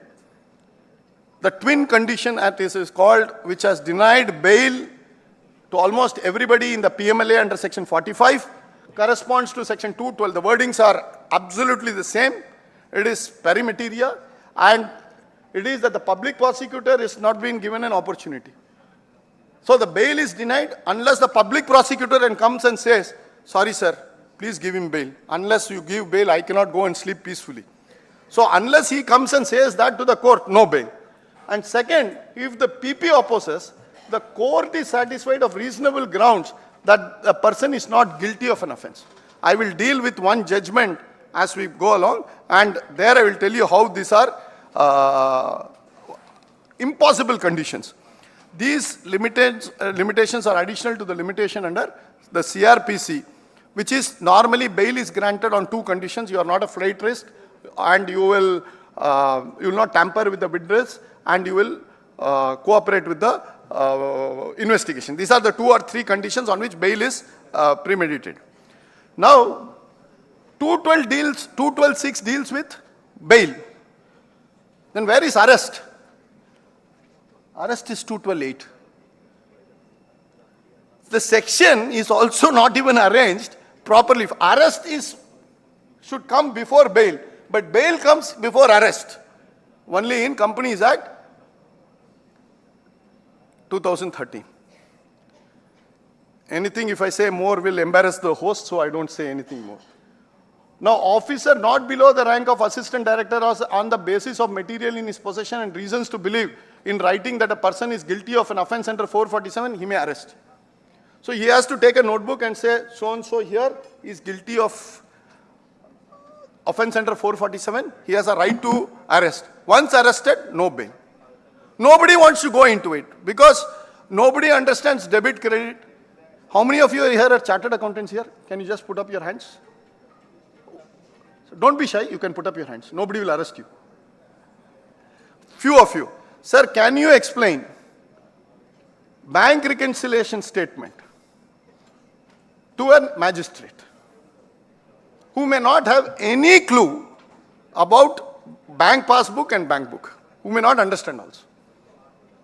Nobody wants to get into facts. Nobody has gone into a board meeting. Most of the people, public prosecutors, have practiced on the criminal law, they don't understand corporate law. Accounting standards, even chartered accountants find it difficult to understand. So these are the things that you are grappling on facts, so nobody goes into the facts. In one case where we argued, the public prosecutor in the trial court will say it is a 4,000 crore fraud. The ASG in the High Court of Madras will come and say it is a 7,000 crore fraud. And the ASG at the Supreme Court said it is a 10,000 crore fraud. I said, depending on the court, the fraud definition goes on expanding or contracting. Because nobody knows what is the amount. And you have to say it is 1% of the turnover is the fraudulent amount. So you have to determine that fraudulent amount. Income escaped assessment, you have to determine it. You can't say some income has escaped assessment, so I am charging you or prosecuting you. You have to be very precise. And this is criminal law. There are arrest guidelines, same DK Basu guidelines will apply, same things are all applying. You have to go to the magistrate court within 24 hours. Nobody has got bail immediately. Remand is automatic. The magistrate takes it as if it is his duty to remand somebody, and once you are remanded, High Court, Supreme Court don't want to interfere. People get bail after 2.5, 3 years. That is the state of affairs in the country as far as corporate law is concerned. Let me take through one or two judgments before I go back to some of the facts. This is Nitin Johari. Nitin Johari said that the twin conditions they don't want to discuss because it is pending before the Supreme Court, the constitutional validity. But Since the constitutional validity of the twin conditions has been upheld in the Vijay Madanlal Chaudhary, which is the PMLA matter, and in several other cases in say, like POTA, UAPA, all these cases, this twin condition is there. So more or less, the Supreme Court will endorse this particular section. I have no opinion or contrarian opinion on this, and I'm sure this will happen. The next judgment is Jainam Rathod, which I said I will come back to you about the conditions prescribed in 212(6). This is a brilliant judgment. All of you must download and read. Sheer the language and clarity of the judge mandates that you must read this. He says, on the other hand, 212(6) of the Companies Act requires from the court at the start of the trial itself what section 437(7) requires from the court at the end of the trial. Even if by hook or crook the court manages to record while granting bail to an accused, as he is required under 212(6), the accused is not guilty, then it negates the entire process of further trial of that accused. Because while giving bail, he says not accused. Then how can he run the trial? And then he says, it goes against framing of the charge by the same court, and it may even require even discharge of such an accused. Because by recording a satisfaction that a person is not guilty, the court surpasses the level of satisfaction that is required for framing charge itself and goes near to recording the satisfaction required for his discharge. Another thing is that you will also recall that in 212(6), I said one of the condition was that the court is satisfied he is not guilty of offense, and the second one was he will not commit any offense in future. How can the court look into a crystal ball and say that if I release you on bail, that you will not commit anything in future? I cannot say that for myself. Tomorrow morning I may end up murdering somebody, God knows. How can I say for sure that this person whom I am letting out on bail will not commit any offense? So the court said, I cannot do this crystal ball gazing, this is nonsense. And words to that effect have been used in this judgment. So I persuade all of you to read this judgment. Sheer brilliance of the judge there. Then I must say, with all humility, the next person has contributed more to criminal law jurisprudence than anybody in this country in recent times. And Arvind Kejriwal Saab has brought to the attention of the courts that there is something called Constitution, there is something called Article 14, something called Article 21, which said the due process of law or the procedure established by law. And that is why Arvind Kejriwal's judgment, which again said, the court said, as we are referring the matter to a larger bench, we have to, despite our findings on reason to believe, consider whether interim bail should be granted to Arvind Kejriwal. Given the fact that right to life and liberty is sacrosanct, and Arvind Kejriwal has suffered incarceration of over 90 days, and that the question referred to above require in-depth consideration by a larger bench, we direct that Arvind Kejriwal may be released on interim bail in connection with case number so-and-so, dated so-and-so. That is how Arvind Kejriwal got a bail in one of these matters, where the Supreme Court itself was constrained to refer a matter to a larger bench. Until that time, they said, okay, you escape on bail. Since you may all say that I'm partial to North India, I will also be going down south. And since you all have been seeing the names of only gents, you may say I'm not fair to the fairer sex. No. Jayalalitha luckily is all over before we started this SFIO and PMLA. This is Kavita, okay, daughter of the former Chief Minister of Telangana. They said that a lady, even though she may be an MLA, even though she may be an MP, well educated, the prison is not a very happy place, especially for a lady. So they invoked the first proviso to section 45 of PMLA and granted her bail. But the same argument was made by late Jethmalani when another lady was arrested, Kanimuri, from my state. But Supreme Court at that time refused and said, no, lady or no lady, we are not going to prepare to let Kanimuri out. Sir, that is for section after this. That we will have it in the tea session. So you should not ask question when the lawyer is in full flow. You can't cross-examine a lawyer. So why I am saying all these things is, it is like criminal law is like a mega serial. You can't watch one episode and come to a conclusion somebody is good, bad, ugly. You have to watch 582 episodes to understand the character of that person. Likewise, law has evolved not because of the common man. Here there is no ordinary person here. The law is always evolving with so many things which is political fortunes of several parties intertwined with political processes in the country.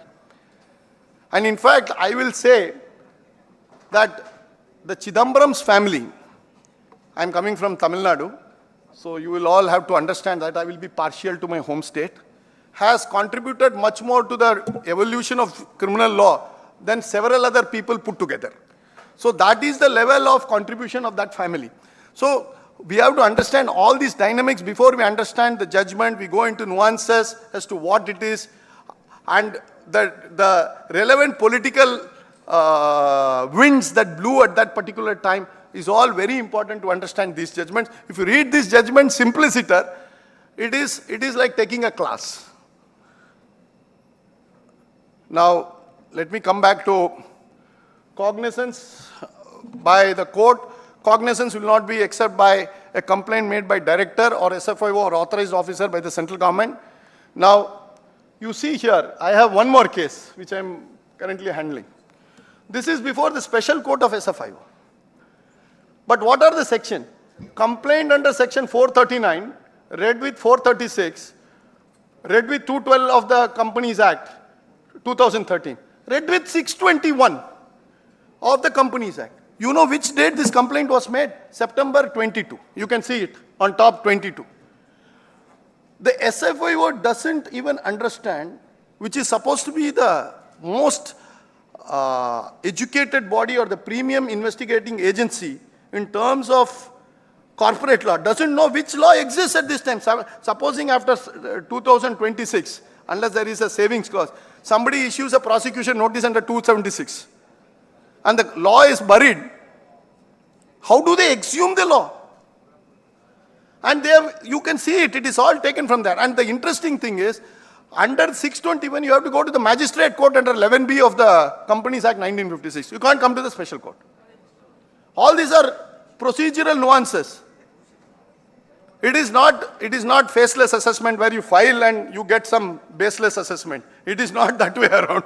It is that you are fighting for life and death here. So when you say that you are going before a judge who has no jurisdiction to hear you. So these are all complications. I am not even going much deeper into issues that are arising at the practical level, but I am throwing what would be of interest to lawyers who are tax practitioners in their day-to-day life. Next one, 621. Let us go and read. Since they are repeatedly using 621, no court shall take cognizance of any offense against this act.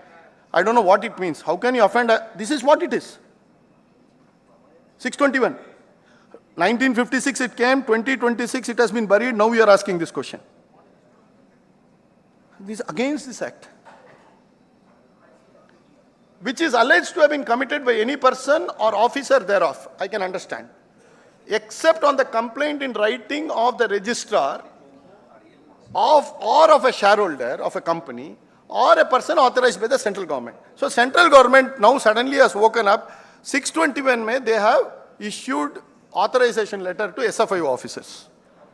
Now SFIO officer is one who has come into existence only in 2017 and this died in 2013. September 12th, 2013, 621 died. Death certificate is there.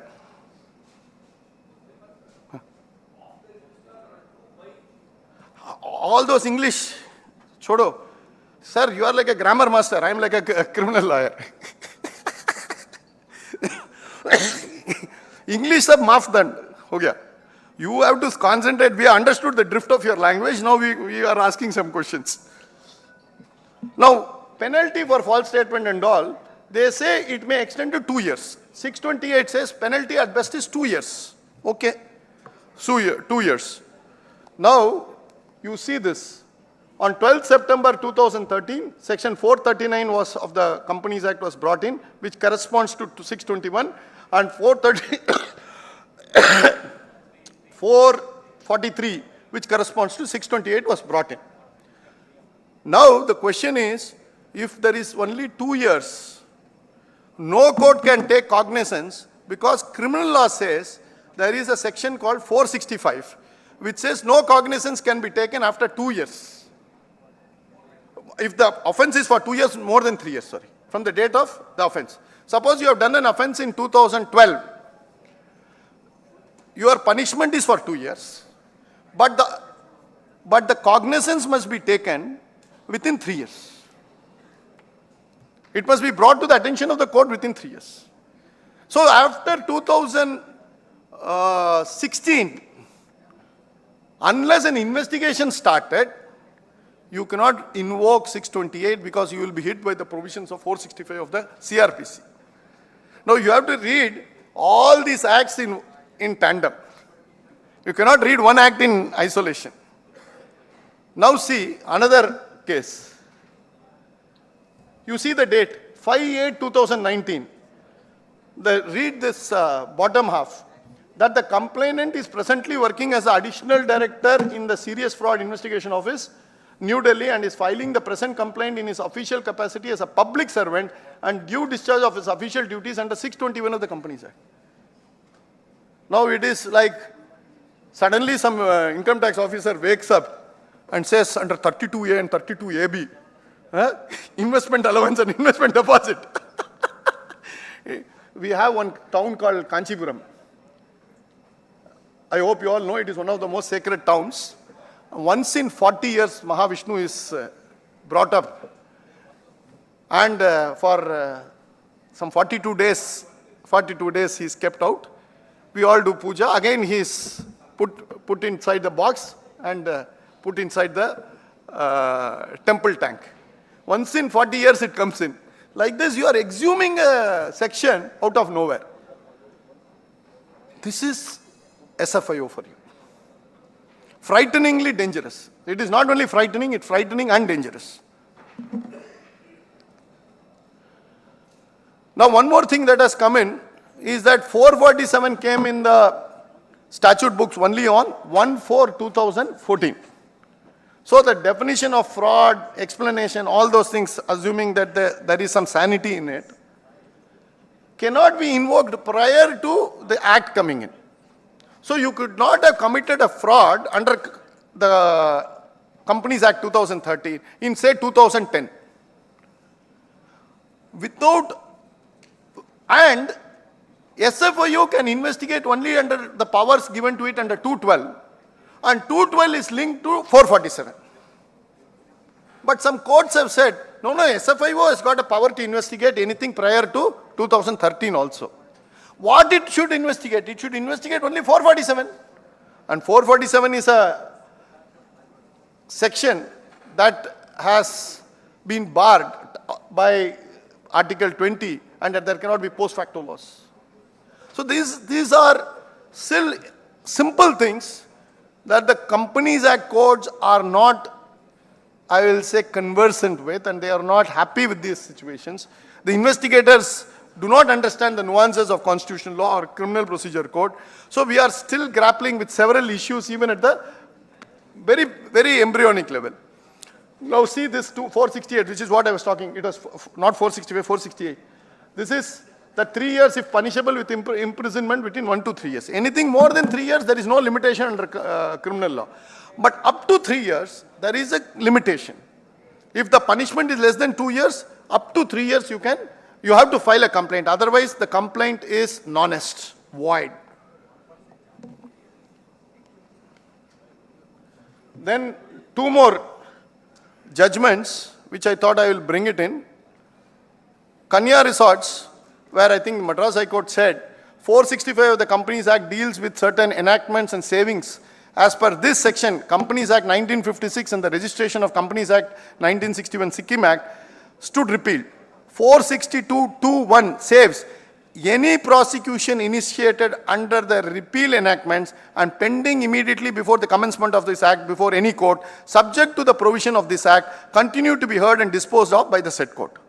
Provided it is before a court, it is saved. Investigation is not saved. And fresh investigation cannot be initiated. There are three limbs. You are prosecuted already before any court, that can continue under 465. Initiation of investigation but no prosecution, not possible. Fresh investigation, not at all possible. But this is what SFI was doing whole time. Because now only they are realizing that 465, our SFIO is now only digging your Companies Act of 2013, Jet Airways, your Kingfisher. You know, there was a character called Iftikhar. He was always Bombay Police Commissioner. Only thing, he would never know what is happening in Bombay till the last reel. And he will come, koi hilna nahi. His only dialogue was, koi hilna nahi. Our RBI, our CBI, all these fellows are, koi hilna nahi. Last scene they will, after everything has happened, Jet Airways is falling from 38,000 feet, no problem, 30,000, 26,000, 25,000, 20,000, 10, 8, crashed. Then RBI will say, oh, it has crashed. Then only they will wake up. Koi hilna nahi.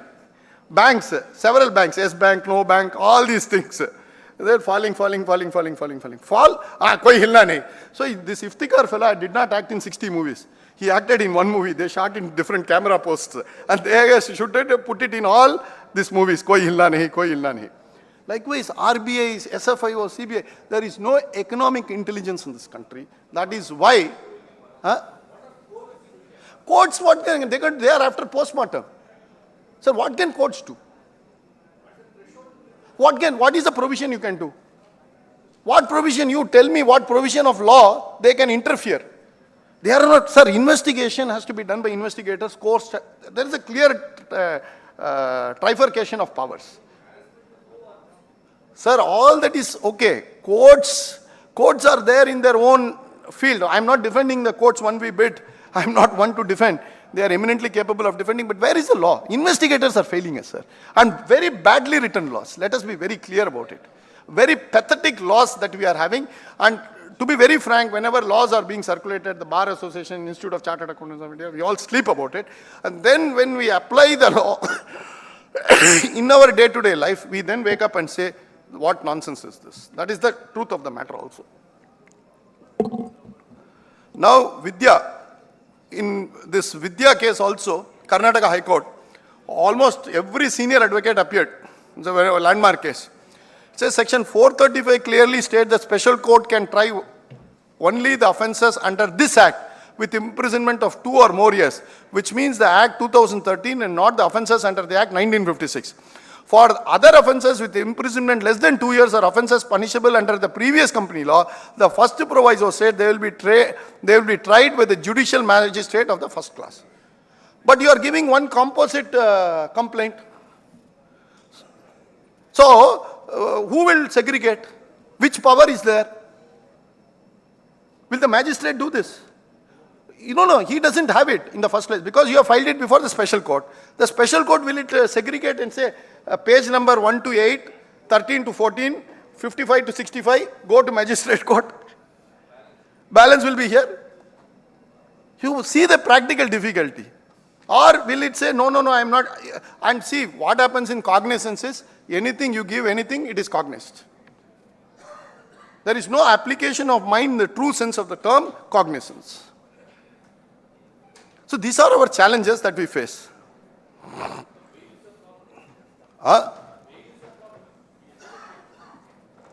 Bail is a huge problem, challenge. That I dealt with under 212(6), probably you were out, I dealt with it. Sharing of information by other authorities. I told you the word assigned. Now look at it, what happens, as I said, once the law enforcing agencies like CBI registers one matter, bank frauds, immediately, so you don't have to worry. 420, 120B, 467, 468, 471, 477. Yeah. Standard. whether it is actually having the ingredients of these offenses or not standard made. Now, in one case, which is what I will be dealing in the next slide, or rather 3 cases. In one matter I appeared. In all the 3 matters, uniformly, the SFIO registered the case, CBI registered the case. Now, in all the 3 matters, the courts have said, let us not look into this, let us transfer all the papers, investigation, everything that you have to SFIO. Fantastic. They said you will investigate 420, 120B, all 467, 468. Where is the power under CRPC for an SFIO officer to investigate? Court cannot write law. Sir, we are not under 142, sir. You are under that judgment of 148, 147. Sir, criminal law is like chess. You are playing carom. Income tax is like carom. This is like chess. Not that I am degrading or upgrading playing carom, but I am saying this is a different ball game. And what it requires is, when you do this, all the papers have to go, okay, FIR gone, who will investigate 420? Now, only a police officer can do, under CRPC, investigate IPC crimes. Now, if you say, SFIO officer, is he a police officer? Wait, I'll come. That is the question. I'll deal with this. Next. There is one more interesting thing. They say under 217, 11 and 12, you can issue request from a court or authority outside India from India for examination of any person. This corresponds to 166A and 166B of CRPC, letter rogatory. Now, all of you will recall that in 1988-89, when I was in the college and many of you here, maybe at that time, there was one former Prime Minister of this country who said, Bofor's details are with me in my coat pocket. And he used to tap his coat pocket. Okay, and we all believed it also. After something around 30 years, I met the investigator of that particular crime, one Mr. Ashok Malhotra, who worked with me in the suicide of late Siddharth of CCD. And we both worked and had a very good evenings. We used to spend time over dinner.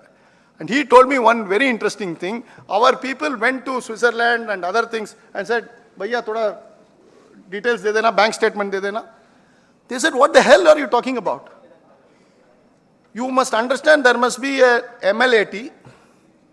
Then your court must have the power to request, which is called letter regulatory or letter of request. And then it must be given to your authority, centralized authority, which is CBI in our case. And they will send it to our authority.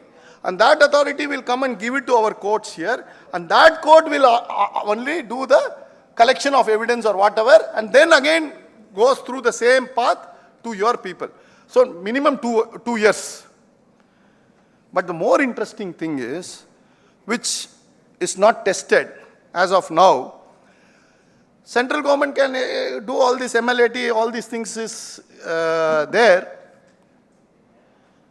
But no express provision as in Section 3 and Section 4 of IPC which grants extraterritorial powers.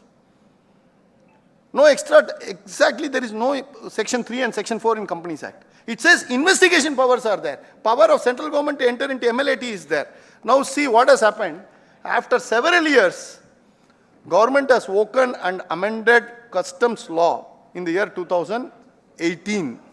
And they said after the word India, the words save as and otherwise provide that it shall also applies to any offense or contravention thereunder committed outside India by any person. Sir, we wake up after 40 years. Our threshold is 40, 50 years. Only then we will wake up. Oh, gone. Only you are amending the, your substantive provision comes only now. Yes. At least if you are kept quiet, at least the doubt would have been there. By amending this, you are making it explicit. It's gone. The real culprit is people who have not actually practiced in court or writing laws. Whether it is income tax, whether it is criminal law, any law. It is all done by people whose understanding, again I repeat, of laws rivals my grandmother's understanding of Bharatanatyam. This is a very pathetic state, and we blame the courts blame the lawyers blame the executive, and so on. It's basically poor drafting. Now come to powers of the investigators to conduct investigation to affairs of related companies. Now they say it is related, but if you will see those papers that I give you, they use the word group companies. Now can you go through the Companies Act and find out, Vivek, what is a group company? This type of language is used, sir. It is a sister company. Huh? Sister company, brother company, stepsister company next. What? We are talking law. We are not talking some or a cup of tea or a mug of beer or something. We are talking something very, very serious. And this seriousness is not reflected. This group of companies will be investigated. Companies, the ROC, if you see that blackened portion, had 9 or 10 names. How can it at the threshold come to a conclusion that 10 companies are there? If there are 10 companies, issue 10 notices.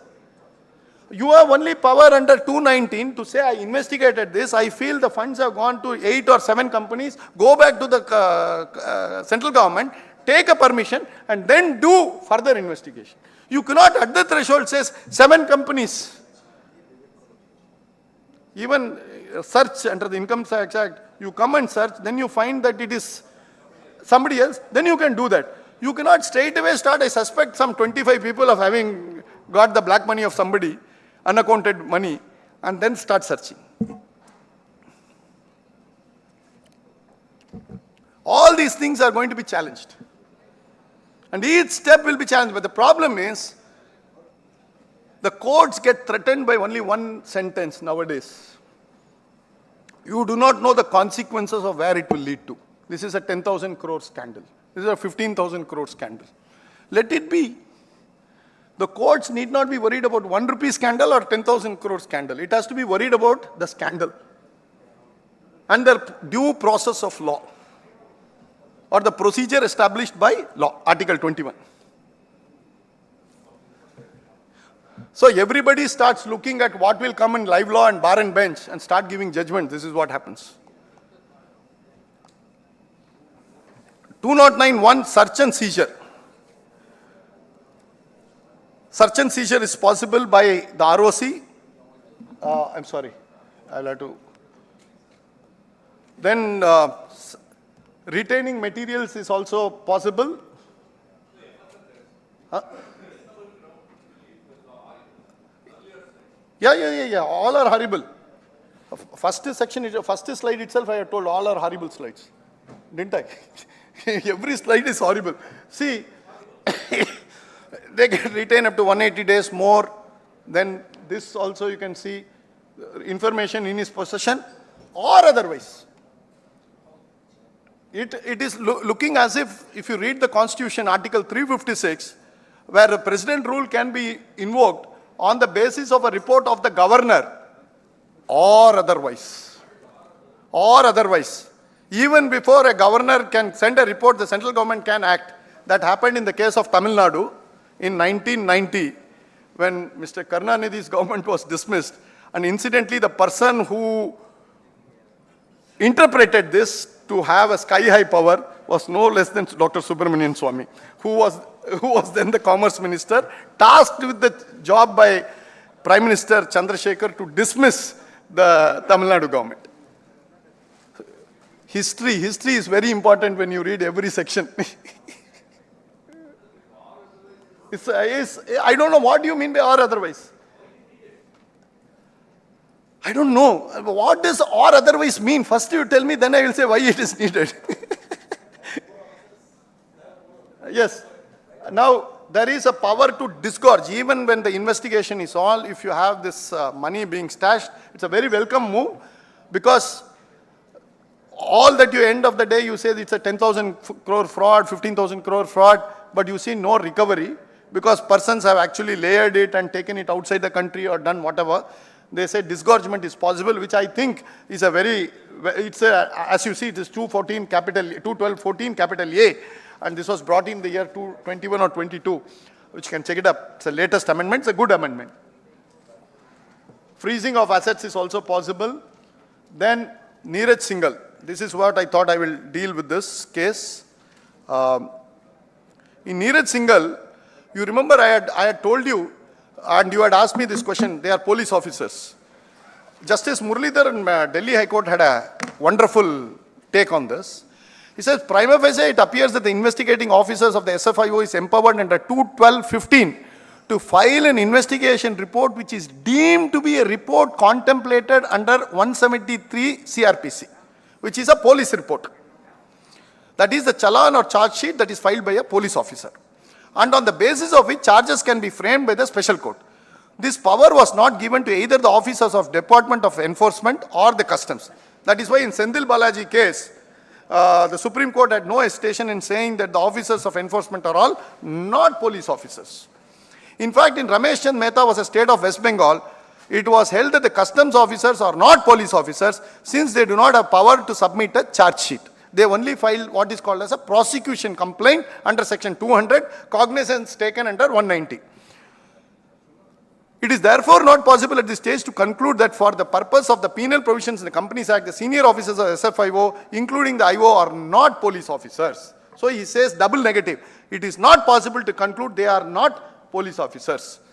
So he says in this context it is significant that the power vested in the inspector of the SFIO to use the signed statement of an accused as evidence against him in terms of 217.4 read with 217.7 prima facie appears to violate the fundamental right against self-incrimination enshrined in Article 23 of the Constitution. So this is what Justice Muralidhar opined. This matter is pending in a case called R.K. Gupta before the Supreme Court. And we have also challenged one matter on which we are before the Supreme Court. It was heard on January first week, and then Justice Khanna retired. Then subsequently Justice Gawai took over. Justice Gawai is going to retire in the next couple of weeks. So we have not got the opportunity of presenting the matter yet again. So it's a humdinger of a fact. Supreme Court has to decide on so many things on this and to even out the law. Then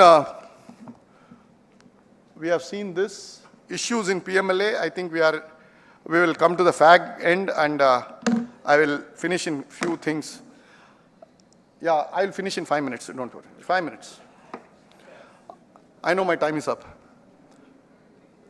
Kejriwal, again, we must thank him for, at least I must thank him personally for persuading me to think differently. 1 charge sheet filed and subsequently 8 charge sheet filed.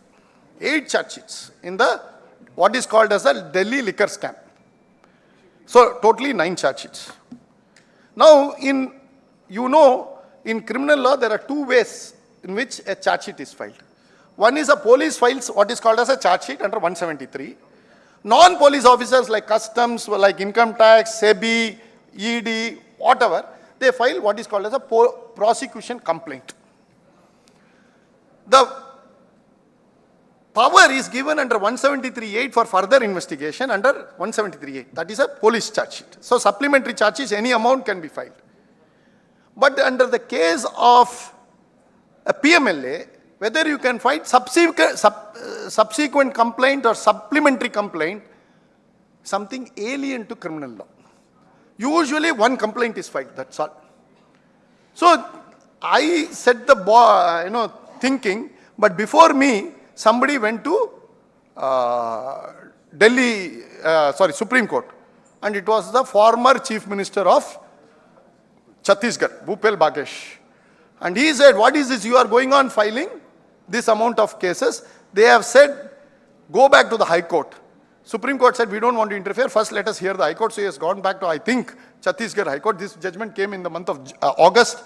So I presume the hearing is not happened in, till yesterday, it has not happened in Chhattisgarh High Court. Once it happens, we will know. So, in short, there are several issues, even on definition, jurisdiction, complaint, how many complaints you can file, who can file the complaints, how do you identify, if you file a prosecution complaint against PMLA, you must say this man has laundered 20 crores from State Bank of India, Canara Bank 80 crores, Bank of Baroda 45 crores. You must give me a detail. I must know which bank I have looted to defend myself.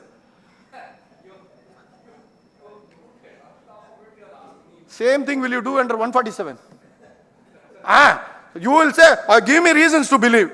Hey, this is a charge sheet. It is a prosecution's duty to tell me what is the charge against me.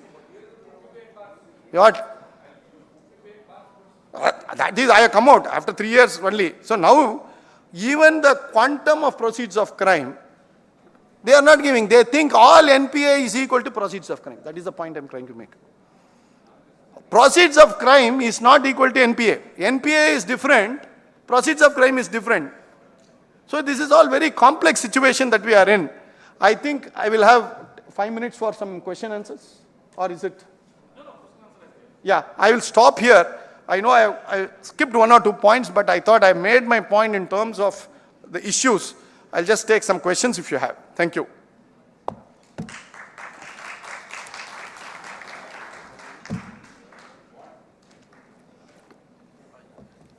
Dangerous questions to follow.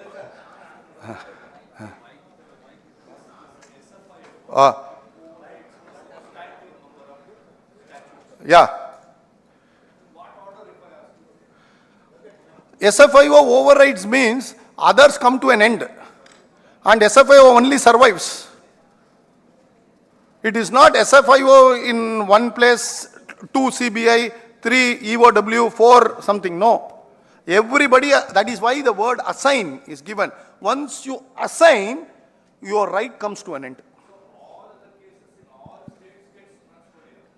If it is transferred to SFIO, your case comes, all your cases, even CBI, that is what 3 judgments I told you, Ashish Balla, that Vijay Raj Surana, all these things are selling the same thing again and again. If SFIO has started an investigation, CBI has started an investigation, notwithstanding the fact SFIO started the investigation subsequently, CBI has to hand over all papers, go and say, thank you very much.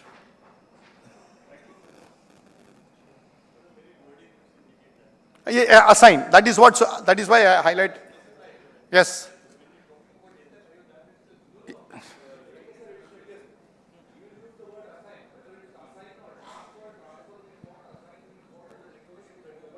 Two clause 47.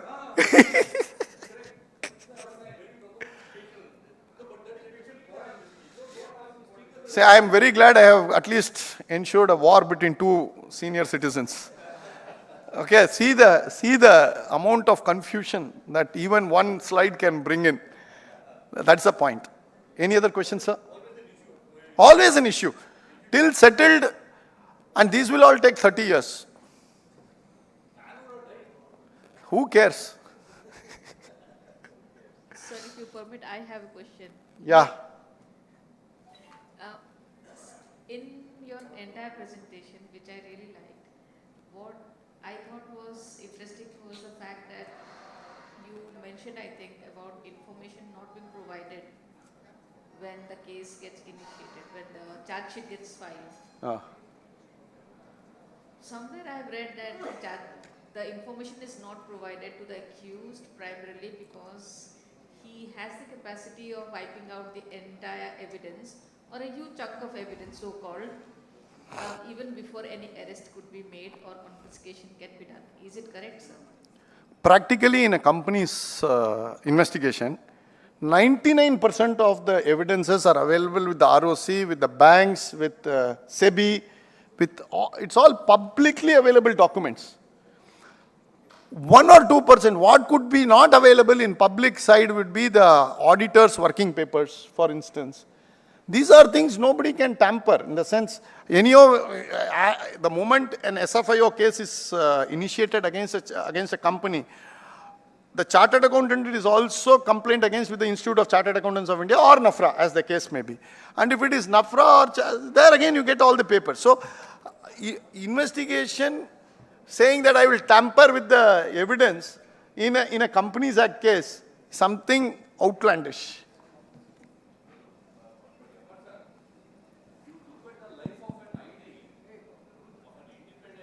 Director.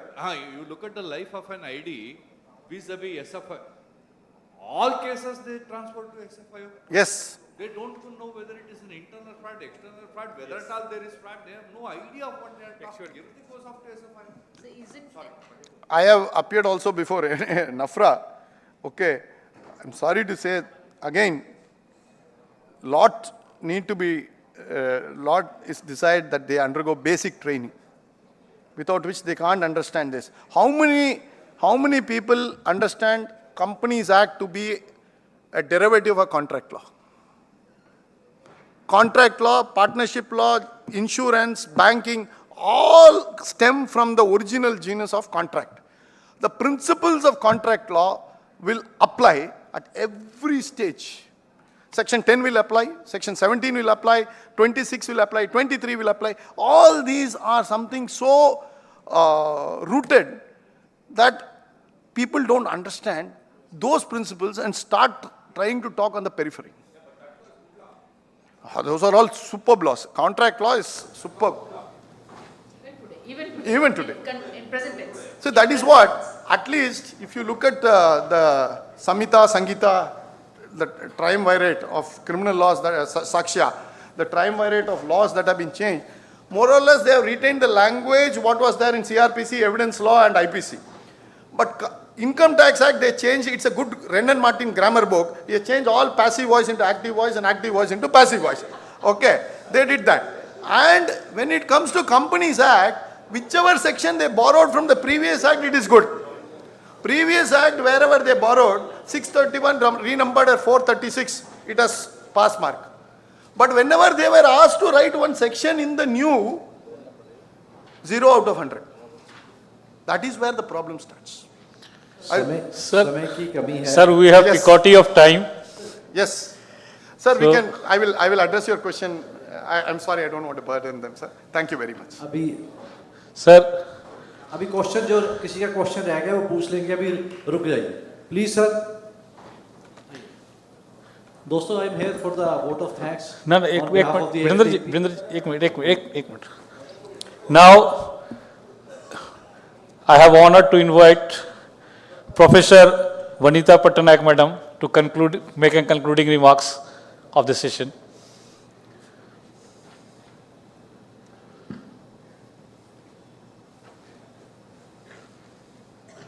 Thank you so much, sir. It was more, I don't think I'm even qualified to conclude, because what we have seen in this session, and I'm really glad I did not give my opening remarks. I skipped it though at that point of time because we started late, and I'm a huge stickler for time and timelines. But going through the presentation, what I loved, or which attracted me the most, was the gaps in law that he has so beautifully pointed out. He stayed true to the course, and he pointed out the differences in between your Companies Act provisions, your specialization legislations like SFIO, your PMLA, though I regret we could not have the slides on PMLA, but that would have tied in very, very beautifully. The explanations that he has provided, the unfair business advantage, legitimate and not legitimate, also is very spot on, though he derived it from Australian. We do have the same in India, and perhaps a little bit more so because of the structure of companies that we have. It is, though the Companies Act gives us a business structure, what we typically have in practice is it's family-owned enterprises. It is not board-run, board-managed companies. So, as I tell my students always, the decisions are at the dining table made, and they are translated into the BOD at a later point of time. perhaps which is why this undue advantage that we speak of is very reflective in law as well when it comes to execution, though the law may speak something in writing, but when it comes to execution, it gets mistranslated out. He concluded very nicely with all the judgments, but I do wish that we could have had a debate instead on the judgments that he has highlighted. That would have been fantastic, and I would have loved to participate. Maybe someday, some forum, we will do it.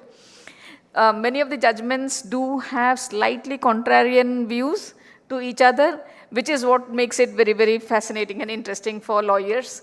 And I also acknowledge that this is not exactly a lawyer's forum that I am speaking to, so I'll refrain from it. But overall, it was a very, very fantastic presentation, sir. Thank you so very much. And I'm absolutely privileged to be sharing the dais with you on this. Thank you, sir. Thank you, madam, for your meaningful concluding remarks. Now I would like to the Sri Virendra Sharma ji to deliver the vote of thanks of this technical session. Respected members of the AFTP, I on behalf of the AFTP, very much thankful to Dr. M.R. Venkatesh and Professor Vanita Patnaik, who has given so much time. Section के बारे में उन्होंने सब कुछ बता दिया था कि नारी में ही सारी है, सारी में ही नारी है. The way he has elaborated the section, मैं आप सबसे रिक्वेस्ट लगाऊंगा कि वोट ऑफ थैंक्स यही होगा कि हम वेंकटेश सर के लिए खड़े होकर स्टैंडिंग ओवेशन और क्लैपिंग करें. The way he has elaborated the section, we are thankful to Dr. Venkatesh. Thank you very much. समय की कमी है, नेक्स्ट सेशन शुरू करना. Thank you very much. Thank you all of you. Once again, thank you all of you. By that, we are concluding this technical session. Thank you.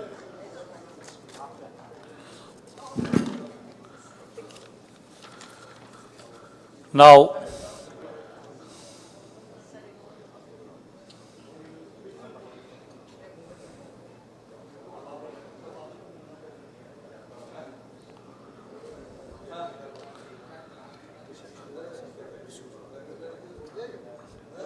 now we are moving forward with our third technical session, Capital Market and IPO. And in this session, I would like to call up the all dignitaries on the dais, the key speakers. I would like first request to our chairman of the session, Sri Anil Mathur sir, please. Sri Anil Mathur sir.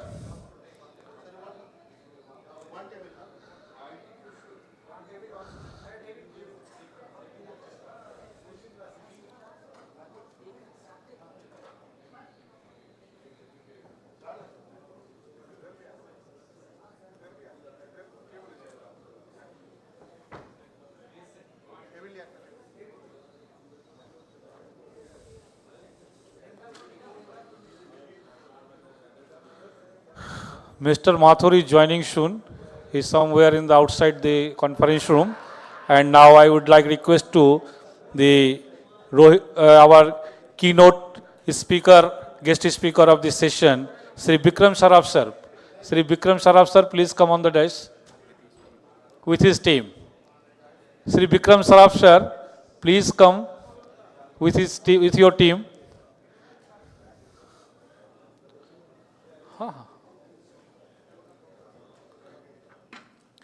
And I also request to Rohit Poddar ji, please come on the dais.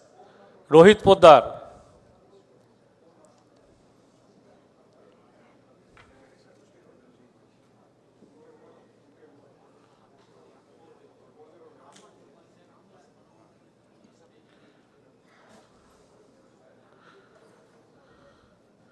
Sri Anil Mathur is joining soon. Before we starting this technical session, we have a short felicitation to our eminent speaker. And in this row, we have Shyam.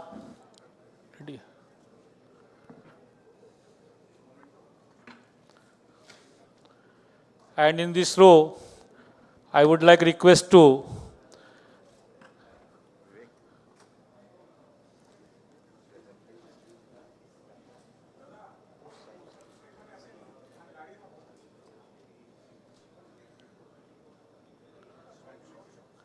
Sir, please take your seat.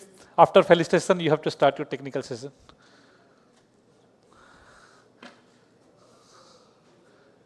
कौन करेगा कौन देगा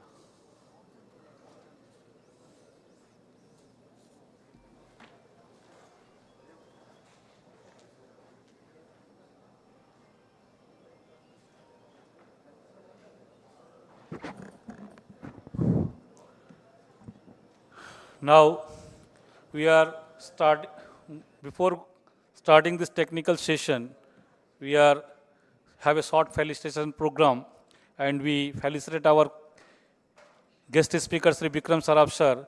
I would like request to Devashish Mandal.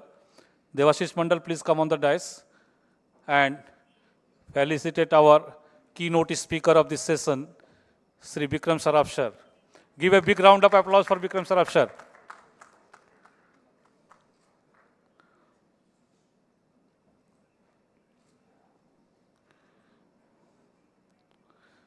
Please give a big round of applause.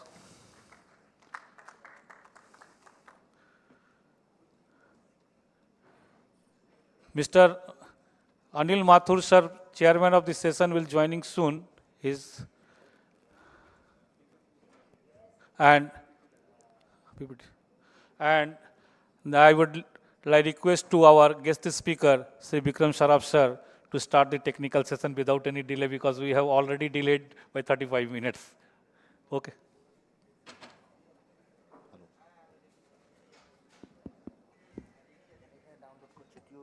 Thank you, everybody, and it's a great honor to be here among all the esteemed guests, and thank you, everyone, each one of us here on and off the dais, and it's a great privilege to be participating amongst so many senior practitioners in income tax and law. So the whole idea today is I'll try to make it more informative, because I told Vivekji that, let me not make it too technical, otherwise, it will not be possible for me, because I am a person who has been having more holistic view about capital market and IPOs. So from my last 20 years of experience being a chartered accountant and in the investment journey, I have been little successful till now, and I'll just share what is happening across the country in the IPO market, and how do we actually benefit out of it? I mean, considering the long 2.5 decades which we have when we see India as a Viksit Bharat. So I'll just come to the small presentation which I have prepared, and gradually I'll try to, throw more light on it, so that most of us are able to, benefit out of it. So bear with me for, I think, more than half an hour now. So I'll try to justify my, presentation. Thank you.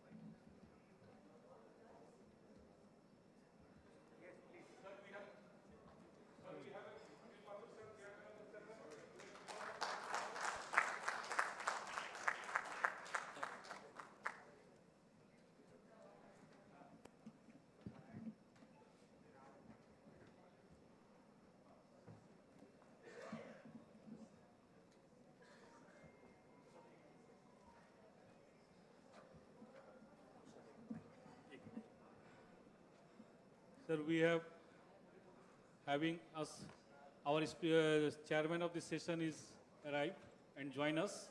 And before we starting this technical session, we have felicitate our chairman of the session. I would like request to Sri Shyam Agrawal, please come forward with a memento and shawl for a token of gratitude to our chairman of this technical session.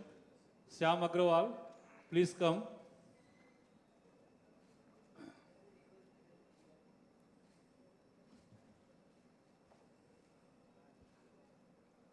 Shyam.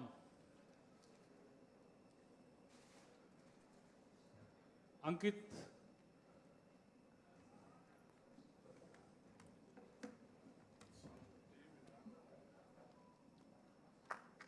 Please give a big round of applause for sir.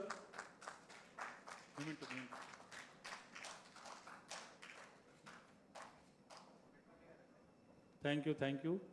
Now I hand over to the mic to our keynote speaker to carry on the session. Enlarge कर दीजिए. Thank you everyone, and I welcome Mr. Agarwal in that dais. So friends, I'll just start. I'll just give you a small introduction. I'm Vikram Kumar Saraf, a non-practicing chartered accountant and in the capital market now more than in 2 decades. And I have with me my colleague Shivani Kedia with me. So we'll take you through a very short session about what is happening in the capital market and how we are navigating the future in terms of raising funds and the IPO journey, and how as professionals we can help our clients, the ecosystem, to really do well in the likes of most of the developed countries. So we work in the name of Business Bulls, and we are stationed in Calcutta and Bombay.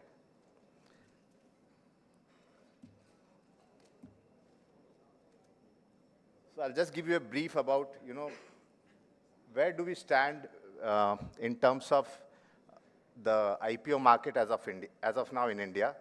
So you see, SME market, SME listing and main board listings are 2 different categories which most of us are aware of.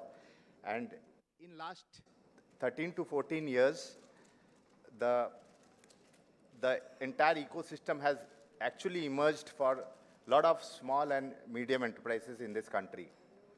So 2012 में SME exchange शुरू हुआ था, but in last 3-4 years it has really picked up. And if you see now, the regulatory authorities are prepared to at least list 400 to 500 companies every year. So if you see the chart here, in this particular year itself, we are seeing at least 400 companies to be listed in both in main board and SME. So now these are not small figures because there are altogether 7,000 plus companies in India as of now. Now, अगर हर साल 400 कंपनियां list हो रही है, तो just imagine the kind of listing which will happen in next 15 to 20 years. So we may see another like maybe 20,000 companies getting listed in this country in next 15 years. So these figures may sound very optimistic, but then we are heading towards that journey, and all the regulatory platforms, they are also aware because of the kind of applications which they are receiving from, now. Now, if we see the numbers, I'll just come to a situation where I'll say that we in our nation we have 6 crore plus MSMEs. If you go to the data, you'll find some platform will say it's 6.5 crores, some will say 6.3 crores. So out of that, only we are seeing right now we are less than 10,000 companies listed in our country. And hardly, 2,000 companies have been listed in SME platforms. So where is the road ahead? So out of 6 crore MSMEs, हमने 6,000 कंपनियां भी अभी तक list नहीं करते हुए देखी है. And we find a lot of buzz among the ecosystem that बहुत कुछ हो रहा है इस market में. There are a lot of companies unnecessarily getting listed.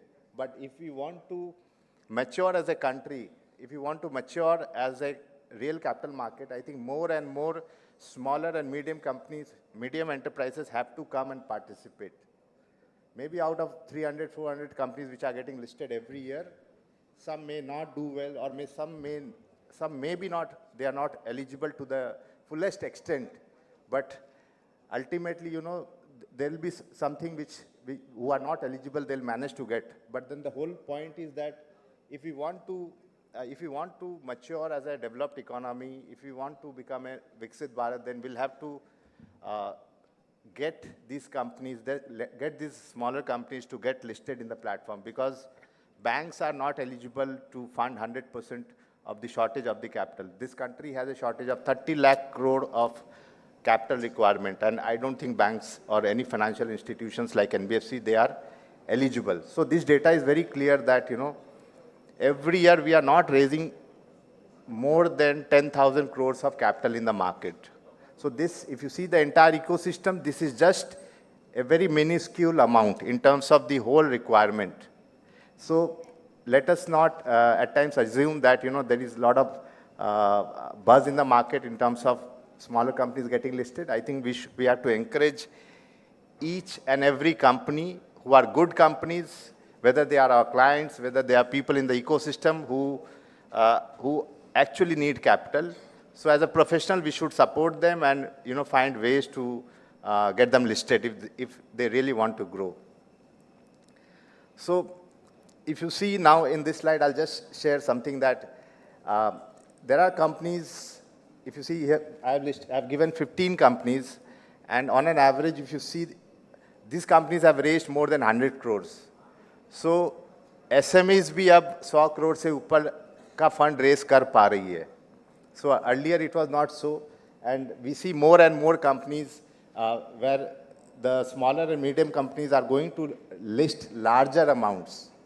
And this is a very good sign, because we have certain names here where you'll see that a company called Danish Power, which has IPO size was 198 crores. So these are by no means smaller in size, and if they get the right platform, they get the right support, I think they can gradually become very, very large companies. And all the companies, I don't say they are 100% going to be very, very successful, but it is on our, domain strength of understanding those founders, those sectors, those companies. I think we can participate in the ecosystem very well. So all the sectors, even Calcutta is not behind. If you see the figures, sector-wise, I've given certain figures, but I think this is just to make you more aware that, most of the states are participating, and I think Bombay, as usual, has always been the leader. But I think the real flavor is that more and more companies from the B town, C town should come, because the market is very, very robust. And I don't see this journey is going to stop in next 7, 10, 15 years. We are actually getting huge capital, and the participation is right from the smaller towns, from even there are participation from northeast areas of this country also. So the idea is that, we need to encourage our ecosystem more and more. I've just given one slide that companies from Calcutta, because I am from Calcutta, and it makes me immense proud that, there are companies which have done well from Calcutta. Couple of companies have not done, basically from West Bengal.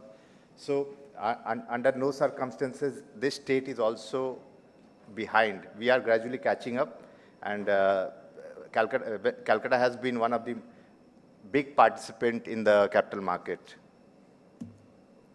So just a small information that what are the benefits? Most of us know, but it is very important that being in the ecosystem, we should start making our clients, our ecosystem friends, more and more aware of the benefit.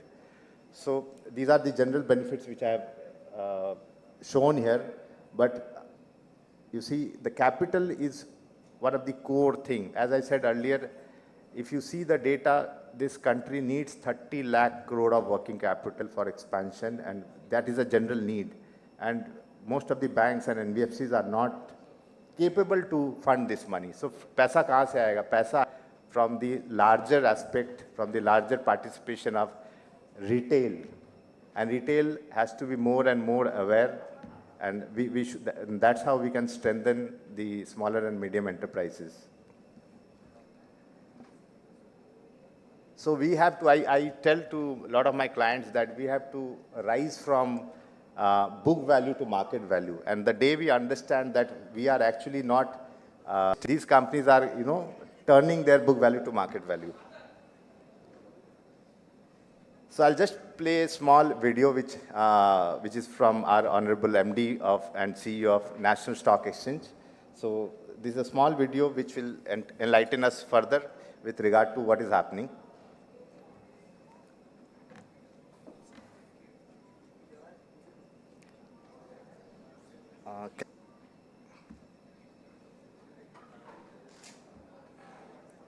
Excuse me. Excuse me. Sound.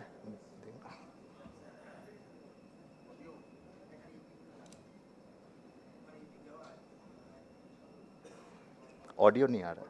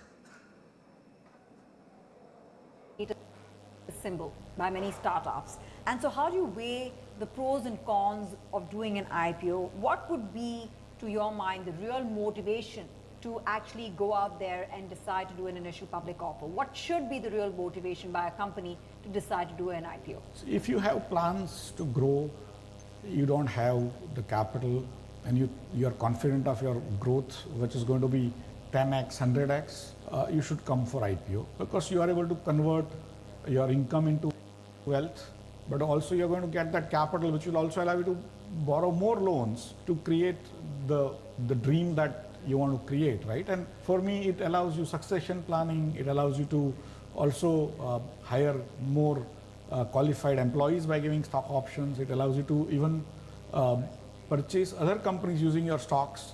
And so in a way, it's a currency of sorts, but it also brings a lot of responsibility, a lot of answering to do with every type of accountability, responsibility, which is of a different level. So many people tell me that, boss, I don't respond, I don't answer to my wife. Why would I answer to your shareholders? That's why I don't want to list. And I said, then probably you are not the right person. But also misguided ambition, right? Because a lot of startups on day one, they may not have set up their office, but they're already making IPO plans. The other way around is also true. So I tell them that what is the harm in answering to your wife, right? And to others also. I mean, if they have a legitimate question, it will also improve your own thinking, right? And so for me, some of them may try to come to the market, some of them may not have that kind of great intentions. But broadly speaking, it's like going on the road, right? If you don't allow people to come on the road, then the right people will not be able to come on the road, but wrong people might actually be able to come on the road. So might as well allow most people who are reasonable, who fit into those criteria of the listings, do the listings. And naturally, they have to market themselves well, and people have to actually buy those stories to invest. Next question. So, doing an IPO is almost seen as a status. So Mr. Chauhan has clearly said that, you have to be very, very accountable. Like many people may not like answering their wives the odd questions. So we have to learn that we are accountable. We are accountable to the external as well as internal ecosystem. And we have to create that mindset कि अगर बाजार से पैसा उठाना है, if we want to grow, we have to be very, very accountable, and we have to be answerable at every point of time, because we are actually raised public money. So this video was just a testimony to the fact that, it is coming from such a veteran, and we are here to go a long way. So coming to the next slide, that these are just the regulatory requirements which you can find in the regulatory papers also. So I'm not going very deep in it, but the whole idea is, where we are heading, we should know, and these SME IPOs are really, really going to grow very, very big from here. So I'm just playing one more small video which will The whole idea is, to make us more and more aware of what is happening.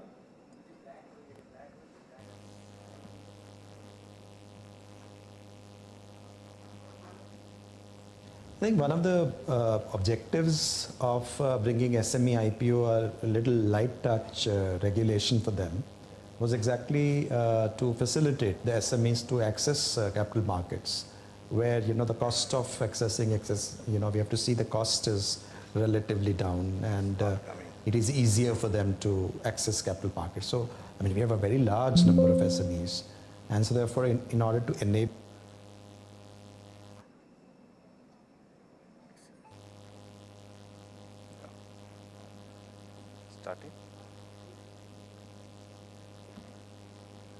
I think one of the objectives of bringing SME IPO are a little light touch regulation for them was exactly to facilitate the SMEs to access capital markets, where the cost of accessing we have to see the cost is relatively down, and it is easier for them to access capital markets. So I mean, we have a very large number of SMEs, and so therefore in order to enable them to do that, whether we could have the same onerous requirements as the main board was the issue. And it was, so I think one of the objectives of bringing SME IP, it was, so I think we are watchful if there are certain aspects where, we have, for example, brought in some changes in terms of profitability criteria, in terms of usage and deployment of funds post IPO. Also on the fact that this money cannot be simply used by loan repayment of the promoters. But I think the merchant bankers, they need to do a better thing on this, and we expect, sort of. But do you expect it to remain with the exchanges because there seems to be a conflict of interest? I don't think that is, in a way, in anything, even if it is approved by the SEBI, the exchanges will have to be paid their fees. So therefore the transactions will have to be carried out in the exchanges. So only the processing part, like, clearing the document, that was something which was SEBI passed it on to. But we will be watchful of the situation, and if we find that, if we find that, this is a very widespread phenomenon, even after whatever the changes that we have anticipated, then we will review it. So, Mr. Tuhin Pandey has clearly said that, regulations are getting much more stricter day by day. They are also adhering to a lot of AI tools which are helping them to assess the background of the promoters, the company, the kind of dealings which they had in the past. And even I believe that the more the regulations, the more matured we will see the company, and we will see, it's not that because the regulatory body is now getting strict, we will see less influx of companies. I think more and more people are getting aware that only serious people need to be in the market. And once we see this kind of regulations getting more stricter, I think we will see a lot of good participation from larger institutions, and that's the whole idea behind, to make this capital market more vibrant. So I'll just go to this slide by. ये कुछ issue आ रहा है क्या?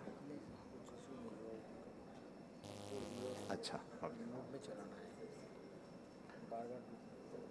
that it is very important to know the process. I think many of us are aware, but I'd still like to keep this point that it is very important to have your advisors to be selected in a very, very,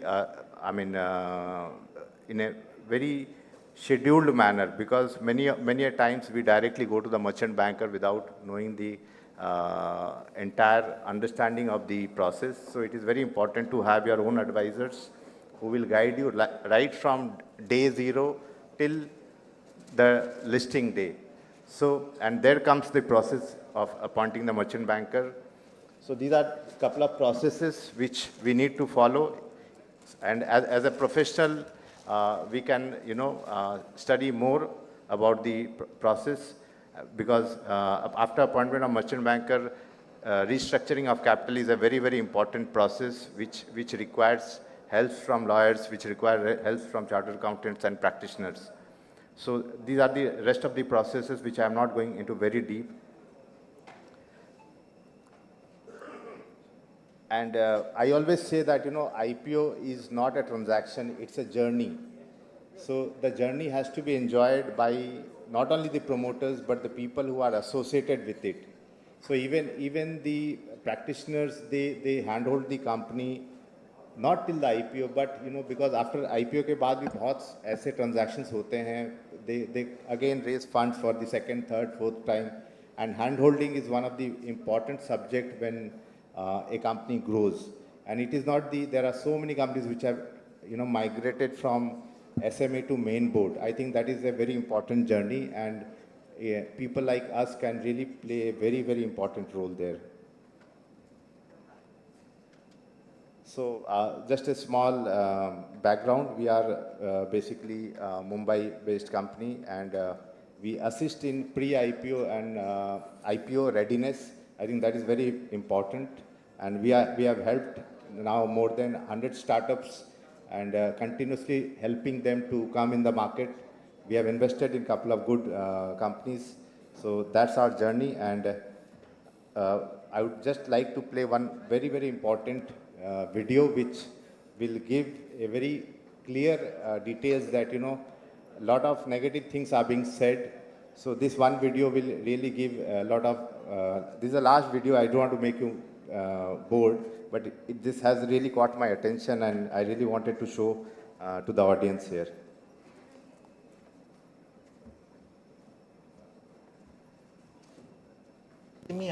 लेकर एक काफ़ी debate छिड़ी है पिछले 2-3 साल में, क्योंकि वो आपका भी प्लेटफॉर्म है, एसएमई एनएससी का भी प्लेटफॉर्म है। तो यहाँ पर हर कोई जानता है, मानता है इस बात को कि एसएमई आईपीओस जरूरी, लेकिन ये भी फैक्ट रहा है कि पिछले 2-3 साल में कई एसएमई आईपीओस में काफ़ी सॉर्ट ऑफ देखने में लगा है कि प्राइमा फेसी कुछ तो गलत हुआ है। तो इसमें बैलेंस कैसे मेंटेन किया जाए, अगर आप सर मैं आपको एक चीज बोलता हूँ सर, समुद्र मंथन किया सर हम लोग अमृत पाने के लिए। तो पहले तो विष ही निकला ना सर, तो विष निकला करके भयभीत होकर हम भागे नहीं ना विष सर। तो नीलकंठ ने पी लिया, अब यहाँ पे नीलकंठ कौन होगा? तो होता है ना सर, रेगुलेटर्स इतना रेगुलेशंस लाते हैं मार्केट को सुधारने के लिए और मार्केट को बचाने के लिए। हम भी है ना, हम भी हमारी तरफ से जितना करना है वो कर रहे हैं ना। तो समुद्र मंथन करते वक्त पहले विष ही आएगा, उससे हम भयभीत होकर भाग जाएंगे तो अमृत पाने की काबिल कभी नहीं रहेंगे सर। अमृत आएगा उसके लिए हमें मेहनत करना पड़ेगा, हम कर रहे हैं। आप जानते ही होंगे कि हम लोग एक टेस्टिंग के तौर पर अभी एक एआई का सॉफ्टवेयर बनाया है। तो उसमें हम डीआरएसपी डालते हैं तो हमें वो सेबी का कंप्लायंस बताता है, बीएसई का अलग कंप्लायंस जो भी हम कानून बनाया है उसको बताता है, और चेक पॉइंट्स हमें बताता है, पब्लिक वेरिफिकेशन करके देता है। ये तो शुरुआत है, ये तो थोड़ा और मैच्योर होगा। तो होते होते ना हम भी थोड़ा और काबिल बनेंगे, हम भी और ज़्यादा सा जांच करेंगे, ये तो होगा सर, अमृत मिलेगा। 6 करोड़ एसएमई हैं, उसमें से 6000 भी आज तक लिस्ट नहीं हुआ। ये तो सोचने वाली बात होगी। जरूरी है ये एसएमई आईपीओ आपके हिसाब से। एक it's a very clear message from our MD of Bombay Stock Exchange that we have not even touched, I mean, the percentage is nothing. So I personally believe that, we'll see at least 15,000 companies getting listed in next 15 years. So we'll see more getting in the later part of the year, and once we come nearer to 2047, the year in which we'll become 100 years, we'll complete 100 years of independence, I'm sure that from the current 7,000 plus companies, we'll touch more than 20,000 companies. So that's a small message from my side, and we have just drafted few questions so that, it will give more, throw more light about the wealth creation which is happening in the market right now, and how can we be one of the early movers, because I think wealth creation is not about having capital, it is also about having access. When we constantly sit in our office and work. We are so engrossed that we don't know what is actually happening in the market, what is happening in the real sectors. So since our exposure being more in the on-field, we spend a lot of time with emerging startups, with a lot of companies which are in the deep tech, in the fintech, in the biotech, so, and in many other energy sectors, energy storage sectors. So that actually has been instrumental in little success which we have achieved. So thank you very much for the patient hearing, and I wish I have justified my little presentation here. Thank you. Yes, please.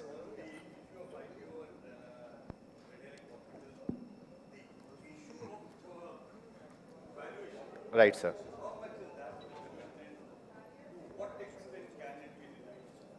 So it's a very good question.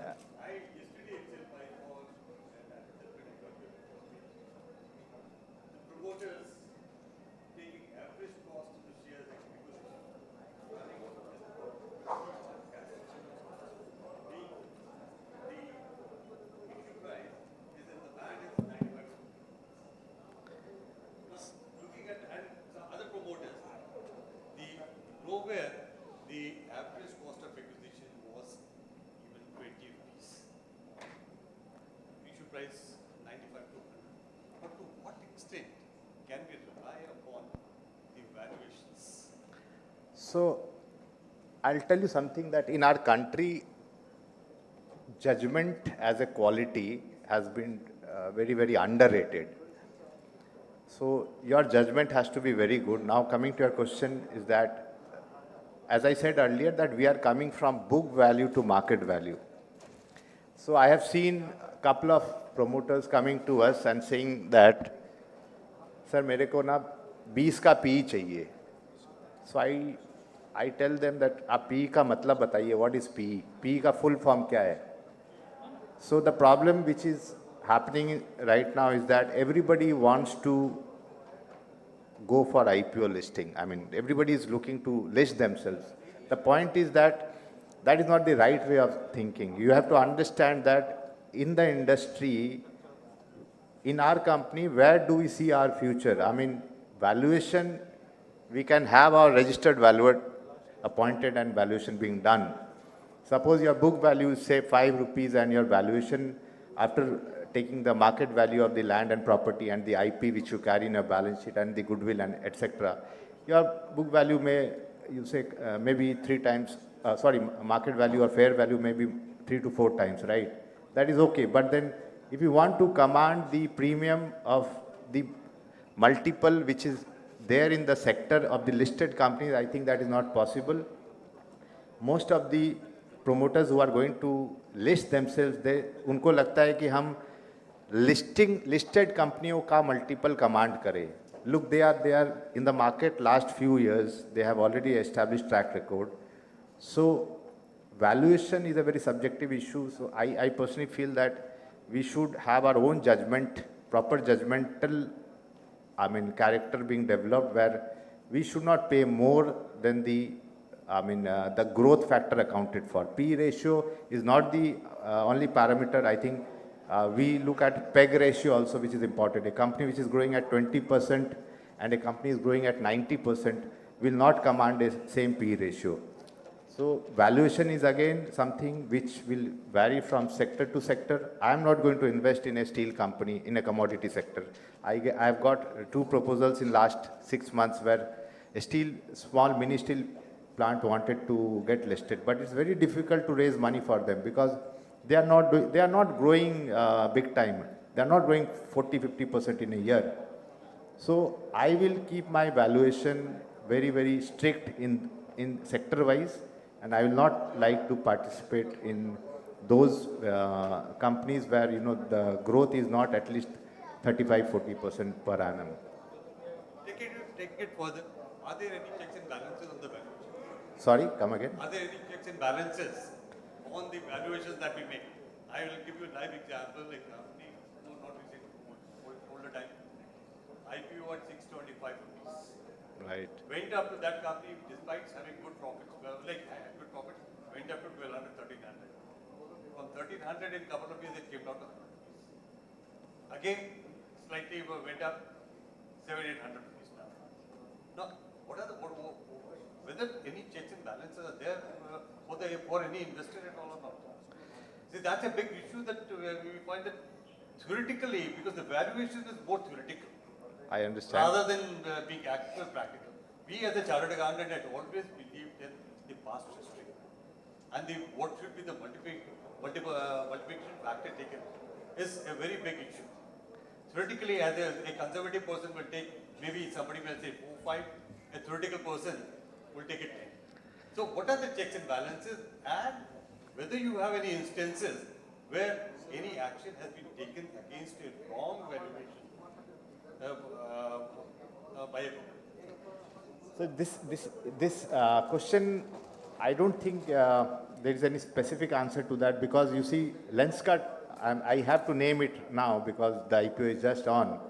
Lenskart is valued at 220 times price multiple, earning multiples. And NVIDIA is at 40 multiples. Now, how do you justify a company in a main board at 220 multiples? हम बोल रहे हैं, मतलब that's a bizarre multiple. But then it's a demand and supply game. You see, recently SEBI has come up with in October 2025, it has come up with a guideline that the mutual fund industry cannot participate in pre-IPO placements. They can participate as anchor and QIB, but now these are the more stricter norms which we need in our country, because I'm not going to pay 220 times for Lenskart. I don't see that kind of growth. Maybe the company is one of the finest company, if you ask me, but I will go and buy something much more cheaper. So, and if you see who has given these approvals, the regulatory bodies have given this approval, right? And if there is a company in SME listing where there are 20 multiples, we call it very, very expensive. Now, same Mr. Piyush Bansal, when he comes in the Shark Tank, he questions that, how can you ask me 10 times of his sales? Now, Lenskart is asking 10 times of its sales figure, right? So, there is no such, there are guidelines which they follow, the valuers do follow. But in today's world where everything we are discounting, maybe 100, 200 years earnings we are discounting, and that's one of the very, very alarming situation where, so much of IPO buzz is being created that people are chasing. Yeah, you may not be even sure whether that particular industry would survive after 10 years or not. Exactly, because so much of disruption is there, right? No, but so much of innovation is there, so much of new fields are there. The company may not be surviving after this. So, iska answer, I think I am not the right person. Even at the people in the apex body, they may not give you the right answer, because it's all a demand-supply game, and something which is happening beyond our control. Would you agree that the government should Absolutely. be rather more proactive on the valuation part and make people answerable for it? Absolutely, because you see the Gen Zs and a lot of retail investors are just buying because there's so much of advertisements, everything going on. What we call a bait challenge. Exactly. So I reserve my comments, but yes, there has to be a very, very strong regulation for it. Strong regulation. Yeah. So thank you everyone for the patient hearing. I'll just continue. Thank you.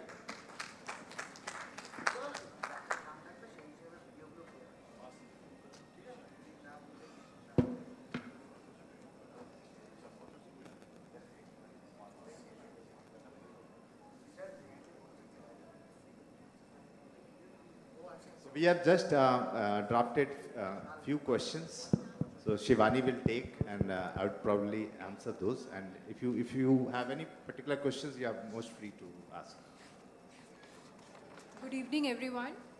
I am Shivani Kedia, practicing chartered accountant, having 8 years of experience in financial market. I am the fund manager of 1000X Asset Management Company. Mr. Vikram, the presentation was really very informative. While going through the presentation, I have pointed out few questions which I'll be asking one by one. I would request everyone to kindly pay attention to these question answer round, because these questions are very general and it will enlighten to every one of you present here. So let's start. My first question is, which kind of company should aspire to do IPO And what should be exactly pop up in the mind of promoters when they think of come to the IPO market, and a promoter should also assess himself whether he needs growth capital. अगर किसी को growth capital चाहिए, they feel that they can scale up, they should definitely come and list themselves. I mean, just to supplement it, what in your opinion is the right time and the right volume for an industry to know about itself? And even the advisors to the industry, whether the unit is now fit for to go for an, say, SME board IPO? So, generally, if you see the investor sentiment, be it ultra HNI, be it institution, be it retail, people are not interested in the trading sector because, you know, that's very volatile, the skin in the game is less. And so manufacturing is a very big flavor because services industry mein India has really done well in last 15-20 years.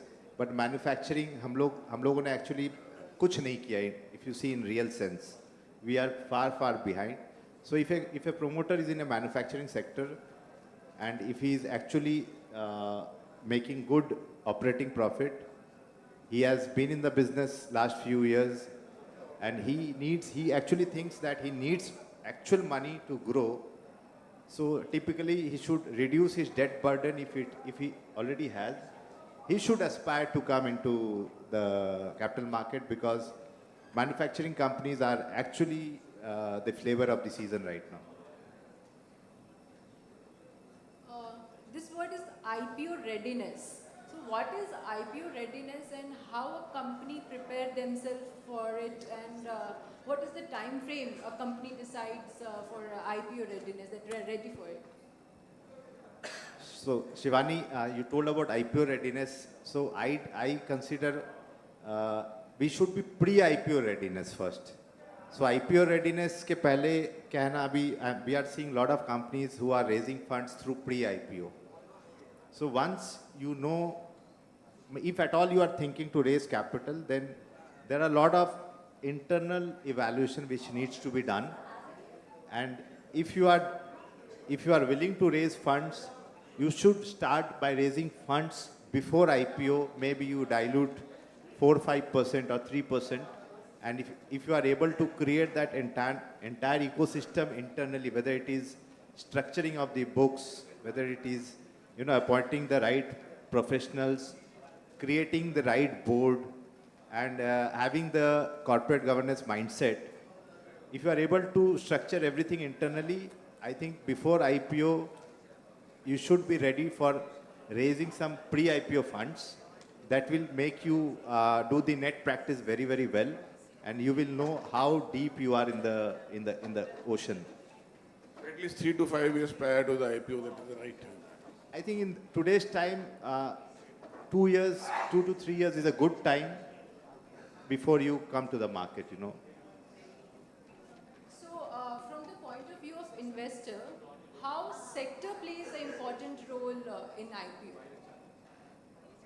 So typically, if you see what we are realizing that, a good sector. Now, what is a good sector? People are, most investors, most accredited investors are mostly interested in the new age companies. Jahan paisa 50-60%, there is a CAGR growth. So typically, investors are not interested in the commodity sectors which are more regulated by the government, and sectors where typically which are more in a single digit growth. So you see, what I have realized is that in the deep tech or in the fintech or in the manufacturing, in the smart manufacturing sector or in the energy storage sector, most of the investments are covered or are done in South Bombay itself. So we don't see a lot of this investment decks coming to Calcutta or Delhi.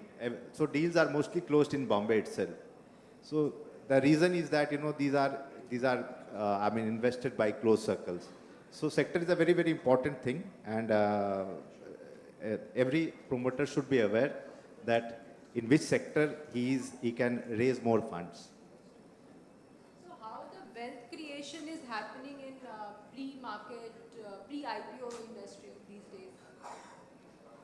So this is a very good question, and I think everybody should become more and more aware that pre-IPO एक ऐसा subject है जहाँ पे बहुत पैसा बन सकता है, and we call it as a alternate asset class in terms of investing. So all the ultra HNIs, all the smart investors, they are putting more and more money in the pre-IPO sector. Pre-IPO investment. So IPO आने से पहले क्या है कि 3, 4, 5, 10% जो भी dilution होता है, प्रोमोटर इधर प्राइमरी राउंड करते हैं या फिर सेकेंडरी राउंड करते हैं. So उसमें they invest and they offer reasonable discounts to the investors.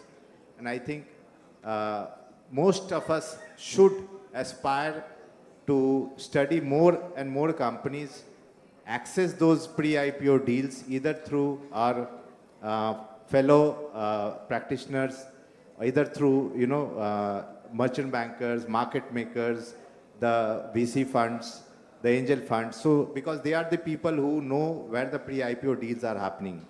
And if we really want to make very large wealth, maybe 10x, 20x kind of money, then we should be, selectively investing in pre-IPO. Are there any specific regulations to invest in pre-IPO?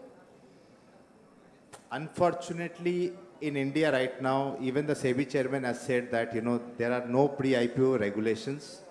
Before IPO, there is a gray market and there is a lot of trading happening. But as in the developed economies like United States and others, there is a pre-IPO platform, there is a pre-IPO regulation. So what we are seeing that maybe in the next 1 year's time, SEBI is going to get pre-IPO regulations, and we will also very soon maybe see platforms before getting listed. So Shivani, I think we are running short of time. So hello. Thank you everyone. Sir, hello. Either sir. Hello. Sir, here. Yeah, please. Sir, we are not practically just 2 questions regarding the mutual fund. Sir, today and tomorrow, every day we know the NAV, but we don't know how to calculate NAV. That is basically question is there. Every day NAV is changed. Right. How can we get the data? What is the balance sheet of every day? First of all. Second question is liquidity is most important than profitability. So every day the fund manager gets this liquidity, certain percentage of amount, that not shown, we don't get this data. How can I get the everyday data to calculate the NAV? From which source, please? Has there any provision? Now first question you asked was with regard to the NAV. So the company doesn't give balance sheet every day. Yes. So these prices of NAV are derived from the market value of the equities which the mutual funds hold. Net worth divided by equity. Right. So market value of shares Every day has been changed. And that is divided by the number of equity shares of that particular company which the mutual fund is holding. So these are basically, there is a framework. There are regulatory bodies like custodians, the RTAs, the depositories, the fund accountant. Generally, SEBI has appointed fund accountants, which are separate bodies than mutual fund industries, who calculate these NAV based on certain parameters, and there are regulated softwares of it who derive this NAV. So it is not that these are being done manually. These are totally linked with the market. So as an investor, this is hidden power. You can always, if you are a mutual fund holder, you can always write a mail and get a particular details of that particular day if you are willing to. I am sure they will give to you because these are all backed by proper accounting. Sir, we have precaution of time. We have another programs waiting for. Please. please cooperate with us. And the our and we have thanked to the our keynote speaker Sir Bikram sir and Shivani madam for his insightful deliberation on the capital market and IPO. And I would like request to Anil Mathur sir to make a concluding remarks on the session. Thank you. We had an enlightening session on the capital market in IPO. This has got both science and history. The science is to understand how the intricacy of the capital market really goes, and the history to look at the back results of the thing. And of course, it has got a good potential as far as the professionals are concerned, as a merchant banker or as an advisor. But the only thing that worries me is, are we in a position to sustain this continuous growth of IPOs? Are our stock exchanges have got that necessary infrastructure to withhold that? That would be the key question for the future years to come. So sir, मैं तो eternal optimist हूँ, and I'll just give you a very short answer for this, that our country is actually passing through a situation where what happened in United States, what happened in Japan, what happened in China, what happened in Taiwan, what happened in South Korea is exactly happening in India. So I have done a rough calculation based on one of the veterans of the industry, Mr. Atul Suri. If you see his video, it's there in the YouTube. So he did a very rational calculation that we are growing at 6.5% GDP and our inflation is roughly 3 and 3.5%. So our nominal GDP is around 10%. Now, when there is an inflection point, when the economy grows from 2.5, 3 trillions to, you say, 5, 7, 10 trillions gradually, the market accounts 2x factor to the growth. So if we grow at this figure for next 20, 22 years, which I am quite sure that we will do unless and until there is a black swan event, unless and until there is a big war which has happened, if we are able to grow at this rate, and I will tell each one of you to please do this Excel sheet homework. I can also share with you that we will see Nifty at 15 lakhs by 2047. Exactly this happened in the developed economies which are now developed from developing. So I am an optimist, and I consider that we are here to stay. We will cover this journey maybe in next 20 years. And I'm optimistic that in our lifetime, at least I will see Nifty at 15 lakhs. So I'm very, very positive, sir. This is the subject, which goes beyond anybody's thing. It is a price fluctuations which you may or may not understand it, but yes, this is what the share market is all about. Yes, but we have to be positive. We have done well. We are positive about that. No doubt about it. Thank you. Thank you, sir. Thank you so much to our eminent guest speaker and chairman, and the Shivani madam is also there. And now I would request to Rohit Poddar to give a vote of thanks to this session. Thank you, sir. I would like to express my deepest gratitude to our chief guest, esteemed speakers and delegates for their gracious presence. Because of them, this Golden Jubilee could not be a Golden Jubilee. And last of all, I would like to thank organizing committee and volunteers for making this organization and Golden Jubilee. Actually, it looks like a Golden Jubilee. Thank you very much. And at last, I ask to a big round of applause for this session, all the speaker and the chairman and the. Thank you all. By this, we conclude this session.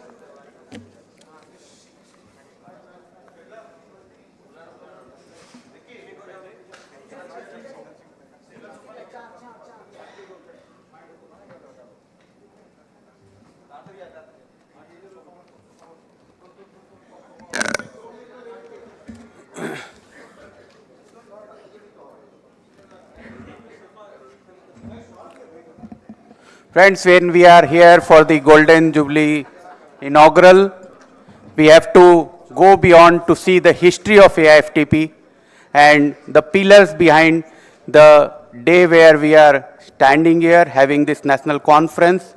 The pillars are the past president, no doubt, and who all are present here. We'll be taking 2 minutes to reassemble the dais, and thereafter I request our own past president to be on the dais, and we'll see the journey of AFTP and do the honors of our own past presidents. Just 2 minutes for the this rearrangement of the dais.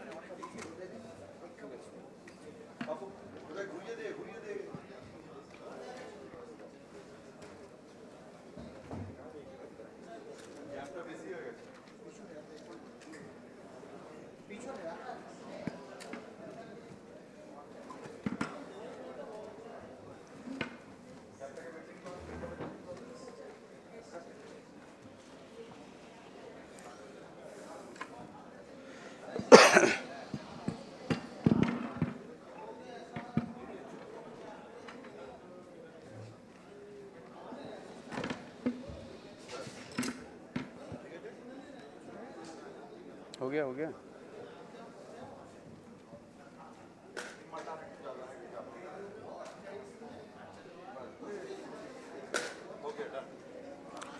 Mr. Sameer Jani Saab said in the morning to me that I am still not in the category of past presidents. So I'll first of all call our own Sameer Jani Saab, the current president, to receive all the past presidents here on the stage. Mr. Sameer Jani Saab. Yes, as you said, you are not in the category of past presidents still now. So you are please be here on the dais to receive all the past presidents. I'll call first up upon Mr. PC Joshi Saab, the youngest president of the Federation, Mr. PC Joshi Saab, who has been from Mumbai and was president of the Federation from 1994 to 1996. Thereafter, Mr. ML Patodi Saab, who is from Kota and who has been president of the Federation from 2010 to 2011. Next to that, Dr. MVK Murthy from Hyderabad, who has been president in the year 2016. Mr. Murthy. Madam Prem Lata Bansal from Delhi, who has been president in the year 2017.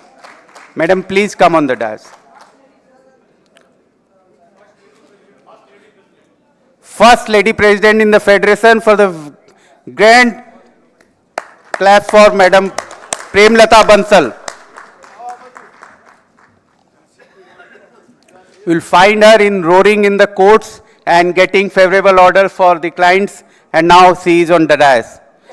Next, our own mentor, Dr. Ashok Saraf from Guwahati. A big round of applause.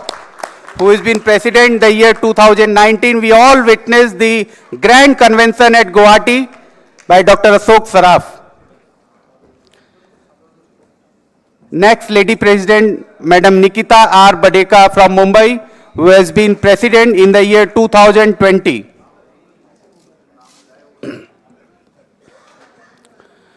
Next, Mr. M. Srinivas Rao from Eluru, who has been president in the year 2021.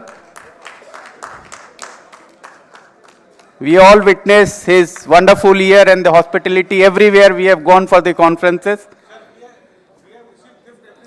Every 2 months or even means, every conference. Mr. D.K. Gandhi from New Delhi. Yesterday night we have seen him in a wonderful attire, and now he is On the dais, Mr. D.K. Gandhi from New Delhi. He has been president in 2022. We all witnessed the convention at Lucknow. That goes to Mr. Gandhi. Next, Mr. Pankaj Ghia, who has served at Jaipur, the Pink City, Dal Bati Churma. So Pankaj Ghia Saab, in the President 2023.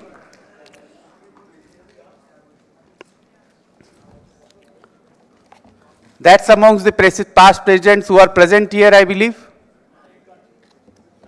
NP Jain Saab is here.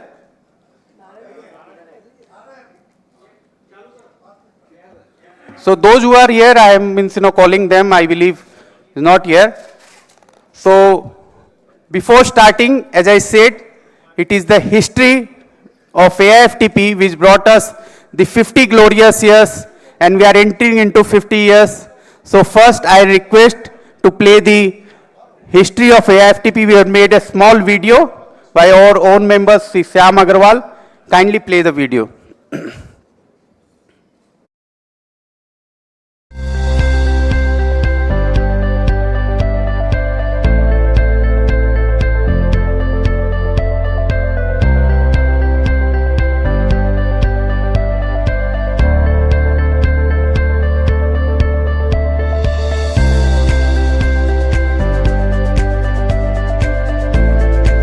On the eve of this Golden Jubilee year of the Federation, I, as a national president, wish every member a eventful and an active year forthcoming.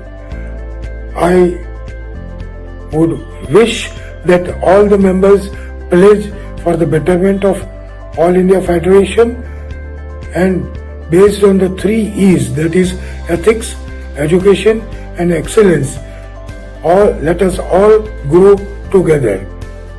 Happy Golden Jubilee year.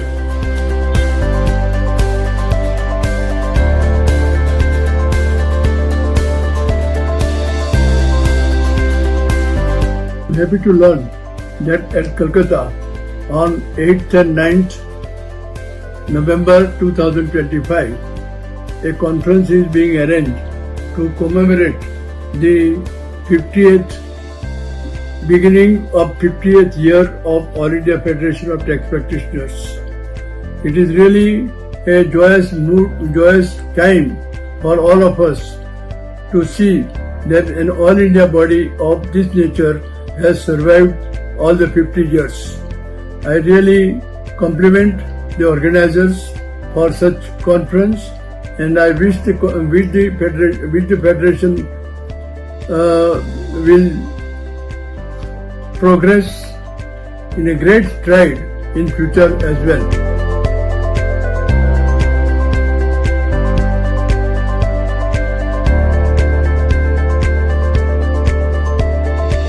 Independent tax practitioners celebrate his Golden Jubilee year under the able leadership of Mr. Samir Jani. To mark his historic milestone, a national conference is being held at Calcutta under the able leadership of Vivek Agarwal, Vice President Eastern Zone, and his dedicated team. With over 11,000 members across all the state and union territories, AFTP truly represents the spirit of national integration among tax professionals. My best wishes and hearty congratulations to the entire team for hosting the National Tax Conference at Calcutta. Jai Hind.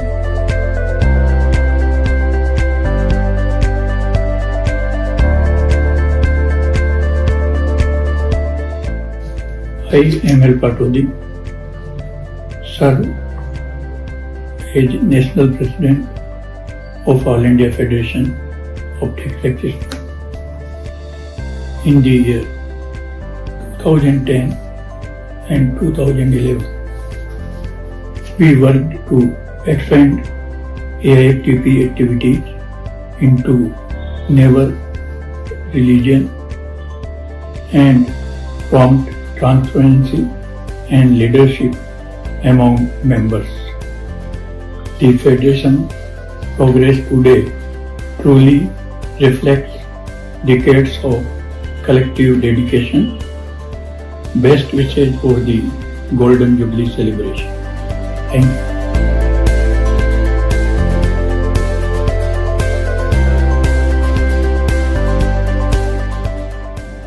I was the past national president for the year 2016 of the Federation. I am happy to note that the Federation, having successfully treaded in its glorious time, is going to celebrate its Golden Jubilee year celebrations in 2026. I wish the Golden Jubilee celebrations being held on 8th and 9th November 2025 at Calcutta to be a glorious success. Thank you very much.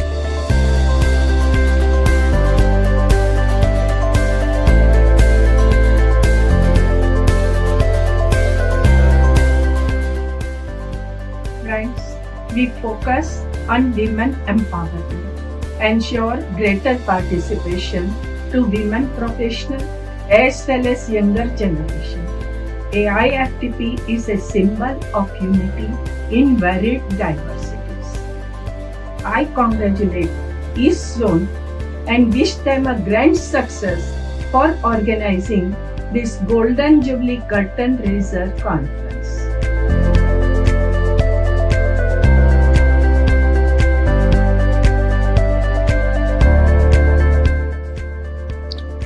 I congratulate each and every member of the All India Federation of Tax Practitioners on the Golden Jubilee of the Federation. The Federation today is the biggest organization representing advocates, chartered accountants, tax practitioners from all over the country. The founders of the Federation today must be very happy to see that the seed that they have sown has grown up in a big fruit-bearing tree. I am sure that in the coming years, the Federation shall be more stronger and shall serve the purpose for which it was formed. I once again congratulate each and every member of the All India Federation of Tax Practitioners.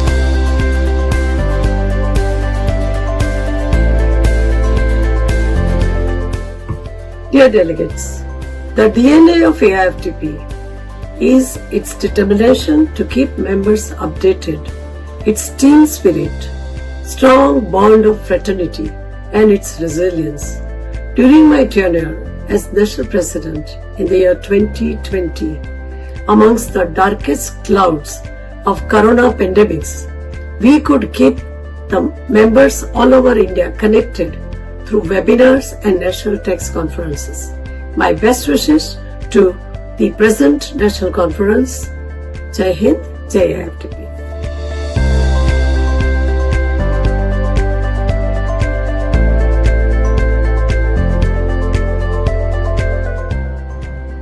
Golden Jubilee program by AIFTP Eastern Zone in Calcutta on 8th and 9th November 2025 is a very excellent program. As a past president of the AIFTP, being a part of that in that program, I am very happy. I humbly request all the members of AIFTP, please participate physical programs in AIFTP in future for the knowledge sharing and education, and strengthen the AIFTP towards Platinum Jubilee. Long live AIFTP.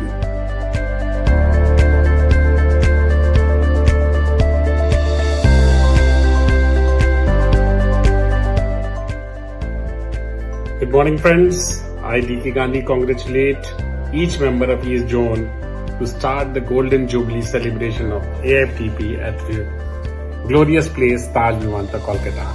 My message: of my journey in Federation is to accept the education, appreciate the ethics, acknowledge the excellence in others, and thus fulfill the 3 E's of Federation, make you a better professional in life. Namaste to all, and once again, congratulations to all. Thank you.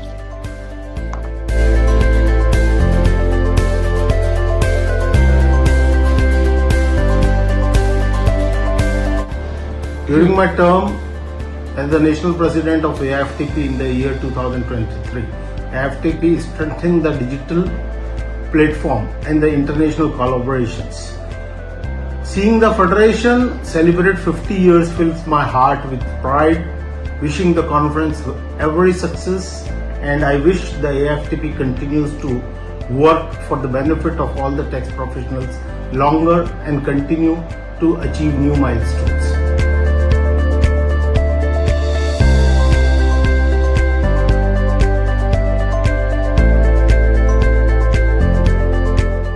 As President of AIFTP for 2024, today during the Golden Jubilee year, it has been my honor to see the Federation reach new heights. With synergy of taxation, technology and transparency, AIFTP stands as a symbol of integrity and excellence. My best wishes to all delegates joining this landmark event.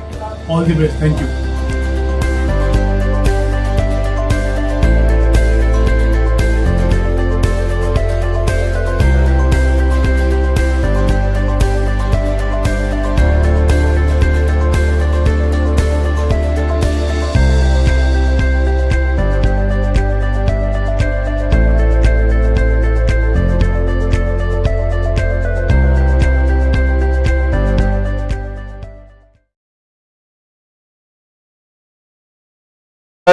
You all have witnessed, and what a motivational, inspiring, and with lots of good wishes, the messages of each and every past president present here.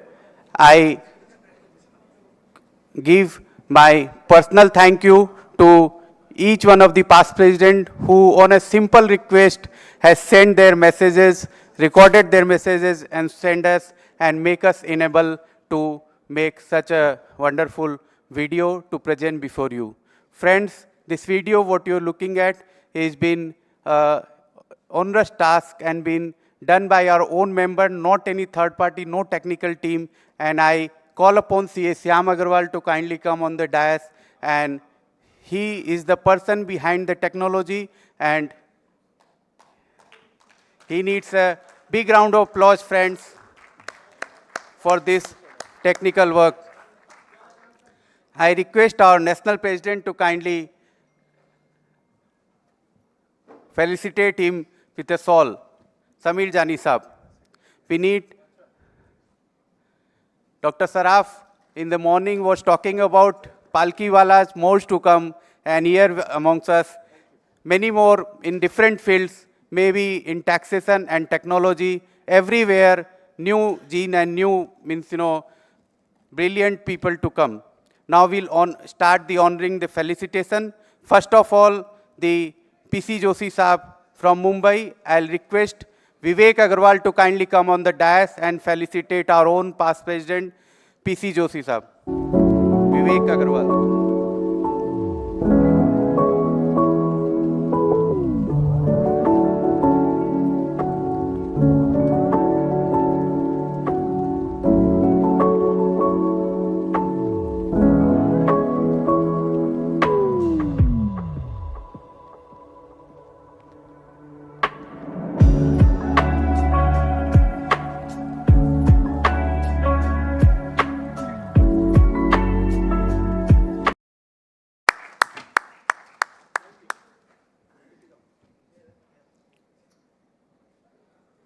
Next, we'll honor Mr. M.L. Patodi Saab from Kota. I'll request Ms. Saurav, the National Joint Secretary, kindly come on the dais. We'll honor Mr. M.L. Patodi Saab from Kota.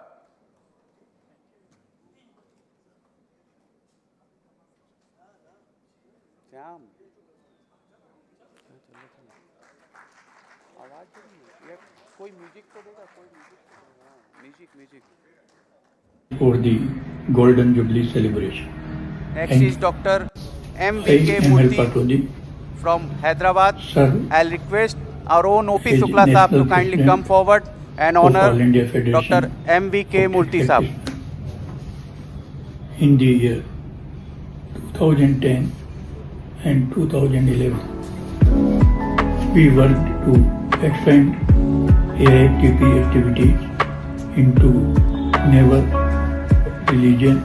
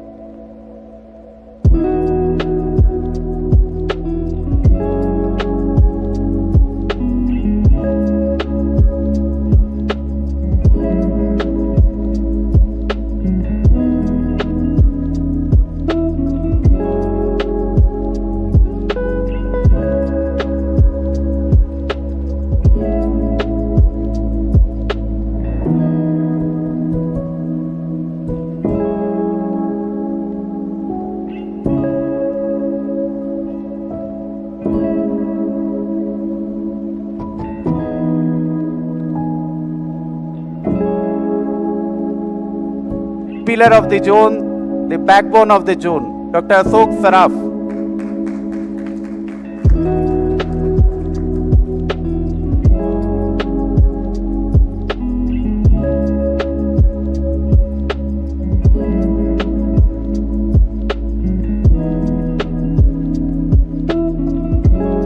Madam Nikita R. Badeka from Mumbai. I'll request Padmanand Dave from his zone to kindly come forward. He is from Barampur and I request him to honor Madam Nikita Badeka.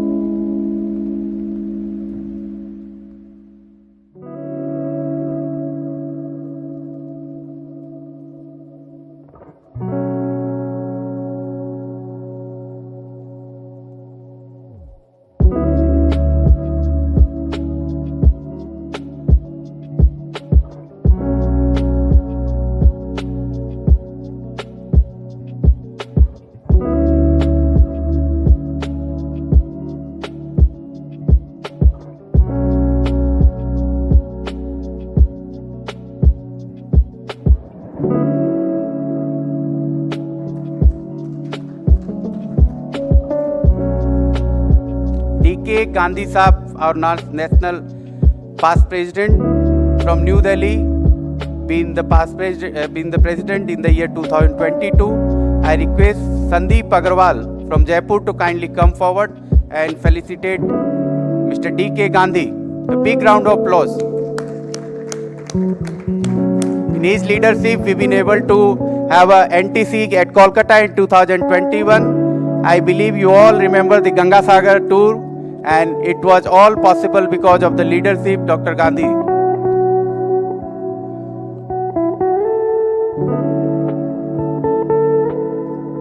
Yes, now we have reached to the pink city, Mr. Pankaj Ghia, where we have the Dal Bati Churma in the night and wonderful convention that was. I request Sanjay Sharma Saab to kindly come forward and honor our own Pankaj Ghia ji, the national past president.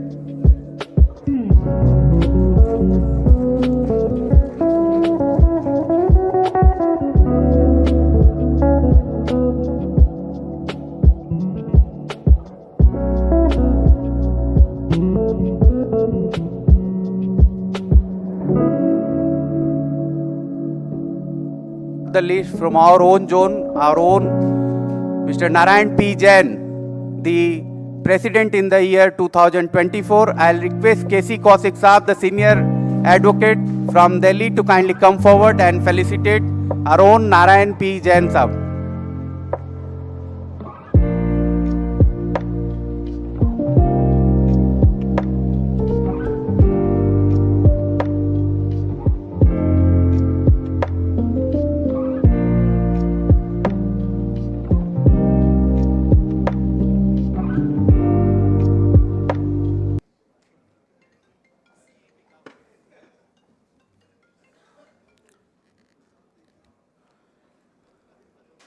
The felicitation is done, history we have seen, but when we have live legendary, if we will not listen them, then the work is incomplete.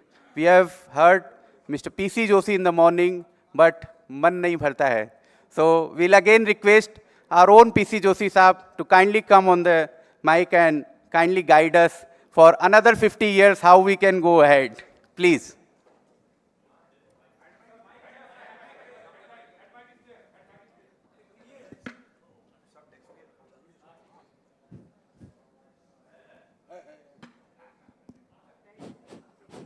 Hello, hello. Hello. Sir? My dear brothers and sisters, it's really a great pleasure for me for the second inning.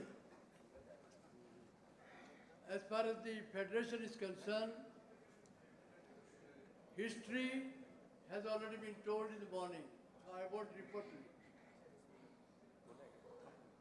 One thing which I wanted to add is that initially, being an all India body, we thought that the term of the president should be really a reasonable period, and that should be 3 years initially. And then after Dr. Shivram, it was reduced to 2 years. And thereafter, having found that there are so many leaders who are aspiring to become the leader of the federation, so we cut it to 1 year. But then it was felt, it has been felt now that for a federation president to do justice to all the 5 zones, it's difficult for the person concerned to complete it in 1 year. That's what I had suggested, that it should be reverted to 2 years. But anyway, it's for the Constitution Committee to decide. But then I'm hopeful that each of the leader, I would say, have their way of working may be different, you may not accept, but ultimately every leader, to the heart of every leader is the supermost interest of the federation. On the spot, any decision is taken by the federation president must be honored by each and every individual member also without any question. That's my desire. Because ultimately, leader takes a decision after considering pros and cons of any problem. It may be admission of the member, it may be for somebody dispute between the zones, etc. There are so many problems which are coming up every now and then. But then let me assure you all that each of the leader in the past, and I'm sure in the future also, they will keep super in their mind the best interest of the organization. Ultimately, somebody has to take a decision. Either way, you may or may not like, you may not or accept it. But I urge upon all the individual members also, who are future leaders, who are your future leaders? You are all future leaders of the organization. And therefore, you must consider the super in your mind, the best interest of the federation in such a manner that ultimately the goal of having a really all India body should be achieved with the help of the leader. Thank you very much. What inspiring words, Joshi Sahab. And now, ML Patodi Sahab to guide us with few words.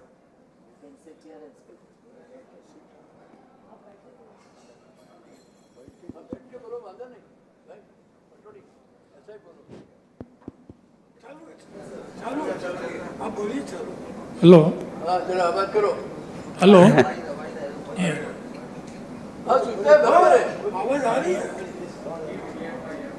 Hello आवाज़ आ रही है? Thank you. Respected PC Jyot sir and all my colleagues, past presidents and all the delegates and especially the Eastern Zone community and their office bearers, Vice President Agarwal ji and their team. I am really very happy to see this celebration, and Jubilee celebration is a important part of the federation, and which see this conference. I joined this conference in 1978 when the first convention was in Jaipur, and after that we became the part of it.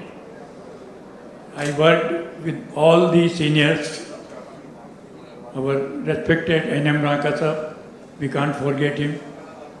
I remained the Secretary General with him. So the Federation worked in a sound manner, and I request all the members that Federation is a institution and we are the member of it. We should not take into court or any other where the Federation as a dependent. So, see the unity first. So, I will request all the members to cooperate and to take the decision in a right manner. Thank you very much.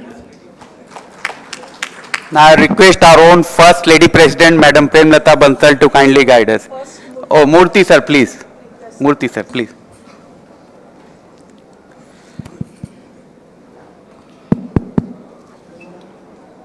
Friends,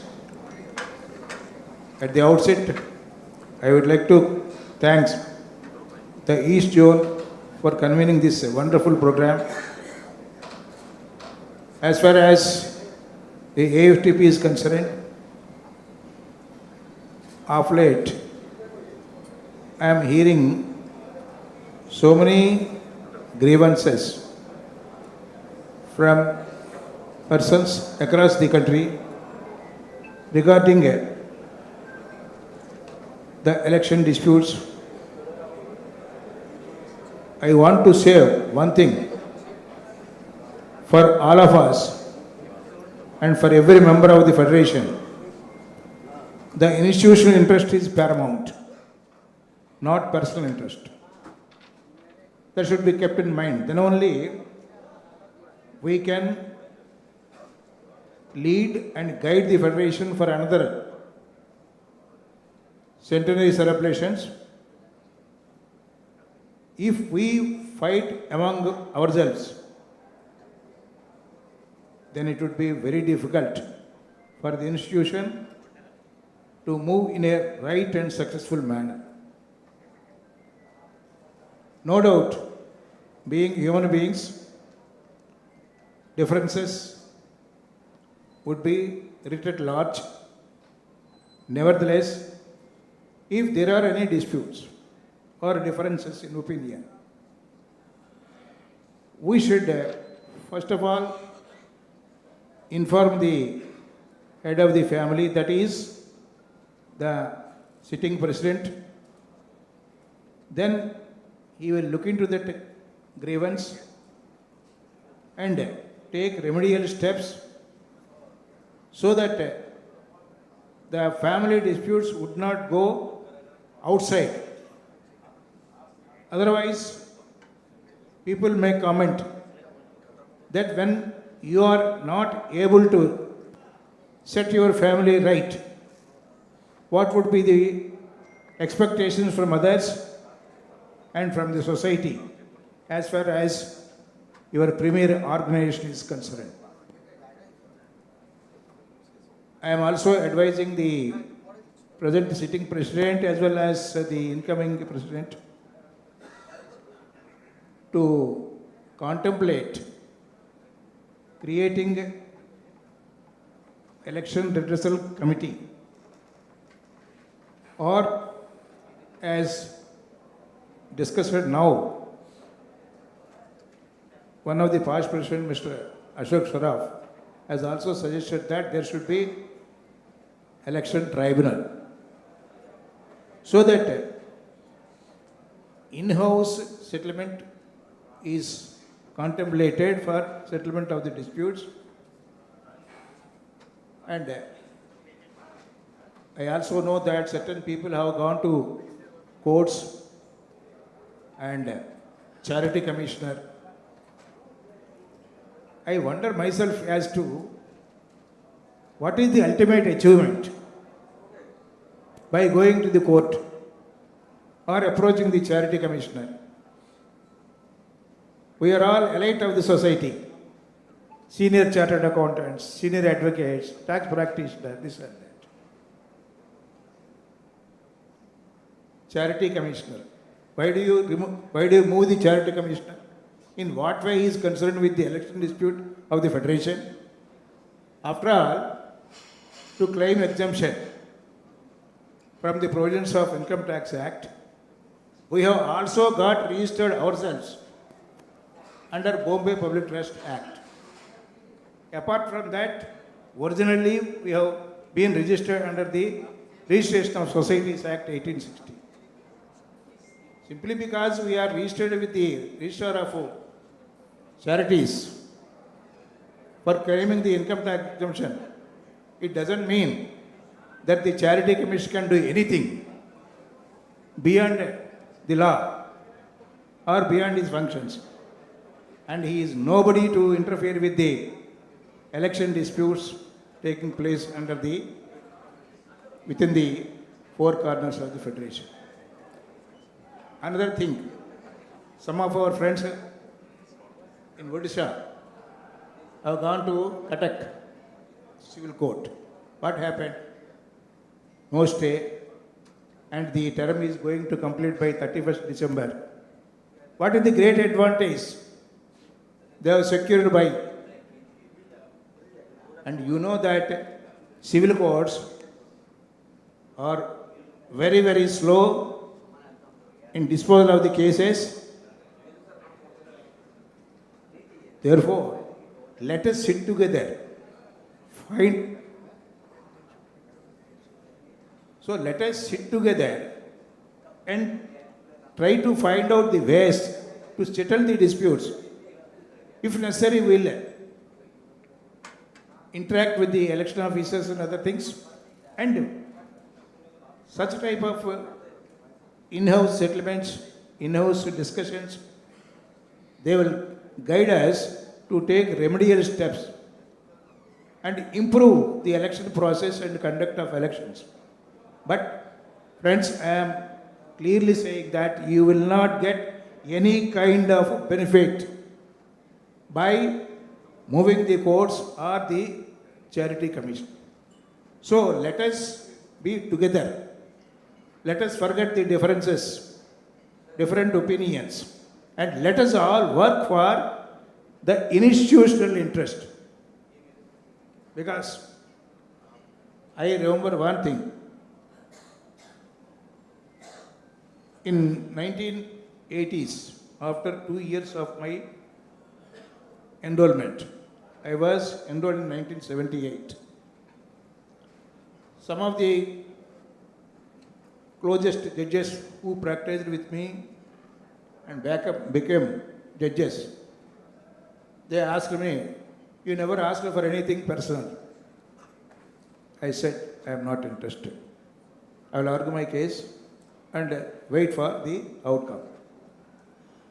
But I always look at for institutional interest. That is where we have to bear in mind, and let us be united together in all times to come to make the federation more and more strong and vibrant. Thank you, sir, for the giving me opportunity. Sir, a few words for the conference at least if you can motivate for the current conference for the. As far as the conference is concerned, today we have heard Justice Bhuyan at length. And I don't know what has inspired and provoked him in the process of delivering his speech about the luminary and greatest jurist, Nani Palkiwala. I think to deliver that speech also, he must have made some research work and made a script for it. And Justice Bindal, though he also prepared some note, because of paucity of time, he only touched on salient features of the taxation law and its improvement and the judiciary. By and large, we once again congratulate the organizers for conducting this successful Golden Jubilee inaugural function, and I wish tomorrow's sessions also a great grand success, and I hope that all of you will attend the Golden Jubilee Convention, National Convention at Bangalore on 13th and 14th December in large number. I think I am expecting more than 2,000 members as a memorial and a memorable event. Thank you very much, sir. Thank you, Mr. Murthy. And now the First Lady President, Madam Premlata Bansal. Please.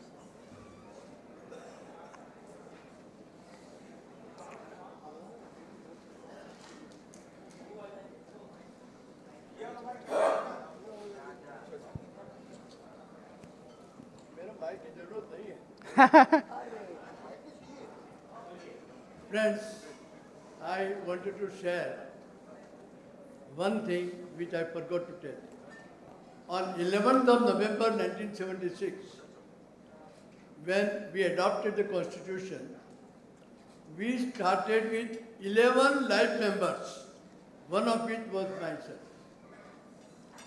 Now today we have 11,500 members. That is how a plant, the seed which was sown on 11th of November 1976 has become a great banyan, as behind in Banyan, our botanical garden in Calcutta. That is how I am proud about the federation. Madam Premlata Bansal.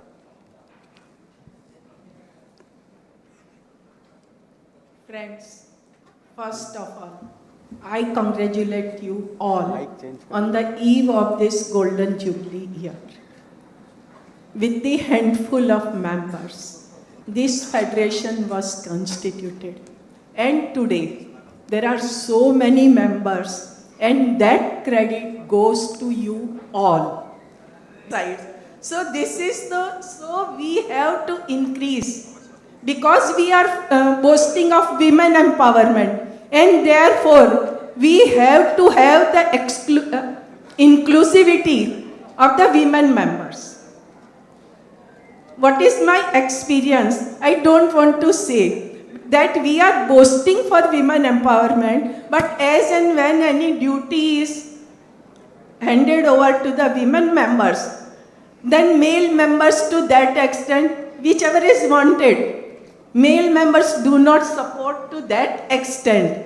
But now I hope that we are running through this 21st century.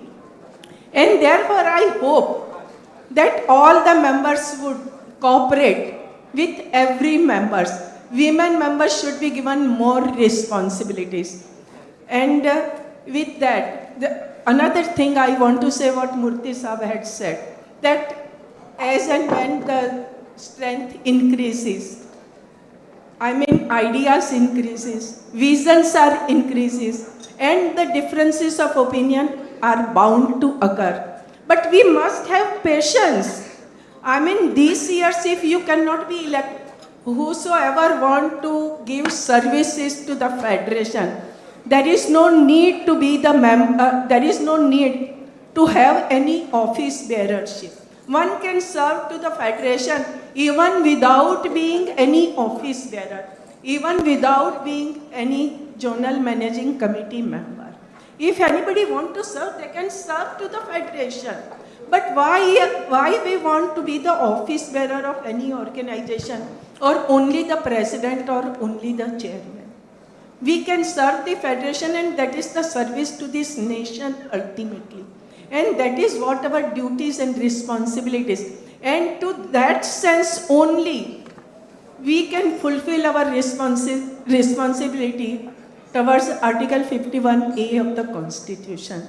That is what my message today to all the friends of this organization, that with wholehearted support, we have to bring this organization to the higher and higher steps. Thank you, friends. Thank you, Madam Premta Bansal. Now I'll request Dr. Ashok Saraf to kindly guide us with your kind words. Please, Dr. Saraf. Thank you. Friends, in the morning, I shared with you some of my thoughts. PC Joshi ji was very proud in saying that we have 11,500 members today. But whenever I find any convention or conferences or seminars, I find the same 200 or 250 members are present. I personally feel that we should not be proud of the strength number of the members, but we should feel proud of the active members who are really active in the activities of the Federation. We should try to find out that who are the members for last 10 years who have not attended a single program of the Federation. If they have not attended for last 15 years, a single meeting or a single program of the Federation, I feel that they are not the members of the Federation, and something should be done to remove them from the list of the Federation membership so that we find out who are the real members of the Federation. This I am only saying about suggestions because there are great liberals. Joshi Saab is there, Premlata ji is here. They will find out the ways and means.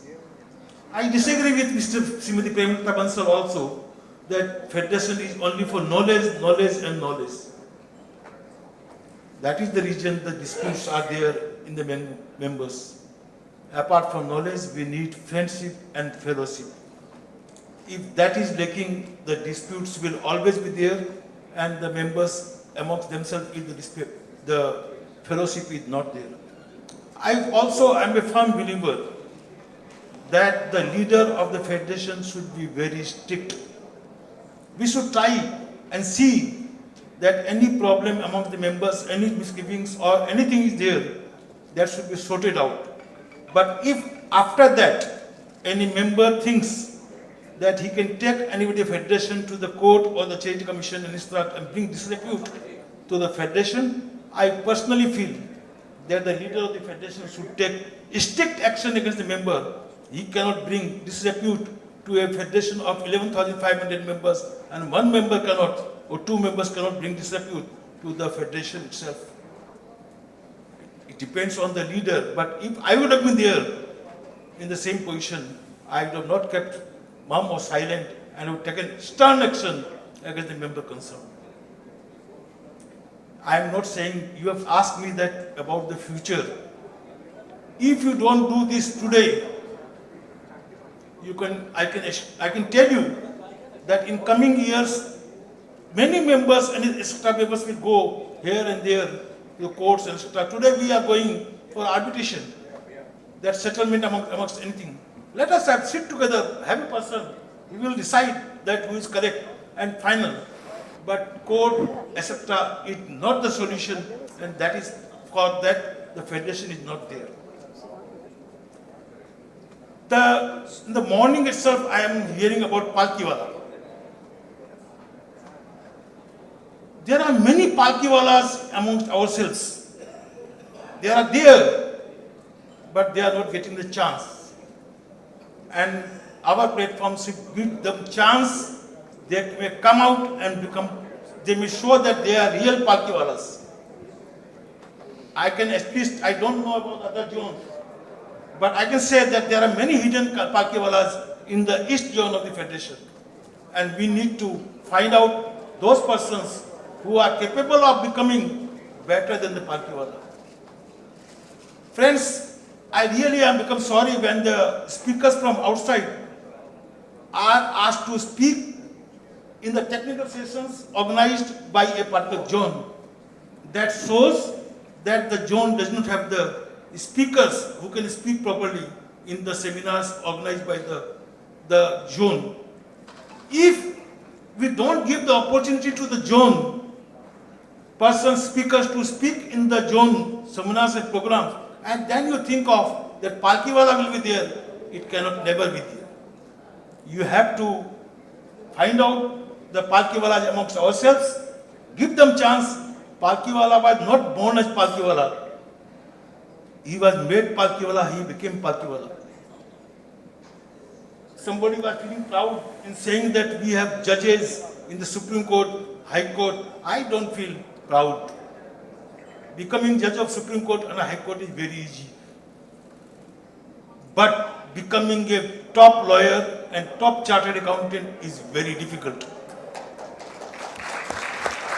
That depends on the merit of the person concerned, that he will become a top chartered accountant, top advocate, top tax practitioner. A judge of the High Court and Supreme Court nowadays is not on merit. Anyone can become a High Court judge, anyone can become a Supreme Court judge. But a top lawyer cannot, on the mercy of somebody, cannot become a top lawyer. So try and find out and try to become a top lawyer, top chartered accountant, then running after the judge of the High Court or the Supreme Court or the tribunal members. I don't think so that this is the thing which is required for our members, chartered accountants, advocates, etc. For the Federation, friends, such a big organization can succeed only when the zone is very strong. If the zones are not made strong, the Federation at the national level can never do the works which is expected of it, because it is a country-wide, all over the country. For last 50 years, we have only one office, Federation office in Mumbai. Not a single zone has been able to establish or have an office of the Federation in any of the zones. My East Zone colleagues tell me as a mentor, and I will request, your mentor will not be mentor next year if the East Zone is not going to have an office in the next year itself of the Federation. Sir, I assure you, within 6 months, East Zone will have his own office in Calcutta. Within 6 months.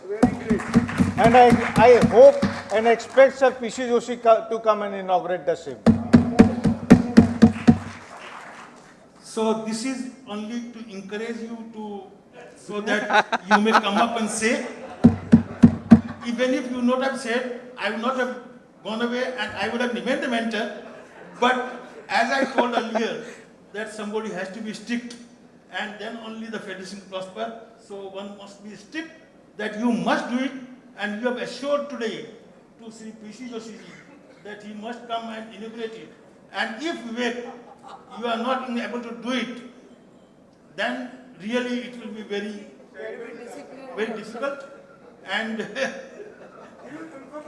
and according to me, Vivek saying he will not do, East Zone who are sitting, the members of the East Zone, they must support, and they must say now, raise their hands, East Zone members, that we are going to do it. When I said in the morning, East Zone is the best zone, prove it that East Zone is really the best zone in the country. So friends, Mr. Murthy ji was very worried about the disputes, the grievance of the members. I am telling you, Murthy Saab, I will advise the next president, the incoming president, to be very strict. Side by side fellowship, side by side friendship, but above all, if the friendship and fellowship is not succeeding, Then somebody, in fact, when I was the president, somebody told me that you are Hitler. Your working of style is Modi. And I said that yes, I believe in Hitlership, I believe in Modiship, but side by side, I believe in friendship, I believe in fellowship. I work by taking everybody together. But if somebody is not going with you, then as Rabindranath Tagore said, "Yadi tumhar dark se kono na ashe, Ekla cholo re." Thank you very much. Thank you, Dr. Saraf. I supplement to what Mr. Ashok Shroff has said. See, I'll give an example. We in a larger family stay in the same house. The father and son may have a difference of opinion, but that doesn't mean that father should go out or son should go out. And therefore, try to sort out all the problems while being in the organization, not going out and complaining that X is being not done and Y is not being done. That is one aspect of the matter. Another aspect of the matter is that while organizing seminars and conferences, we have faculty members amongst our own self only who have decided as NEC, all individual NEC members, they don't charge. On the contrary, they pay delegate fee, they travel there on their own and they stay on their own. So therefore, try to take advantage of such position when you are organizing the conferences.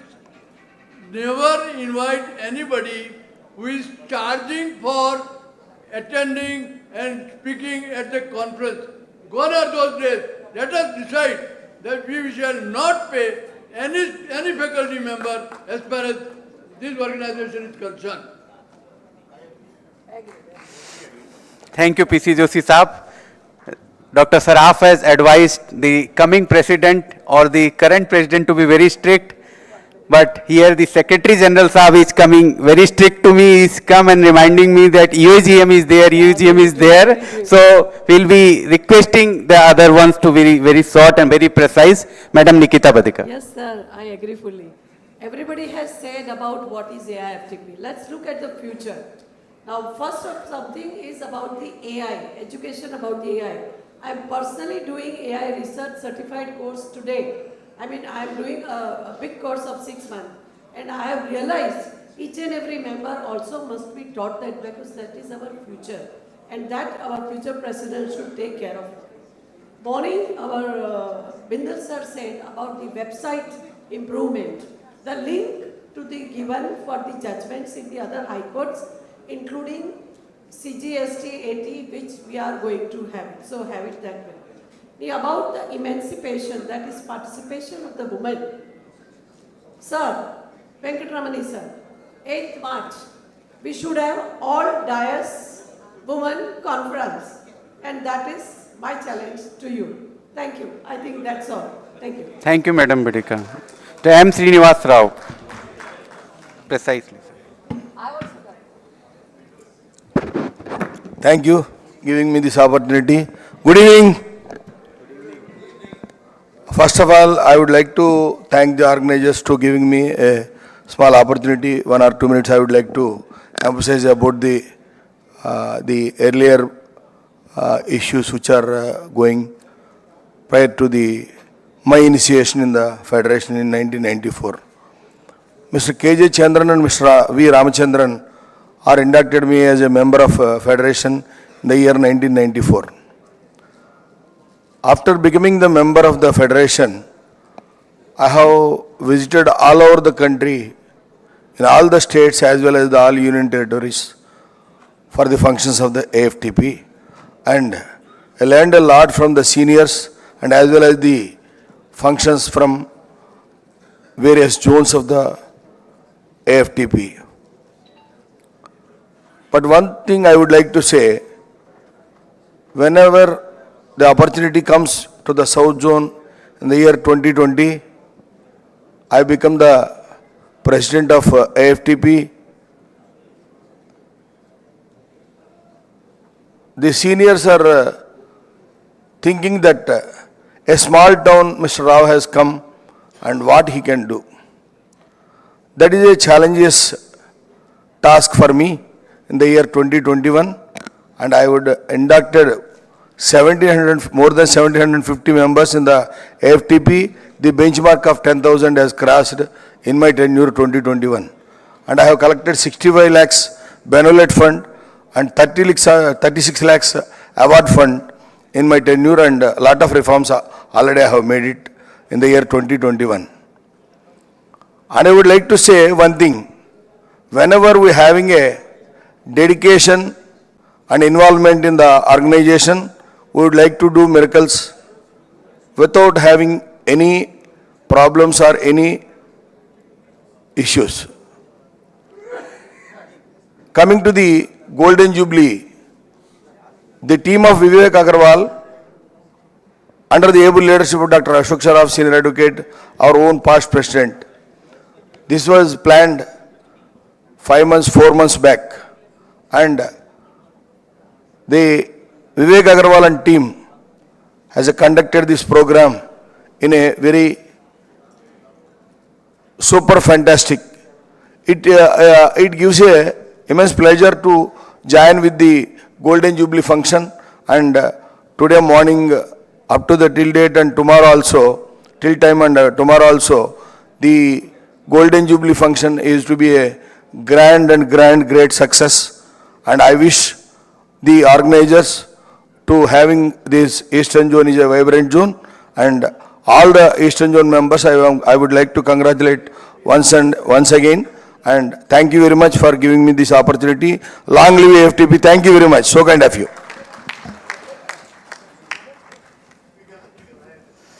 Thank you, Rao Saab, for being so precise. I request D.K. Gandhi Saab to offer his kind words. Friends, I am delighted to be here, being a part of this Golden Jubilee celebrations. My request, advice, and whatever I have learned from the Federation is something very precise. I spent almost 25 years in Federation, and then I got to serve the Federation as National President. We need to give regard to the chair, whosoever is coming. And the person who is on the chair, he needs to work in such way that regard is converted into the respect by all fellow members. And one thing more I want to share, A, B, C, D of a life are the words in a life of a professional which are very important. And when you come to the Federation, this is something very, very important. What is your attitude? What is your behavior? And how you conduct yourself with a discipline. These are 4 words which makes you a beautiful professional when you come in the company of all the members of the Federation. With all this, I wish each member who is coming, he should inculcate these 4 words into their professional life, and otherwise also to make them a better citizen of the country. With this, I congratulate all of you for coming to this Golden Jubilee. Thank you. Thank you, Gandhi Saab. Mr. Pankaj Ghia Saab and then Mr. Jain. The benefit for coming in the last is that you get the least of the time, and people also want to hear the least of you. For the AFTP, I can simply say, it's a fantastic place to come. You can learn, you can enjoy, you can make good friends, you can make lifelong family members. And I always coined a word, we are AFTPians, like we are a big family. And therefore we are all family members. We go anywhere in the country, we enjoy the luxury of the friends out there. अब कुछ सीखने को बाकी रहा नहीं है. सीखना बहुत है, सीखना नॉलेज चलती प्रक्रिया है, लेकिन बहुत ज़्यादा सीखने को रहा नहीं है. जिस उम्र के पड़ाव पे हम लोग आते जा रहे हैं और यंग लोग कम दिखते जा रहे हैं. प्रेमलता मैडम ने कहा था लेडीज़ का जेंडर इक्वलाइजेशन होना चाहिए, लेकिन उनको कॉन्फ्रेंस में पार्टिसिपेट भी करना चाहिए, वहां पर भी जेंडर इक्वलाइजेशन होना चाहिए। हम तो जनरल इनवाइट दे रहे हैं। खैर anyway, this is my view. You know, it is, जो ताली बजती है वो दोनों हाथों से बजती है। तो जब तक दो वो आएंगे नहीं, तब तक वो ऑफिस बियरर भी नहीं बन सकते, एग्जीक्यूटिव में भी नहीं आ सकते, और वो उनका पार्टिसिपेशन कम हो सकता है या नहीं हो सकता। हालांकि मेरी डॉटर नेशनल एग्जीक्यूटिव मेंबर है, तो मैं जेंडर इक्वलाइजेशन का कभी विरोध नहीं करता, तो इसलिए आप उसको अदरवाइज मत लेना। मेरी डॉटर भी लॉयर है और वो पार्टिसिपेट भी करती है। मैं खाली ये कहना चाहूंगा, हंसो, मुस्कुराओ, दोस्त बनाओ, और जब भी एक दूसरे के शहर में जाओ एक बार गले लगकर मिलकर जरूर वापस आओ। यही मेरा मंत्र है, यही मेरी इच्छा। थैंक यू किया साहब। मिस्टर जैन।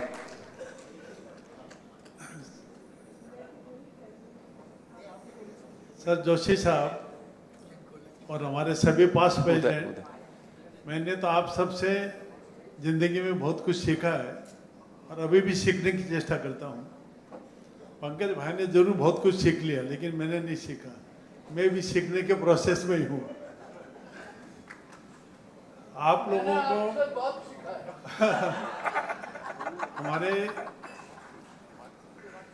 आज के आयोजन के लिए हमारी टीम जो है, इस जोन की टीम, उन सबको मेरा साधुवाद। आप लोग सब आए, दूर दूर से आए, आप सबको भी बहुत बहुत धन्यवाद। मैं ज़्यादा वक्त नहीं लेना चाहता कि हमको यूएम भी करनी है। आपको बहुत बहुत धन्यवाद। मुझे उम्मीद है कि आप बंगलोर में भी जो नेशनल कन्वेंशन है उसमें भी आप पधारिएगा। धन्यवाद। Thank you Jain. संदेश खिलाएंगे नारायण जैन साहब। Thank you, Jain Saab, for the kind words. Friends, we at AIFTP understand and strongly believe that none of the past president has been performed well or bring success to AIFTP if the Secretary Generals who are together hand in hand in all these years with them and performing to the glorious 50 years of AIFTP, we take this honor to honor the Secretary Generals in the past who are present here. I'll start with, not taking much time, Mr. Bukul Gupta to kindly come on the stage, and I request OP Sukla Saab to kindly come forward and felicitate Mukul Gupta sir.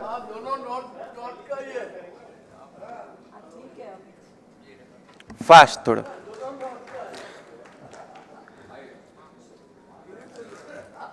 I request Sanjay Sharma sir from Delhi to kindly come forward.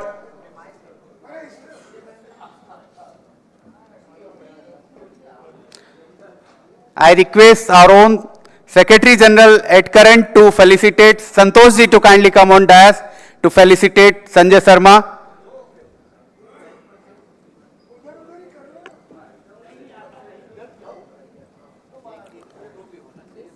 Mr. Anand Pasari, if there is, kindly come.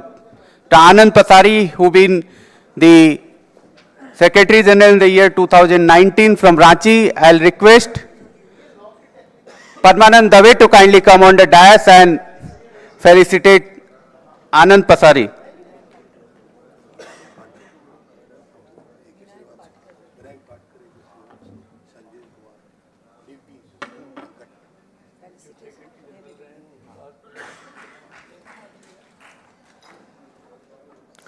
Rajesh Mehta Saab is here, I understand. I request Vinayak Patkar Saab to kindly come on the dais to felicitate Rajesh Mehta sir.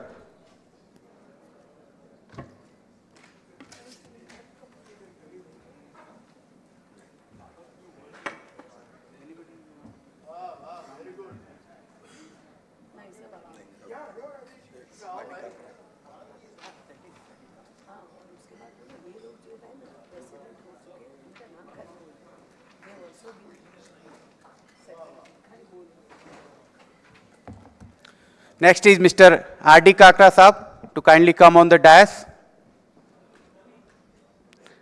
I request Venkat will come again. Arvind Misra Saab to kindly come on the dais and felicitate R.D. Kakra Saab as a Secretary General. Friends, there are more Secretary Generals but who later on attained to be the past presidents.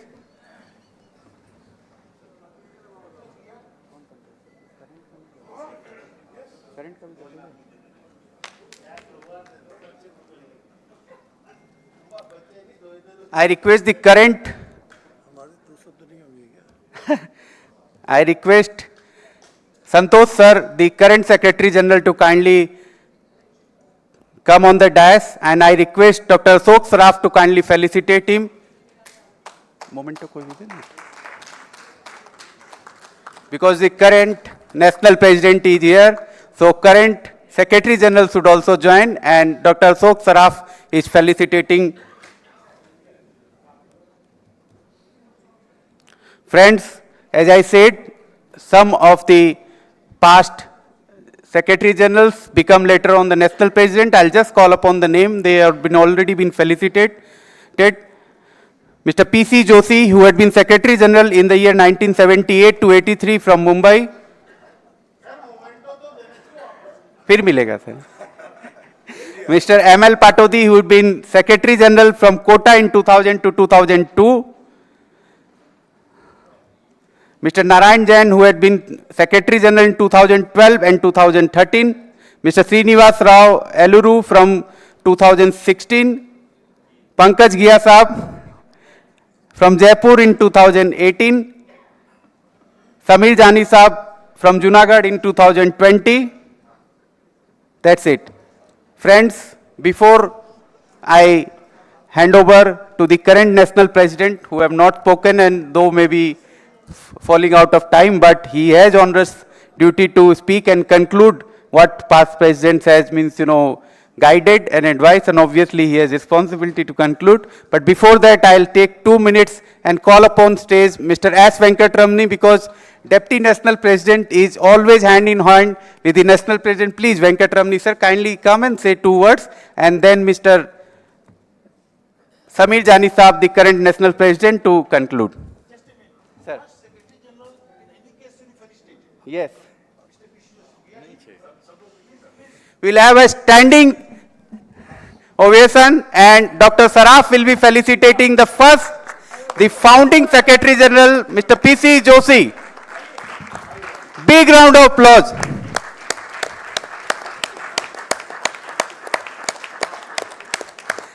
That is the spirit of AIFTP. That is the front page of the tomorrow's newspaper. That is the love and affection. That is the 92 or 93 years young man before you all.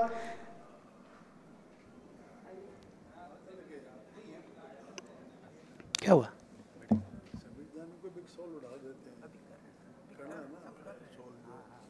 Thank you very much.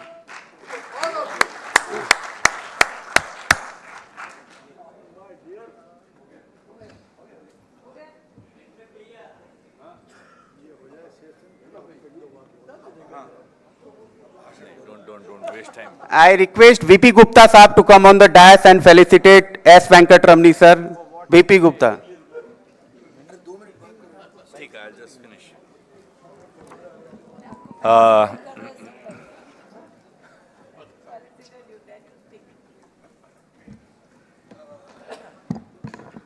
VP Gupta Saab, you all have seen in the social media, he been instrumental in moving the petition, and Madam Premlata Bansal, who has been argued in the Delhi High Court regarding the extension of dates, if I am not wrong.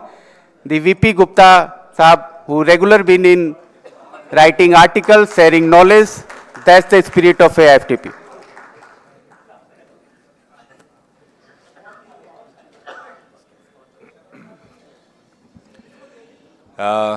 Good evening. It's a little emotional to be speaking in front of the galaxy of past presidents who have so many achievements to their credit and so much of work that they have done over the last 50 years. It's hard to emulate what they have done because this association has sustained itself for 50 years and grown in strength, grown in numbers, grown in the activities, grown in the manner in which these activities are conducted, and the kind of quality of each of these programs that have been conducted. So it's hard. I think the future lies in probably attempting to go one up on what has been delivered over the years.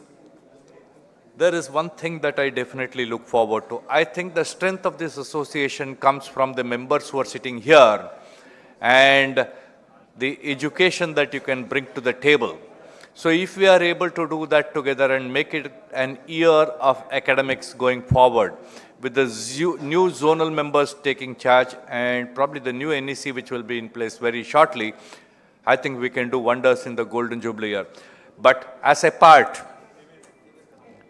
it's a word that I can always give this past presidents are here.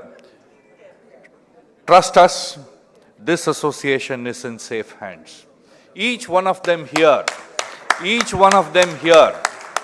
will take this association probably to the next level, and we want you to witness that over the next 3 to 5 years. Whoever is the president, whoever is the office bearer, it doesn't matter.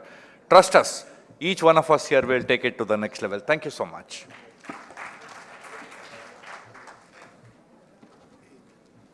Sir, we'll conclude with the National President's remarks, and before we'll hear his remarks, I'll request Rajesh Misra to come forward and felicitate Mr. Samir Jani.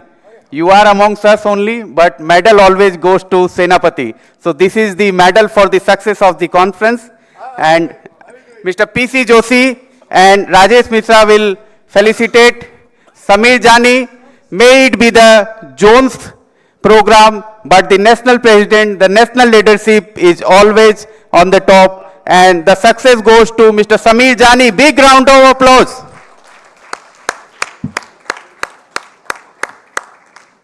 So this is the medal, this is the regard, this is the honor from the East Zone. Kindly accept it from our heart. Thank you, Mr. Samir Jani. Now for your concluding remarks. I am feliciting why? Because he is going to join us very soon.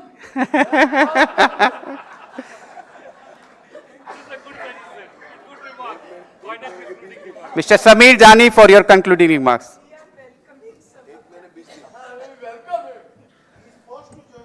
पता नहीं ये खुशी का माहौल है या गम का, but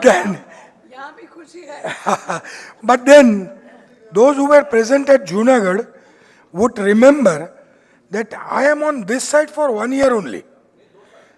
No sir, 1 year, because I said me and my deputy president together will be celebrating 2 years, sir.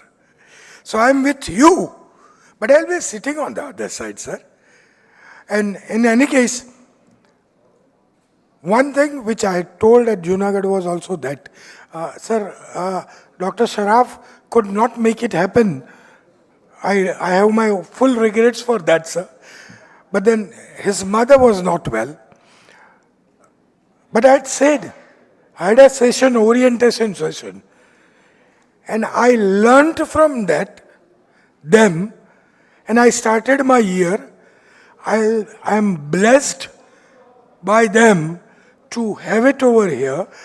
इतने सारे past presidents मुझे bless करेंगे, और खास करके PC जोशी साहब. Everybody has said everything. Today my concern is EOGM, so I don't need to talk much. कुछ बातें मैं वेंकट जी के लिए, बैंगलोर के लिए भी छोड़ूंगा, तो उस समय बात कर लूंगा. Thank you very much.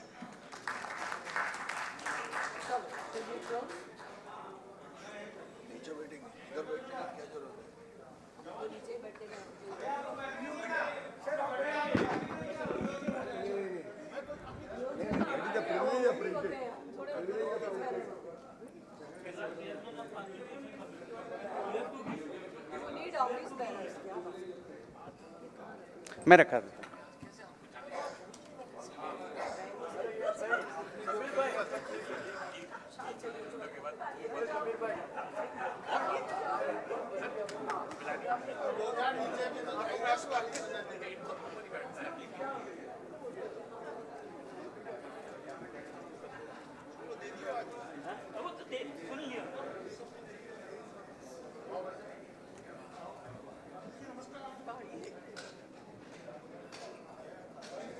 Sir एक बार और लगेगा दाल बाटी चूरमा।